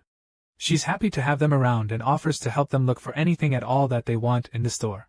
Hearing this, the old mage suggests that the boy look around as much as he wants since it's his first time in a magic supply shop. In the meantime, Sidrain intends to have a word with the shop owner, Sodring gets right to his little exploration. Looking around, the young master is amazed by how there's so much cool stuff in the shop. He spots a small chest filled with jewelry and all sorts of precious stones filling it to the brim. The place contains so many artifacts, from spells to magic books and probably much more cool stuff. On top of that, he realizes that he can see the magic reactions whenever he touches any of the supplies in the store. At this point, a sense of pride fills him because he knows that it must be due to the fact that his magic affinity is quite high. While observing the magical reactions, his thoughts are suddenly interrupted because he gets distracted by a strange ringing sound. He wonders what the noise is and follows the source. Dan believes that there's a particularly strong reaction coming from the other side of the shop. He's really drawn to it, and just keeps wondering what exactly it could be. He starts walking toward the items but gets drawn back when the shop owner stops him, telling him that the items are just for decoration. He's surprised to hear this, but it reduces his level of anxiety. And on top of that, the old mage suggests that he come over to her side and take a look at some of the potion ingredients with him. Sidran says this, feeling that Muneret should be good as a basic ingredient. Hearing this, the shop owner agrees with him and immediately brings it out for them. She hands him the ingredients she has, stating that moonroot is contained in at least 50 different potions. She also reveals that she personally processed this batch and assures the visitors that they're very high quality. Despite hearing all of this, our boy can't help but feel uneasy. He senses something really strange and goes right back to pondering deeply. While he's deep in thought, he gets abruptly pulled out of there once again, this turn around. He looks back and sees a shiny stone which he immediately identifies as the object that has been ringing to him for a while now. The boy is overwhelmed when he finally finds the thing that has been calling out to him all along, but it turns out that he drew some attention to himself in his excitement. So much so that the buller rushes in to check if anything happened today. At this point, the kid reveals that he can feel something from the strange stone. The servant is shocked when he hears this because in his mind, the stone should only be for decoration. Hearing this, the young master admits that he's not entirely sure himself, but even at that, the one thing he's certain of is the fact that the stone is unusual. With his curiosity piqued, he reaches out and grabs the stone, and that's when he confirms something really cool. It turns out that he was thinking the reaction becomes stronger if he imbues it with more magic. After trying this out and it actually worked, the boy begins to wonder if all of this power from the stone is reacting only to his own magic. While he's trying to figure this out, Sidrain and the shop owner are having their own conversation at the side. The lady gives him her ingredients and commends him on having a good eye because she feels that she's given him the perfect sample. At this point, the mage suggests that the moon root and some canwell berries should also be good. Their conversation is interrupted by Dan, who suddenly comes out with the strange stone, asking the shop owner what it is. When she sees him, she's taken aback and starts wondering where he acquired the stone. Seeing this, the curious mage asks her what kind of stone it is, and the shop owner simply responds, stating that it's just a decoration. Dane is still finding it hard to believe this because as far as he's concerned, it's impossible for a mere decoration to have a magic reaction. At this point, the shop owner just sighs in disappointment, admitting that thinking about the rock makes her frustrated. Sidrain is puzzled by this statement, so he asks her how come, wondering if someone cheated her with the item. In response, she reveals that a few years back, some peddler gave her a big package as payment. She explains that it was the stone she found inside the package after opening it. She felt really unlucky that time because it seemed as though she had been cheated of her money. Anyway, rather than being frustrated about it, she took the stone to a mage to get it appraised. Unfortunately, after the examination, she was told that the stone was just a rock. She didn't have anywhere else to put it, so she took it back to the shop and left it on one of the shelves. This story sounds quite strange today, but it makes him feel that the object is clearly just a normal rock. Seeing that he's interested in her goods, she calls him to side, claiming that she has something really good for him if that's what he's looking for. The shop owner brags about having a few special magic artifacts, and offers to show them to him right away. When Dan hears that he'll be going on a little tour around the shop, he's glad and wastes no time in following her. The first thing she shows him is her name card scroll, and she looks really excited to show it to him. But he doesn't exactly look impressed at first glance, even though there seems to be a lot of pretty good stuff.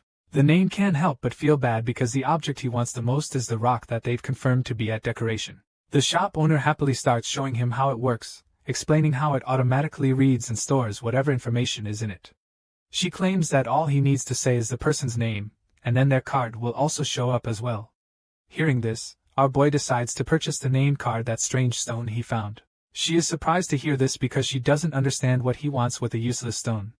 As much as she tries to discourage him from taking the stone, he just ignores her, feeling certain that he can't just leave it lying around there because it looks quite special to him. The old man notices that Dane is holding a stone, so he calls out to the boy, asking him what he intends to do with that thing, and Danger smiles sheepishly in response. A while later, the both of them leave the shop and on their way back, Sidrain asks Dane about the stone, admitting that he didn't know the boy was interested in decoration or art pieces. As such, he wonders if there's something else that makes Dane find the stone special. At this point, Dane laughs in response, surprised that the man noticed. Sidrain confirms that he did, admitting that he finds it strange for the boy to buy a useless decoration. Our boy then admits that the old man is correct, claiming that the stone definitely isn't just a decorative piece. He reveals that the stone is clearly responding to his magic, which Sidrain is surprised to hear. The mage states that he's not sure either what that stone is, but admits that hearing it piques his interest, and then suggests going back to the castle to take a closer look since there are too many people around. Our boy agrees with this, and so they pick up the pace. Once they're back in the castle, our boy asks the old mage if he can really figure out what is up with the stone. In response, the man starts to wonder if Dan is looking down on his invaluable experimentation tool. claiming that he can definitely figure out what it is. However, the young master reminds Sidrain that a mage already appraised the stone and said that there was nothing special about it. The old man just scoffs in response, claiming that nothing that mage did can compare to what he's about to do. The former tower head is so confident in his device because he put all of his funds into the state-of-the-art tool. He believes that it can analyze whatever object or tool that you put on top of it. And when Dan hears all of this, he's impressed and convinced that it will work, so he suggests that they try out the incredible tool. Sidrain agrees with him and starts up the device, admitting that he's also quite eager to see what happens. After activating the tool, he tells Dan to put the stone on top of it and ask him to imbue his magic. Our boy does just that, and immediately, a huge wave of magical energy radiates from the stone. The rays of power spread all over the training ground, and it becomes clear without a doubt that there's indeed something special about the stone. The old man giggles with pride, feeling that he can finally hold his head high where the young master is, because he will probably respect him more after this. The strange stone continues to shoot out energy and bright rays to an excessive amount, and Dan begins to panic a little at this point. They're puzzled by the orientation of the light beams, and Dane figures that this must be a code. Sidrain confirms this, stating that it's not just any ordinary code, however. The young master is amazed by the sight before him because it's a code whose rules and structure, and of course arrangements, he's never seen before. For all he knows, this could even be as complex as a 6-chain or a 7-chain code. At this point, Dane suggests that the magic in the stone is what is manifesting the code, and Sidrain agrees with him. The man confirms that it's just as our boy said, stating that the young master's magic holds the key to unlocking that code, and he feels this way because the stone only responds to the boy's magic. This theory catches the young master off guard, and it makes him wonder what kind of magic is inside the stone. It also makes him wonder why it only responds to his magic. Hearing this, the mage continues to observe the magical energy from the stone and admits that it's pretty unfamiliar to him. However, he promises to attempt to figure it out since he has the reputation of a former tower head. At this point, the young master suggests that maybe they'll be able to find out why his magic is different from that of other people. But this can only happen if Sider succeeds in his attempt. The mage seems pretty confident he can do it, so Dan supports him and wishes him success from the sidelines. The scene shifts and we're taken to the capital, where we meet Arabella. She's currently occupied in her personal laboratory at the academy and working on something really puzzling.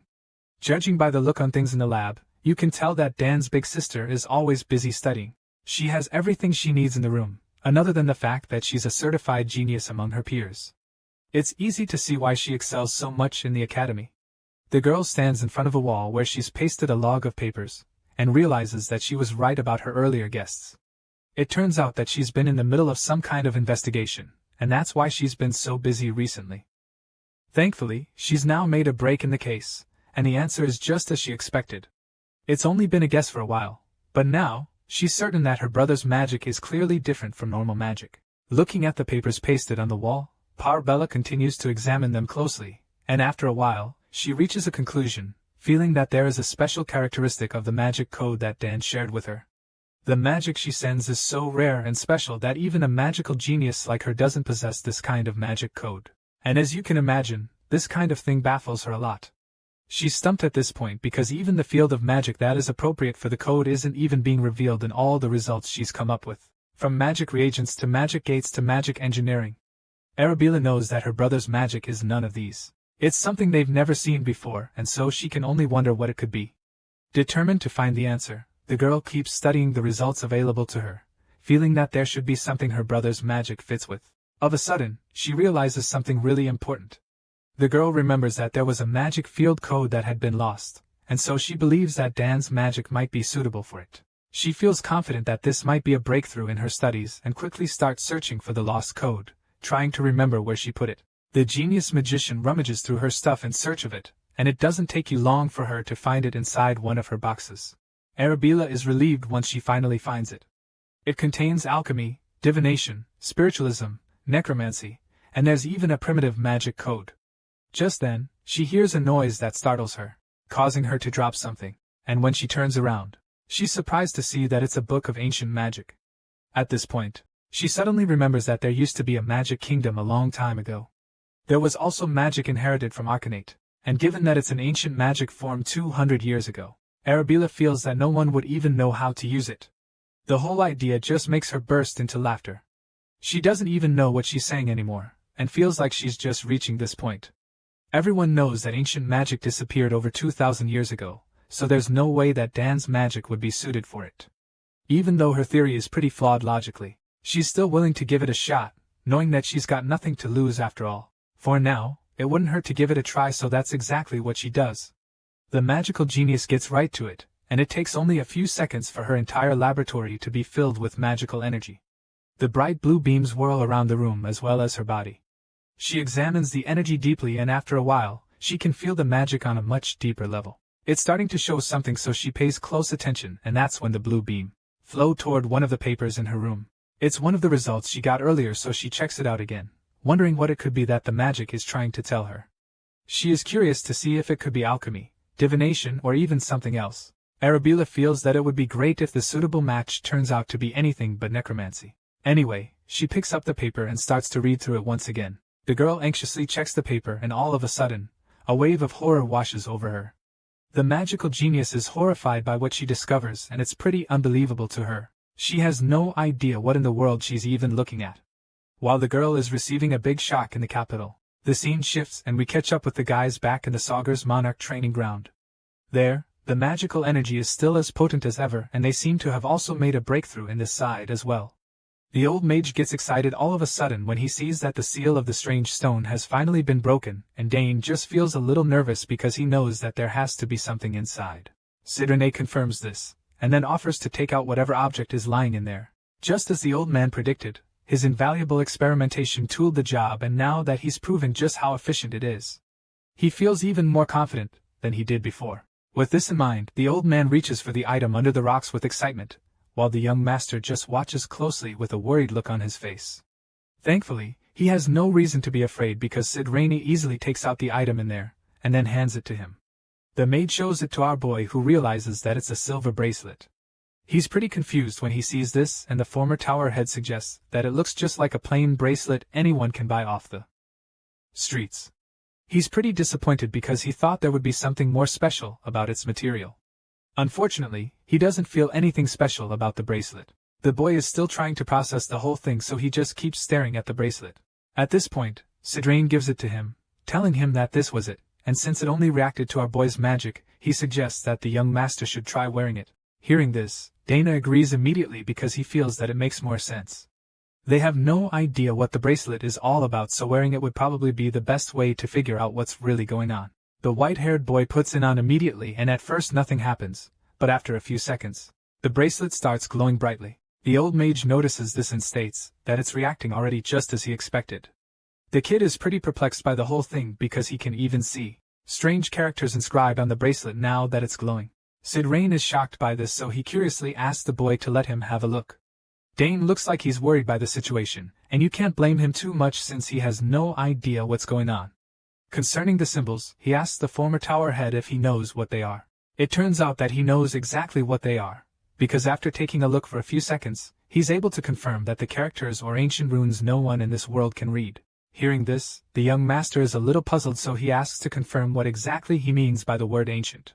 In response, the old man confirms that they are characters the ancient magic kingdom of Archana used in their time. Hearing this, the boy is so astounded because he knows all about the ancient kingdom. He heard about Archana from Arabella when he was really young. Back then, she said that it was an age when every little thing originated from magic. But then one day, that age suddenly ended and nobody knows exactly why. The only things that remain from that time are a few relics and stories passed down the generations. For a long time, that was all people had to take away from the Archana kingdom. But now, there is a new discovery which just happens to be this one line of magic code. A while later, the duo return to Sidon's room in the annex tower. The old man laughs, feeling relieved because now he has confirmed what he has been thinking for a long time. He knew that Dane's magic was special, but he had no idea that it would be related to the ancient magic kingdom. Even though the boy had no idea of everything they've discovered before today, he finally understands that his relation to the ancient magic kingdom must be the reason why he can move around the forest of last days so easily. Hearing this, the former tower head figures that the boy is right, so he admits that it seems to be the case. It makes a lot of sense since the magic from that forest actually originated from Archana as well. Sidrene is impressed with both Dane's magical abilities and his intelligence. The young master is exactly the kind of boy he's always wanted as his disciple, but the kid just keeps turning him down, leaving him more desperate each time. While he's thinking about this, Dane cuts his thoughts short, revealing that he can't see anything else in the bracelet. Knowing how such items work, Sidrian advises the kid to take his time finding out rather than rushing and trying to figure out everything at once. However, he doesn't want Dane going around talking about their new discovery, and the obedient boy promises to do as the old man has told him. They both hear a loud noise all of a sudden, and it leaves them both shocked, so they wonder what on earth that sound was. Sidrian is really concerned by what they just heard, so he hopes that the warning sound they just heard isn't alerting them of a monster attack. It would be really tough for him to face a monster right now, and it's pretty shocking to even imagine this happening since Saugus County is supposed to be the most peaceful place in the entire continent. Anyway, if they must face monsters, Sidrian believes that he should be up to the task because his body is almost fully healed. He hopes that he'll be permitted to let loose for a bit because he's eager to finally repay a bit of the hospitality they've shown him since he arrived at the tower. The old man starts activating his magical powers all of a sudden, and Dane just stands still, staring at him with a blank expression. When he sees that the boy is just standing there, he gets pissed and yells at him, "Yo, hi, grab a spear or something." Rather than getting all worked up, our boy just remains calm. He quietly reaches into his robe and takes out a necklace from there. Meanwhile, the former tower head is already freaking out. But then he suddenly realizes that the sound was actually coming from the necklace. He's shocked to realize this, and Dan simply assures him that the sound has nothing to do with monsters. In fact, the sound means that Dan's eldest sister, Arabella, is trying to contact him. The former tower head is really pissed and disappointed to hear this because he was already getting powered up for a super fight with any monsters he came up against. Now that he knows this, he starts to cool down, telling Dane that he should have said so from the start rather than allowing him to get so excited. In response, the kid just laughs, confidently stating that there would be no reason for monsters in this area. After messing with Sidrian once again, he asks the old man to excuse him for a bit so he can go and answer his sister's call. While he's at it, the grumpy mage just stays by himself, feeling really disappointed still as he forces his magical powers to calm down once again. Dane answers the call, asking Arabella what's up, and she immediately asks him why he took so long to respond. The boy apologizes and asks her why she's trying to reach him. In response, she informs him that she discovered something while she was analyzing his magic code. But before revealing this, she senses that someone is next to him and pauses so she doesn't accidentally inform someone who shouldn't know. Before she can say anything else, he figures that she's also about to tell him that she found out that his magic is ancient magic. As you can imagine, the genius mage is stunned by the fact that her baby brother figured that out too. She exclaims loudly, wondering how on earth he found that out. Anyway, our boy breaks everything down to here, and once she knows that he and Mr. Sidrian were analyzing the strange stone, she's able to put the rest of the puzzle together. The stone came from the ancient magic kingdom, and since it only reacts to Dane's magic, then it only makes sense that they get their magic from the same source. Arabella is currently putting the whole thing together, and once she's done, Dane confirms the story. On the other hand, Sidrian is a little upset that the girl figured out the truth just by simply analyzing his magic. He knew she was a genius, but her talent is even greater than he imagined, and it makes him a little jealous. Arabella suddenly asks the young master if anyone else knows about this, and he confirms that nobody does. Hearing this, she feels that it's good it's still a secret, so she tells him to listen carefully to what she's about to tell him. She also wants Cider and to listen as well because they're better off keeping this information a secret. Arabella claims that Dan won't be able to handle the consequences if he lets the news be revealed so early. At this point, the former tower head feels that it would be a good time to introduce himself and have a chat with the famous genius mage of the academy. He claims that he's heard so much about her from her baby brother, and when the girl hears this, she feels bad for not even introducing herself to the legend. She got so caught up in going straight to the point that she forgot all about pleasantries. In response, the man tells her not to worry about that, assuring her that they would do their best to keep it a secret. Sidrian knows that the entire house saga would be caught up in the huge aftermath, and not just staying if this news were to leak. As such, he's determined to help the young master keep their discovery away from anyone else. Hearing this, Arabella is relieved because just as she expected of the former tower head, he immediately understood the issue at hand. The old man then asks her if this exchange is being recorded, and Arabella assures him that it will all be deleted immediately the conversation ends. In response, the mage claims that it's good this way since they do want to have any evidence lying around. Also, he plans on returning to the magic tower so that he can investigate this matter. The girl thanks him for helping out with their little issue and modestly tells her not to bother, because as a mage, he is doing this out of his sense of duty. That being said, he doesn't expect her to be concerned. Anyway, now that he's gotten a chance to speak with the genius mage of the academy, He points out the fact that he heard she was looking for a magic tower to join. He's interested in her, so he would like to know if she's made her choice yet, since he'd prefer she joined his tower. This question gets Arabella nervous immediately, and reluctantly admits that she has not decided yet. However, she makes it clear to him that she is not considering the Nixon magic tower. This is because she doesn't specialize in the field she is interested in, and the moment she says this, she knows that he would get pissed. As usual, Sid Rain is upset that she would be so blunt while turning down his tower. He was wondering where Dane's decisiveness came from, and now that he's had a chat with the boy's eldest sister, he starts to think that the attitude must have come from Arabella. Even though he's clearly disappointed, he does his best to hide the pain and burst into laughter. He tells her that she doesn't have to come to the Nixon magic tower after all, and he says this so it doesn't seem like he's desperate to have her or something. Kane just listens to the exchange and is pretty surprised about how straightforward his big sister is as well. Anyway, the rebel responds to the old mage, assuring him that there are many talented people out there who would want to join his tower. Either way, that's not the reason she called. So after talking with Sid Rain for a while, she tells Dane that they'll talk about the details of their conversation later. Our boy agrees with this and says goodbye, telling her to stay safe, before ending the call. Just like that, the conversation comes to an end, and after that, Sidrian can't help but admit that Arabella has become quite a great person. Dane responds, confirming this with certainty, and then informs the man that the artifact in his hand was made by her too. Arabella says that the compact crystal ball is trendy among young mages rather than having to use a huge round crystal ball. The jealous old man is really impressed by all of this, but he can't even hide the envy on his face. As much as the crystal pendant thing is cool, he bluntly states that he has no need for such an item. After all, when one reaches a chain-level magic, contact with people isn't exactly something you would want. As far as he's concerned, anyone who actually has anything important to tell him would just come find him directly. As you'd expect, our boy just respects the man's opinion and smiles at him, feeling that the old geezer probably doesn't have any friends.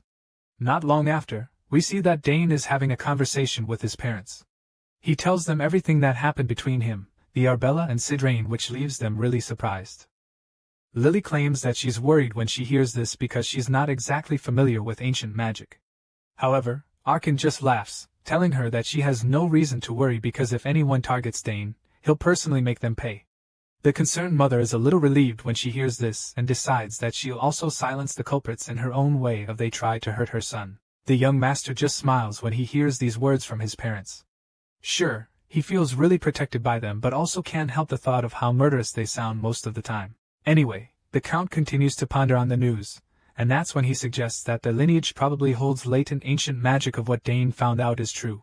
This is a good question as far as the mother is concerned, but the problem here is that they don't know if any of their ancestors had it. She points this out, and then offers to check her side of the family to see where this is coming from. What could be unearthed if both sides of the family dug into this is not really important, but they all can't help but wonder what the truth actually is. Nevertheless, it looks like they have reached the limit in more ways than one, and Lily tells Day and that staying back in the county may interfere with his growth. She suggests that he should consider slowly making his way to the capital. The boy is nervous when she says this, but she seems really serious about it, stating that the minimum age for enrollment is 14. Arkin mentions that this is Dan's exact age right now, and even though he wanted the kid to stay back another year or two, he admits that it does look like there's nothing left for Dan to learn in the county. As much as they want what's best for him, the most they can do is advise him, so Lily lets the boy know that he can still leave whenever he wants. Dane is taken aback by all this because he had no idea that they were having such thoughts all this while. The Count is confident that his boy will do very well in the capital. As such, he encourages the young master to go there and indulge his talents to his heart's content. These words of encouragement make the kid really proud, and so he informs his parents that he understands what they're saying. That being said, he decides that he'll finally prepare to enter the academy, and the proud looks on their faces are enough to make any child fulfilled. His father tells him that he's made a good choice, and he's happy to hear this coming from his old man. Once that phase of the journey is over, our hero decides that it's time for him to move on to the next level. Later on, he returns to the Annex Tower where he breaks the news to the former tower mage. Sid Rain is surprised that this is the choice he made but admits that it's a good one, even though it's a lot sooner than he expected. He believes that Dane having his talent restricted to the country alone would be such a waste, so he encourages the boy to go ahead with his plan. Also, he gives Dane a word of advice, telling him not to reveal too much of his talents at once. Sure, the academy is a place that welcomes talent. Sidrian also makes it clear to the boy that not everyone there thinks that way. Dan agrees with the mage, feeling that it's very true because even Arabella told him the same thing earlier. He recalls how his big sister had outrageous situations happen to her all because of how talented she was among her peers. Cedrian claims that mediocre kids wouldn't even be able to keep up with him, suggesting that Dan and his sisters would be the stars of the academy. However, he also reveals that House Thermion would be their major rival since the children of that family are a different story. Hearing this, Dana immediately understands what the mage is saying and he also agrees with it. This makes him remember his red-haired friend, Layla, and he recalls telling her that he would visit her if he ever went to the capital. Because of this, he's sure that she would be really upset and greatly disappointed in him if he doesn't pay her a visit. He makes up his mind to go see her, and while he's at it, he figures that he'll also think about what weapon to make using the crest Duke Thermion gave him. The old mage chimes in at this point, claiming that Dane should depart from the county in 2 months since there are 3 months till he enters the academy. Hearing this, Dane agrees with him and asks to Drain what his own plans are. In response, the old man reveals that he's going to return to the magic tower because he's thought of something that he needs to do over there. Thanks to Dane, the former tower head has resolved his issue with boredom, and now he promises to let the kid know every clue he finds about ancient magic and anything else regarding it. Our boy is excited when he hears this, and tells the man that he would greatly appreciate that. At this point, Cedrian suggests that the only problem left would be the little time they have to finish up the boy's lessons. That being said, he suggests accelerating the lessons, even though 3-chain is incomparably more difficult than 2-chain. Hearing this, our boy agrees, knowing that it's true, but then again, he promises to study hard. That aside, he reveals that he prepared a gift for the old man to his surprise to hear this. Dane confirms this and then hands the former tower head a box, explaining that he received it the previous form from his sister using teleport magic. It's a very hot item and Cedrian can see that, so our boy reveals that it is the new compact crystal ball that hasn't even come out yet. Arabella developed this new product and Dane pulled strings to get it from her as a favor. The former tower head is excited when he sees the gift. He notices how it's so small and pretty, and even though he insists that he doesn't need something like that, he graciously accepts the gift that the young master prepared for him. Hearing this, our boy asks the mage to contact him using the crystal ball, and then Cedrian realizes that it's a structure he can register his code in. At the same time, Dane notices how excited the man looks even though he keeps claiming that he does need the crystal ball. It doesn't take Dane too long to teach the man how to use the item and wins. The Drain realizes how easy it is to use. The boy starts hoping that the nosy man won't be contacting him too frequently. Later that night, our boy returns to his room. He stands alone in his room as he thinks about the journey ahead and he realizes that he needs to seriously make preparations for the remaining 2 months he has left to stay with his family in the county. He ponders deeply on the whole thing and then admits that his interest lies in summoning to some extent. With this in mind, he decides that he'll make it a goal to officially take classes in summoning. He would also like to be issued a summon sign after some time at the academy. Besides that, our boy feels that he would also want to have a chance to take the qualification exam as well. This basically means that he might even be talking summoning more seriously than magic or spearmanship when he gets to the academy. It wouldn't be a bad idea though. After all, his big sister Claire is literally an assistant professor already, and so there's a chance he'll get to see her off and while attending all those classes in summoning. While the boy is thinking about all the things he'd like to do there, his attention is suddenly drawn to the huge spotted exiting in one side of the room. Anyway, he turns to look at the egg and remembers that he forgot to imbue magic into it this evening. The good thing is that he's remembered the egg now, so he goes to feed it some mana, and while he's at it he starts to realize just how long he's had this massive egg with him. For 7 years straight. He has dedicatedly imbued magic into the egg every morning and every evening, but even after doing all of this for almost a decade, there's still no response.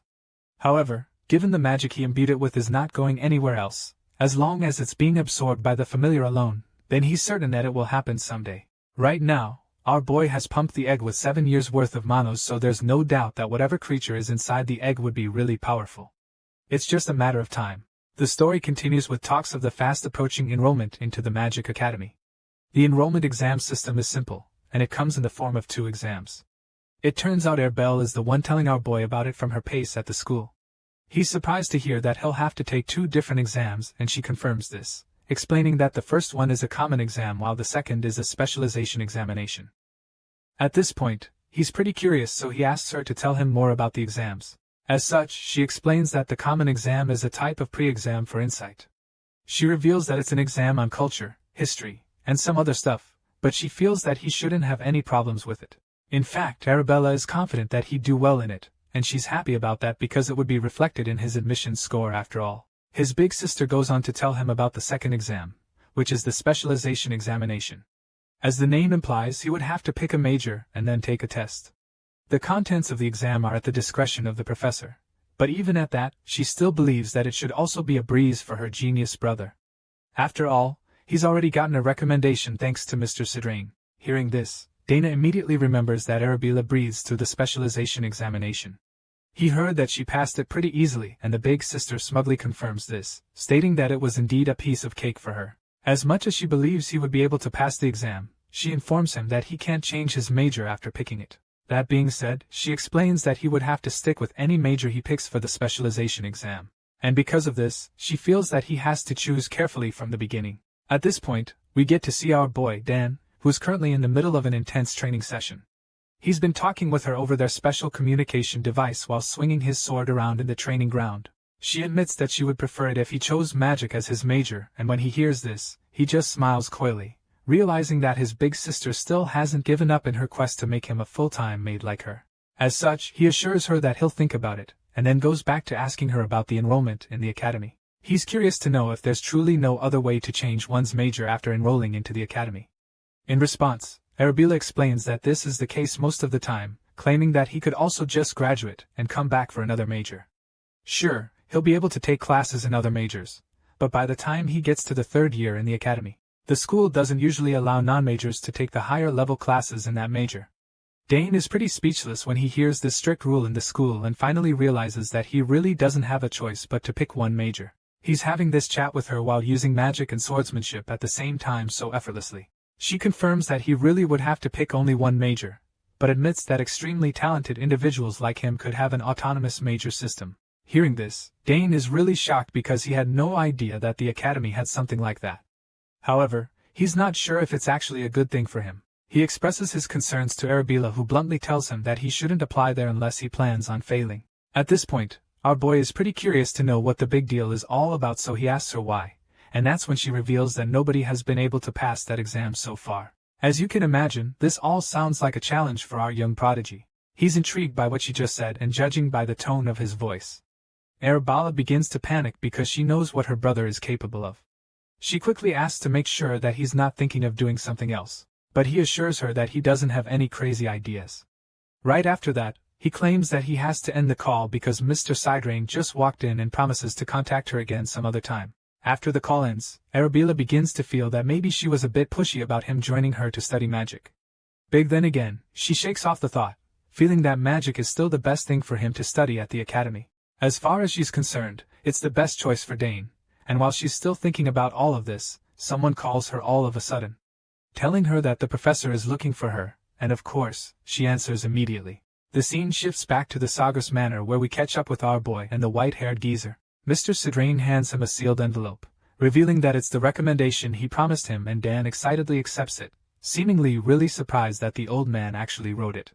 In response, the former towerhead reveals that he was as deliberate with the content of the letter as he was with the appearance. He claims that he's written recommendations before, but admits that this is the first time he has ever been sincere about what he wrote in the letters. That being said, Mr. Sidrain tells Dan that he should feel honored. As you can imagine, our boy is extremely grateful for the recommendation and also pretty excited about this advantage he's got, so he promises to live up to the old man's expectations. At this point, the old geezer just says, claiming that it would have been much better for him if Dan just agreed to become his disciple. But then again, he also feels that the kid won't even treat him properly as a master even if he took him in as a disciple. Hearing this, our boy just laughs nervously, knowing that what Sidrain says is absolutely true.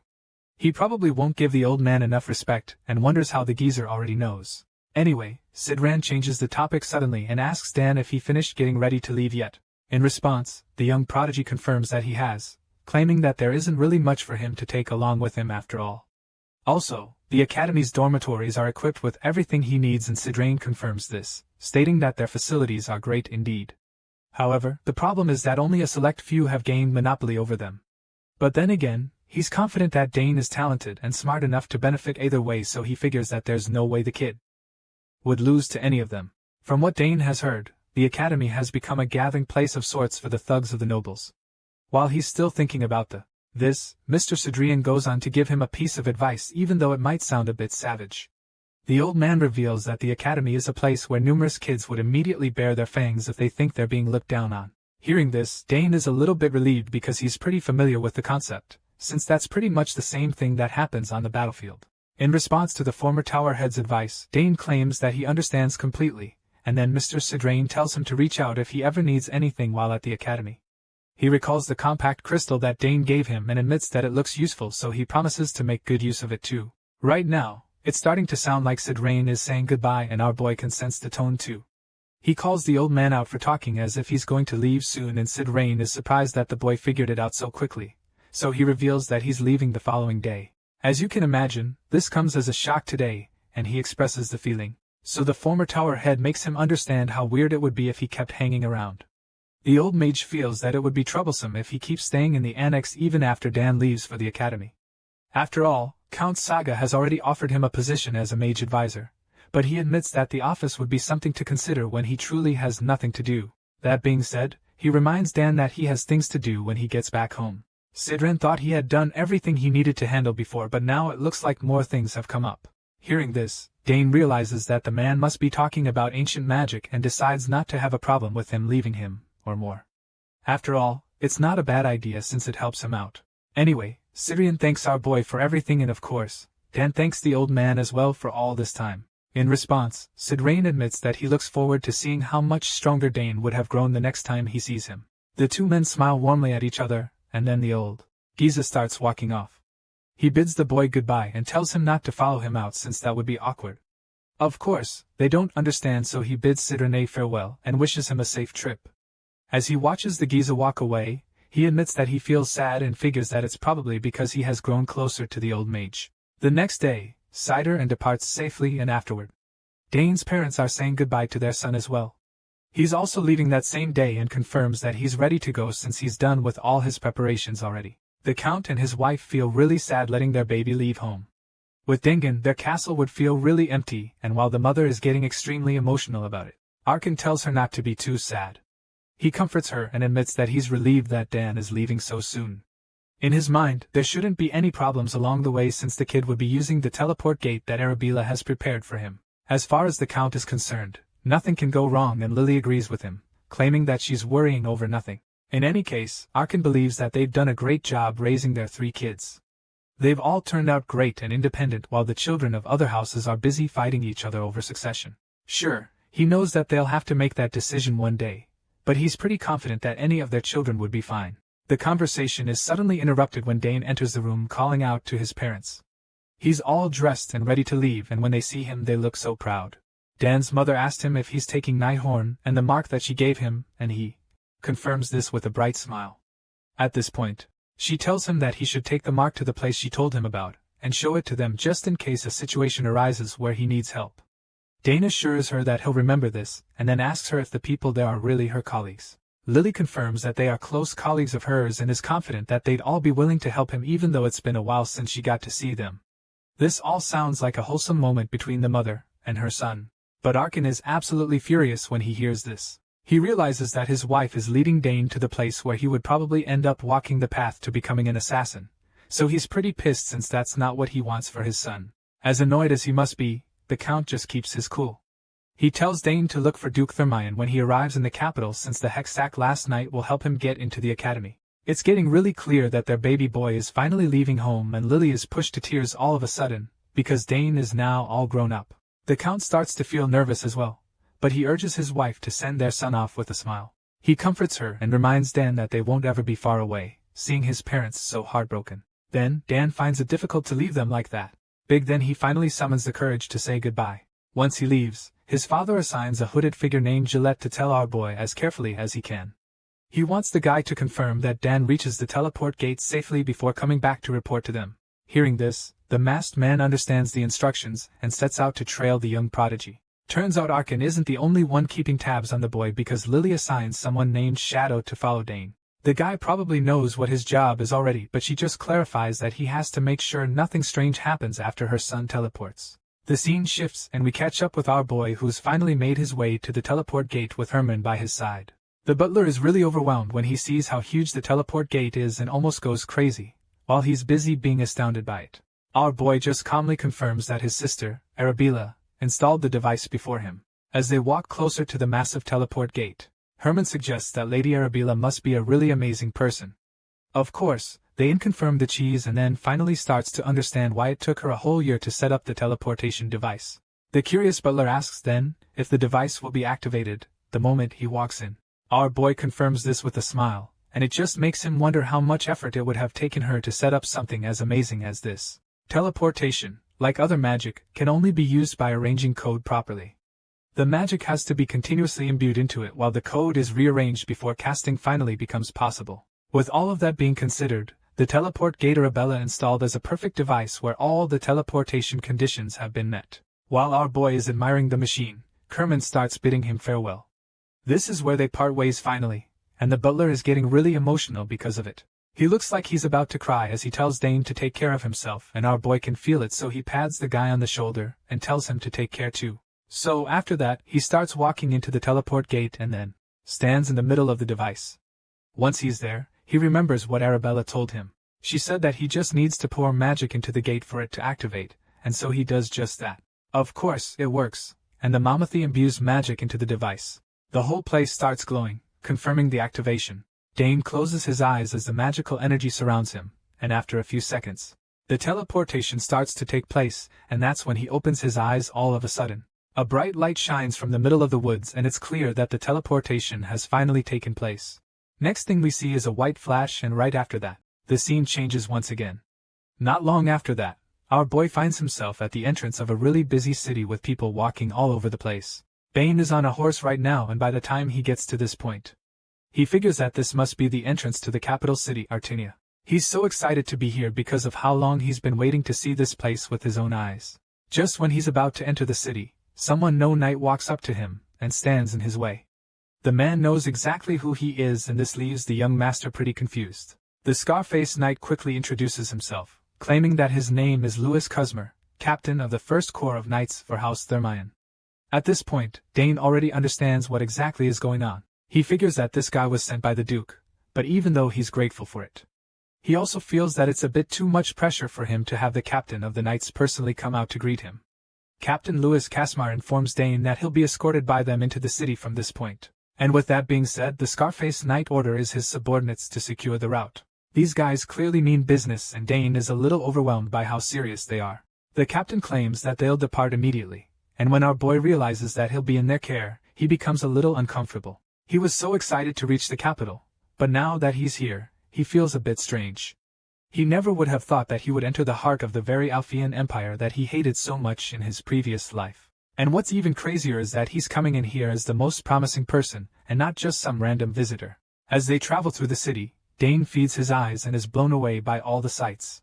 On one side, there's people advertising magic that they claim can't be seen on a normal day. And on the other side, extra cheap parfaits frozen by magic are being sold for only 1 bronze crown. Dane looks around and admits that they really do have everything in the capital.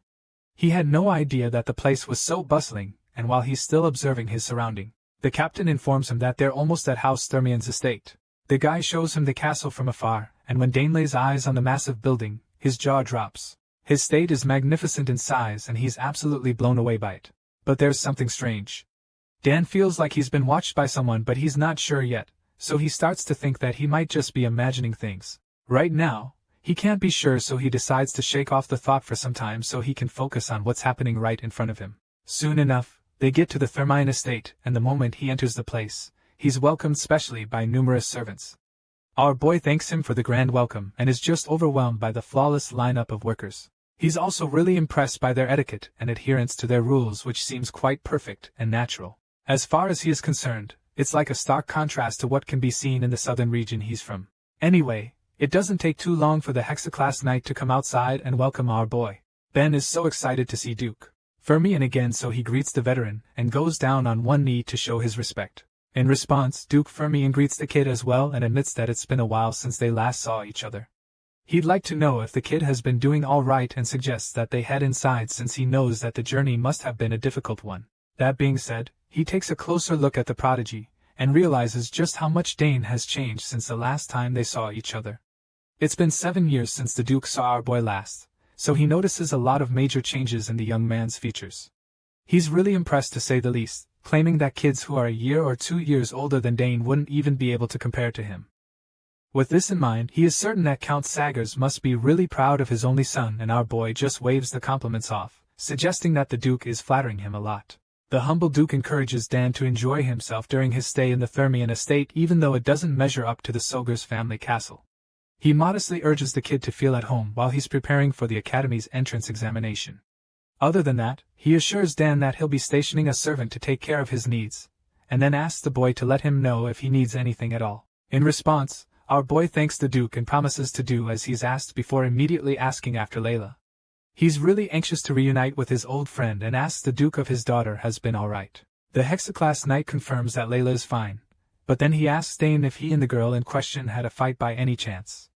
As you can imagine, Dane has no idea what the Duke is talking about, so he expresses his confusion. And that is when Thurman suddenly opens up. The old man reveals that Layla has been looking quite unhappy these days whenever Dane's name is mentioned. Of course, our boy is really puzzled by this, so he admits that he really has no idea what could be wrong. At this point, the knight understands and suggests that it might be due to the pressure she's feeling from the entrance examination. He doesn't think there's anything to worry about though, since he feels that someone like his daughter would easily pass the exam. Hearing this, our boy kindly offers to talk to the girl and ask her about all of this when he sees her. He gives the Duke a really warm and soothing smile, but deep down, he's nervous and wondering what the problem could be. He even asks himself if the girl is acting up because of puberty. Anyway, the Hexaclass Knight likes his idea and suggests that they do just that. He wants them to take their time to talk more in depth, and then suddenly drops another bombshell. Out of the blue, the old man claims that he's just giving Dane this heads up so that he can be gentle with the girl. Of course, our boy doesn't understand what this means, so he asks, and the Duke simply assures him that he'll understand soon enough. This is still a pretty vague response, so he just keeps wondering what the old man is talking about. While he's still pondering on it, Thermian suddenly suggests that he retire to his room and have some rest. But first, he's informed that a servant will lead him to his room, and sure enough, someone is assigned to him. The person takes him to the room, and once he's inside, the man encourages him to have a good rest. Dean thanks the guy, but the timid servant immediately slams the door so hard that it's all as if they're trying to keep our boy indoors. The young master looks around and finally accepts that this is where he'll be staying for a week until he takes the entrance examination.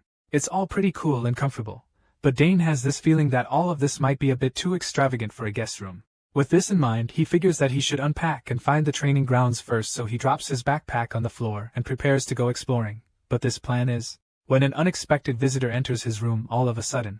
The person catches him off guard and offers to take him to the training grounds, which leaves him in a state of shock for a second.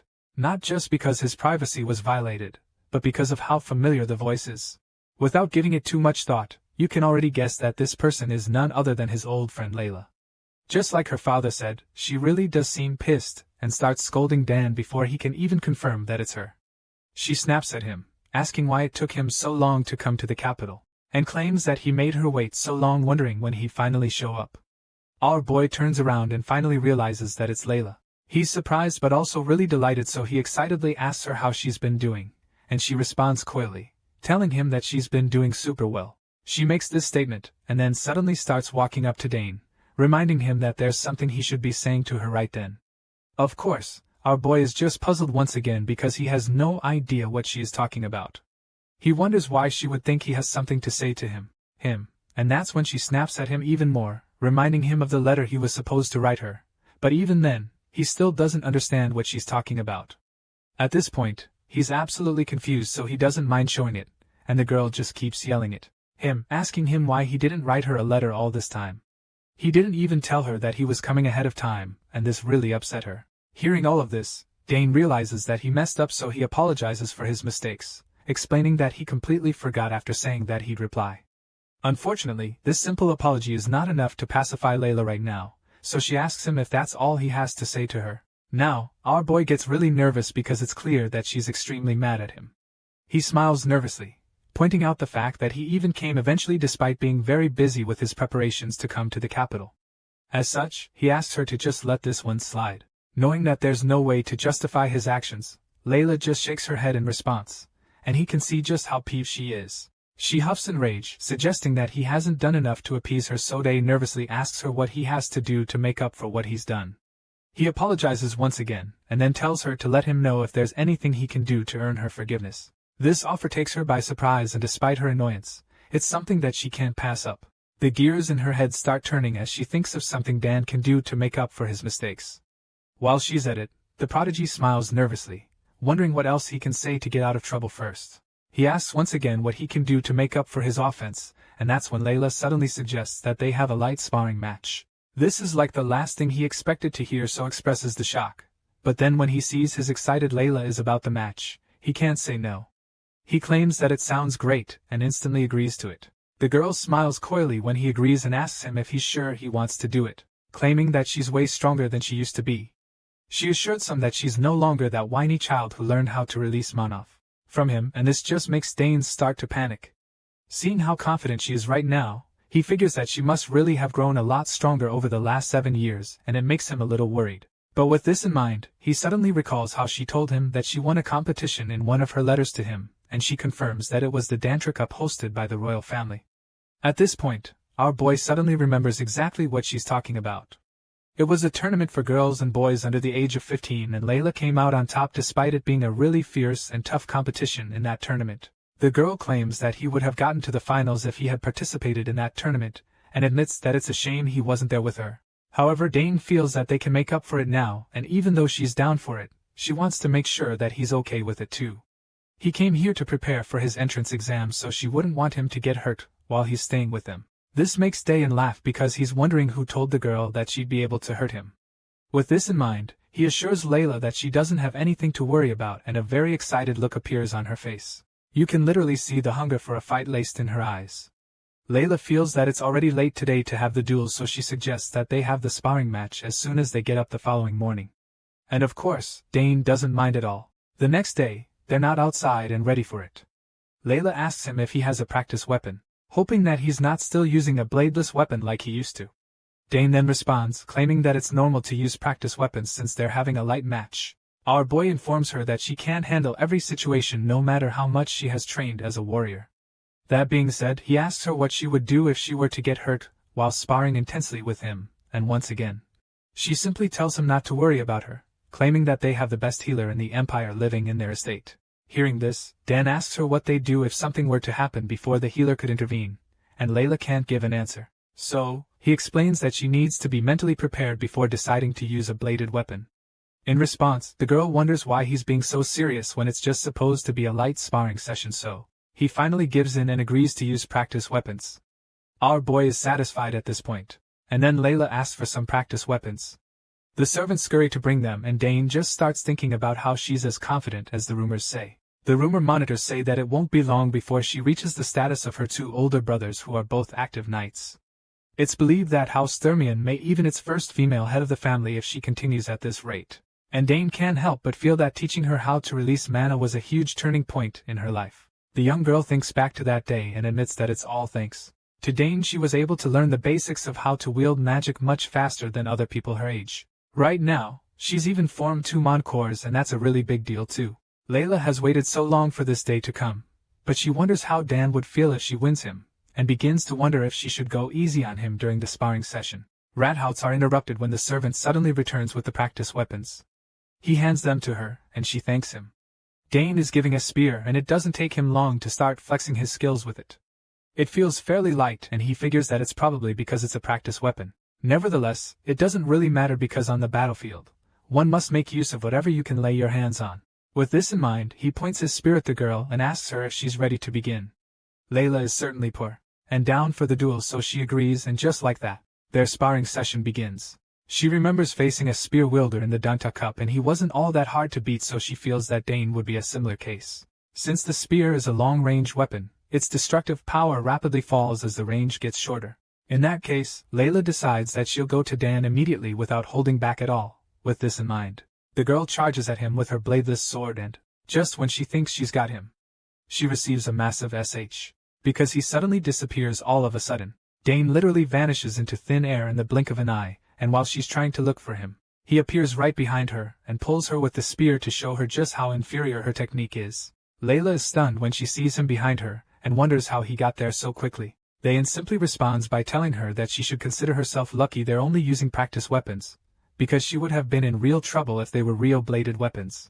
At this point, the girl is in denial and insists that her sword reach him. She refuses to believe that she lost so horrible. So Dane gives her a chance to redeem herself, suggesting that they go again. He tells her to be careful, however, assuring her that the same method won't work a second time either. Hearing this, she growls in annoyance because he's practically schooling her in her own home. She refuses to believe that he's better than her, and concludes that she's just nervous because she hasn't seen him in a long time. With this in mind, she decides not to go easy on him, and just when round 2 is about to begin, the sparring session is halted because she suddenly sees her old man outside. Of course, Layla is shocked to see her father there, and our boy becomes quite nervous too because he knows that the man has come to see for himself. He knows what the Duke is thinking, feeling that the man has been worried about his hardworking daughter ever since she won the Danteer Cup. Because of this, Dane decides that he'll make those worries disappear, and shortly after, they're standing opposite each other to resume the duel. Layla prepares for round 2 and assures him that she'll put in everything she's got into the fight now that her father is watching her. Of course, our boy already knows this and he actually wants her to give him her all. Layla does just that and starts by long a powerful wind attack at him, but he's able to defend himself by using his spear to blow it back. While he's holding back the first attack, Layla follows up with a second strike to show him that she's not that easy to beat. Right now, Dane is the one holding back. He's casually containing her strikes and waiting for her to actually throw something dangerous at him, so he encourages her to use her full strike. Meanwhile, Duke Thermion watches from the sidelines in amusement. The two kids have always seemed evenly matched, so he's curious to see who comes out on top today. He seems to be enjoying the sparring session until he suddenly gets a strange feeling when he notices that the smile on Dane's face is gone. From what the Duke can see, the boy no longer looks like a young man sparring and now looks more like a warrior fighting in the war. The intense sparring session resumes, and it's starting to look like the two fighters are throwing everything they've got at each other. Layla is fighting with all the skills at her disposal, determined to beat Dan so she can impress her father, while our boy is doing his best to contain Jur and hold her off over and over without actually hurting her. The fight goes on like this for a while longer, and as they both continue to cancel each other out, it gets to a point when Layla finally gets what appears to be her lucky break. She spots an opening in Dane's defense and goes in for the kill. She drives her wooden sword with as much power and force she can muster, but the young master cease or intention swiftly evades the attack. Dane dodges her deadly jab and causes her to miss, which also leads to her losing her balance and falling over. At this point, he's able to disarm her with incredible speed, and while she's still falling forward, it's already pretty obvious that she's completely lost once again. Her sword falls to the ground right before he does, and so Dane realizes that he just won again, but he doesn't exactly look too pleased about it. He's not the only one seemingly disappointed by what just happened, because the Duke, who was watching their duel, is also really concerned that his daughter lost a second time. At this point, he asks his trusty knight captain to smart what he thinks about the situation. He asks the knight if he thinks that this will help curb Layla's arrogance slightly. Hearing this, the Scarface captain has taken aback because he didn't think that the Duke already knew about his daughter's attitude. He expresses his shock, so Thermion assures him that he knows his own child better than anyone. He reveals that he saw the signs even before the Danteer Cup, but after she won, it got even worse and she completely changed. The Duke reveals that he thought about having a stern word with her to try and change her, but after some contemplating, he decided that it would be better to let her figure things out by herself. Hearing this, a smart claims that it was a wise decision from the Duke. Anyway, now he's confident that she'll learn a lesson or two by the time Dane is done with her. This makes him curious about the boy too, because of how skilled he is at such a young age. He's really anxious, so he asks the captain how many monarchs he thinks Dane would have by now. While the men are having this conversation, another intense round of sparring begins, in this time around, Layla is extremely desperate to win. She's fighting like a person determined to kill her opponent, throwing deadly attacks at our boy. But of course, he just deflects all the hits with ease, leaving her even more frustrated. While she's fighting with every deadly skill at her disposal, the men continue their discussion, and a smart suggests that Dane has at least 3 cores. Hearing this, the Duke is not completely convinced, in judging by his own experience. He feels that the boy actually has 2 or 3 monocores at most. This doesn't really add up when the captain thinks about it, because he's clearly seeing the boy in question in action. Puzzled by this, he asks Thermion why he thinks Dan has 3 cores at most, and that's when the old man tells him to take a closer look. The Duke has been paying close attention to the fight, and from what he's seen, he can confidently say that Layla isn't being overwhelmed by Diane's spearmanship, as far as he's concerned. Our boy isn't even winning her because he has greater speed than she does. Instead, the Hexaclass Knight is convinced that Dane has the upper hand because of his tactical movements. The Duke has studied the fight and the movements, so he can tell that Layla is having a really hard time because she has never experienced this kind of movement before. She has no idea how to handle his tactics, so she is just getting more frustrated. Over again, Dane blocks her attacks with ease and it's starting to stress her out. She doesn't get how he keeps blocking everything, so she asks him to tell her what's going on. And that's when Dane informs her that her moves are too obvious. While that's happening, the Duke and his captain of knights continue their chat. They both agree that Dane fights like a seasoned swordsman and are pretty baffled by this because he shouldn't have that much real experience. ASMR has never seen anyone casually demonstrate a mastery of swordsmanship and battle intelligence so easily, and the Duke can't believe his eyes either. This makes him really suspicious, and being the smart man he is, he begins to think back to the last time he was at Sogur's County. He is convinced that the time Layla grew the most was when they visited the Sogur's family. It was 7 years ago after they came back from the southern inspection tour, and Layla was improving rapidly, coincidentally after meeting Dane for the first time. With this in mind, the Duke is confident that history will repeat itself, feeling that his daughter will somehow improve again all of a sudden now that Dane is here. A smart agrees with him, admitting that he can't help but be surprised even as he watches the young master in action. Layla might be the winner of the Danteir Cup, but in this fight, she's no match for Dane. The visitor is so good that the captain feels he was trained harshly by Count Saugus. However, Thermion doesn't agree with that presumption, claiming that he knows are working better. Even though the Count is strict, the man isn't the kind to train a person harshly. The Duke doesn't believe that Count Saugus is like him, and he certainly doesn't think that Dan needs harsh training either. The Scarface captain is perplexed when he hears this, so he asks his master what he means. In response, the Hexaclass Knight explains that Dane is the kind of person that ordinary people don't dare to look down on. This is because he believes that our boy is someone with overwhelming talent. As far as this old man is concerned, Dane is a genius, and he's come to accept this fact. Unlike his daughter, who still thinks she actually stands a chance against him. Speaking of his daughter, Layla loses once again, this time with her sword being hit right out of her hand. While Dane is busy disarming the girl, her father continues to examine his skills. The Duke feels that our boy didn't participate in the Danteir Cup because he didn't feel very interested in it. This sounds like a pretty bold statement to the captain, and he wonders why the Duke would even think something like that. Everyone knows that the Danteir Cup is something that is coveted by all the girls and boys in the Empire, so a smart thinks that it's ridiculous for anyone eligible not to be interested in it. That just doesn't make any sense to him, so he is really baffled at the moment. Currently, there is no one his age who can go against such skills, but here he is, giving the reigning champion of the Danteir Cup a very tough time. Layla is panting and gasping for air at the moment, because she's tried everything she can and used all the energy she can muster. It's all futile, and now, she's finally starting to accept that she's no match for Dane. Her father watches her repeated defeat, and hopes that she would finally realize her shortcomings after this spar. He feels that she'll be able to completely surpass her brothers if only she can throw away that arrogance, and become more skilled with the sword. The Duke is very confident about this, and while he's pondering on it, we catch up with the $2 once again. Layla is still on her knees, breathing heavily after multiple humiliating defeats, and finally admits that this is the kind of thing she expects from Dane. It's now clear to her that she's not his opponent at all. She thought she could stand a chance even though she knew that their talents were different. But she never imagined that the difference would be this big. Our boy is finally done with her for today, so he suggests that they stop here because she looks exhausted. Layla isn't exactly happy about this at first, but then she remembers that she can't even take any more, so she simply accepts defeat.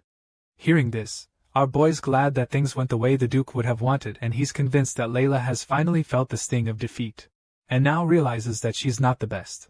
It's a tough loss to take, but it's not like she has a choice. She just complains, wondering how on earth he trained to become this good. Hearing this, Dane responds coldly, informing her that he trained diligently, and this just pisses her off because she doesn't even think there's anyone who doesn't train diligently. She's about to start throwing another tantrum one day, and shuts her up suddenly by telling her that she just needs to train hard. Her eyes widen in shock when she hears this. His words hit her like lightning bolts, and she just stands there stunned. That being the case, Dane tells her that he's going in first, and then starts walking away from her. So she vows not to lose next time, and he simply tells her that he's looking forward to it. Of course, this shocks her too because he's so unfazed by her. Dane was the only person Layla's age whom she actually admired, and at the same time, he was the person she wanted to overcome. In a flashback scene, we're taken back to that day when our boy helped her correct her form. After she demonstrated her swordsmanship techniques to him, he commended her but also told her exactly what she needed to do to perfect it. Starting from her third form, she needed to fix it because it looked like she was overstepping. She diligently followed the instructions and took the corrections, which helped her improve a lot. And she was so excited after finally mastering it that she didn't even realize that was the day that she started admiring him. Unfortunately, now she doesn't just look at him that way. She sees him as a rival and a challenge that she wants to overcome so that she can finally prove that she is just a kid who waits to be taught everything. Now, Layla wants to actually beat Dan. And even though she doesn't know how difficult it's actually going to be, you gotta give her some points for determination. Right now, it's pretty clear that she's not on his level, and it bothers her too because she doesn't understand why he seems even further away from her reach than before. Nevertheless, she's determined to prove him wrong, so she vows once again to beat him the next time they meet. And with this, we're finally fully caught up with this incredible story. More chapters of The Man Who will be released weekly, and I'll try my best to cover them all as soon as I can manage. I can only hope that you've been enjoying this story and want to see a lot more of it, because that's certainly the case for me. With that said, stay tuned for more episodes, and I'll see you all very soon. Until next time, thank you. Now, let's start with the Darkest Sunski Vladimir. And let's start with the Darkest Sunski.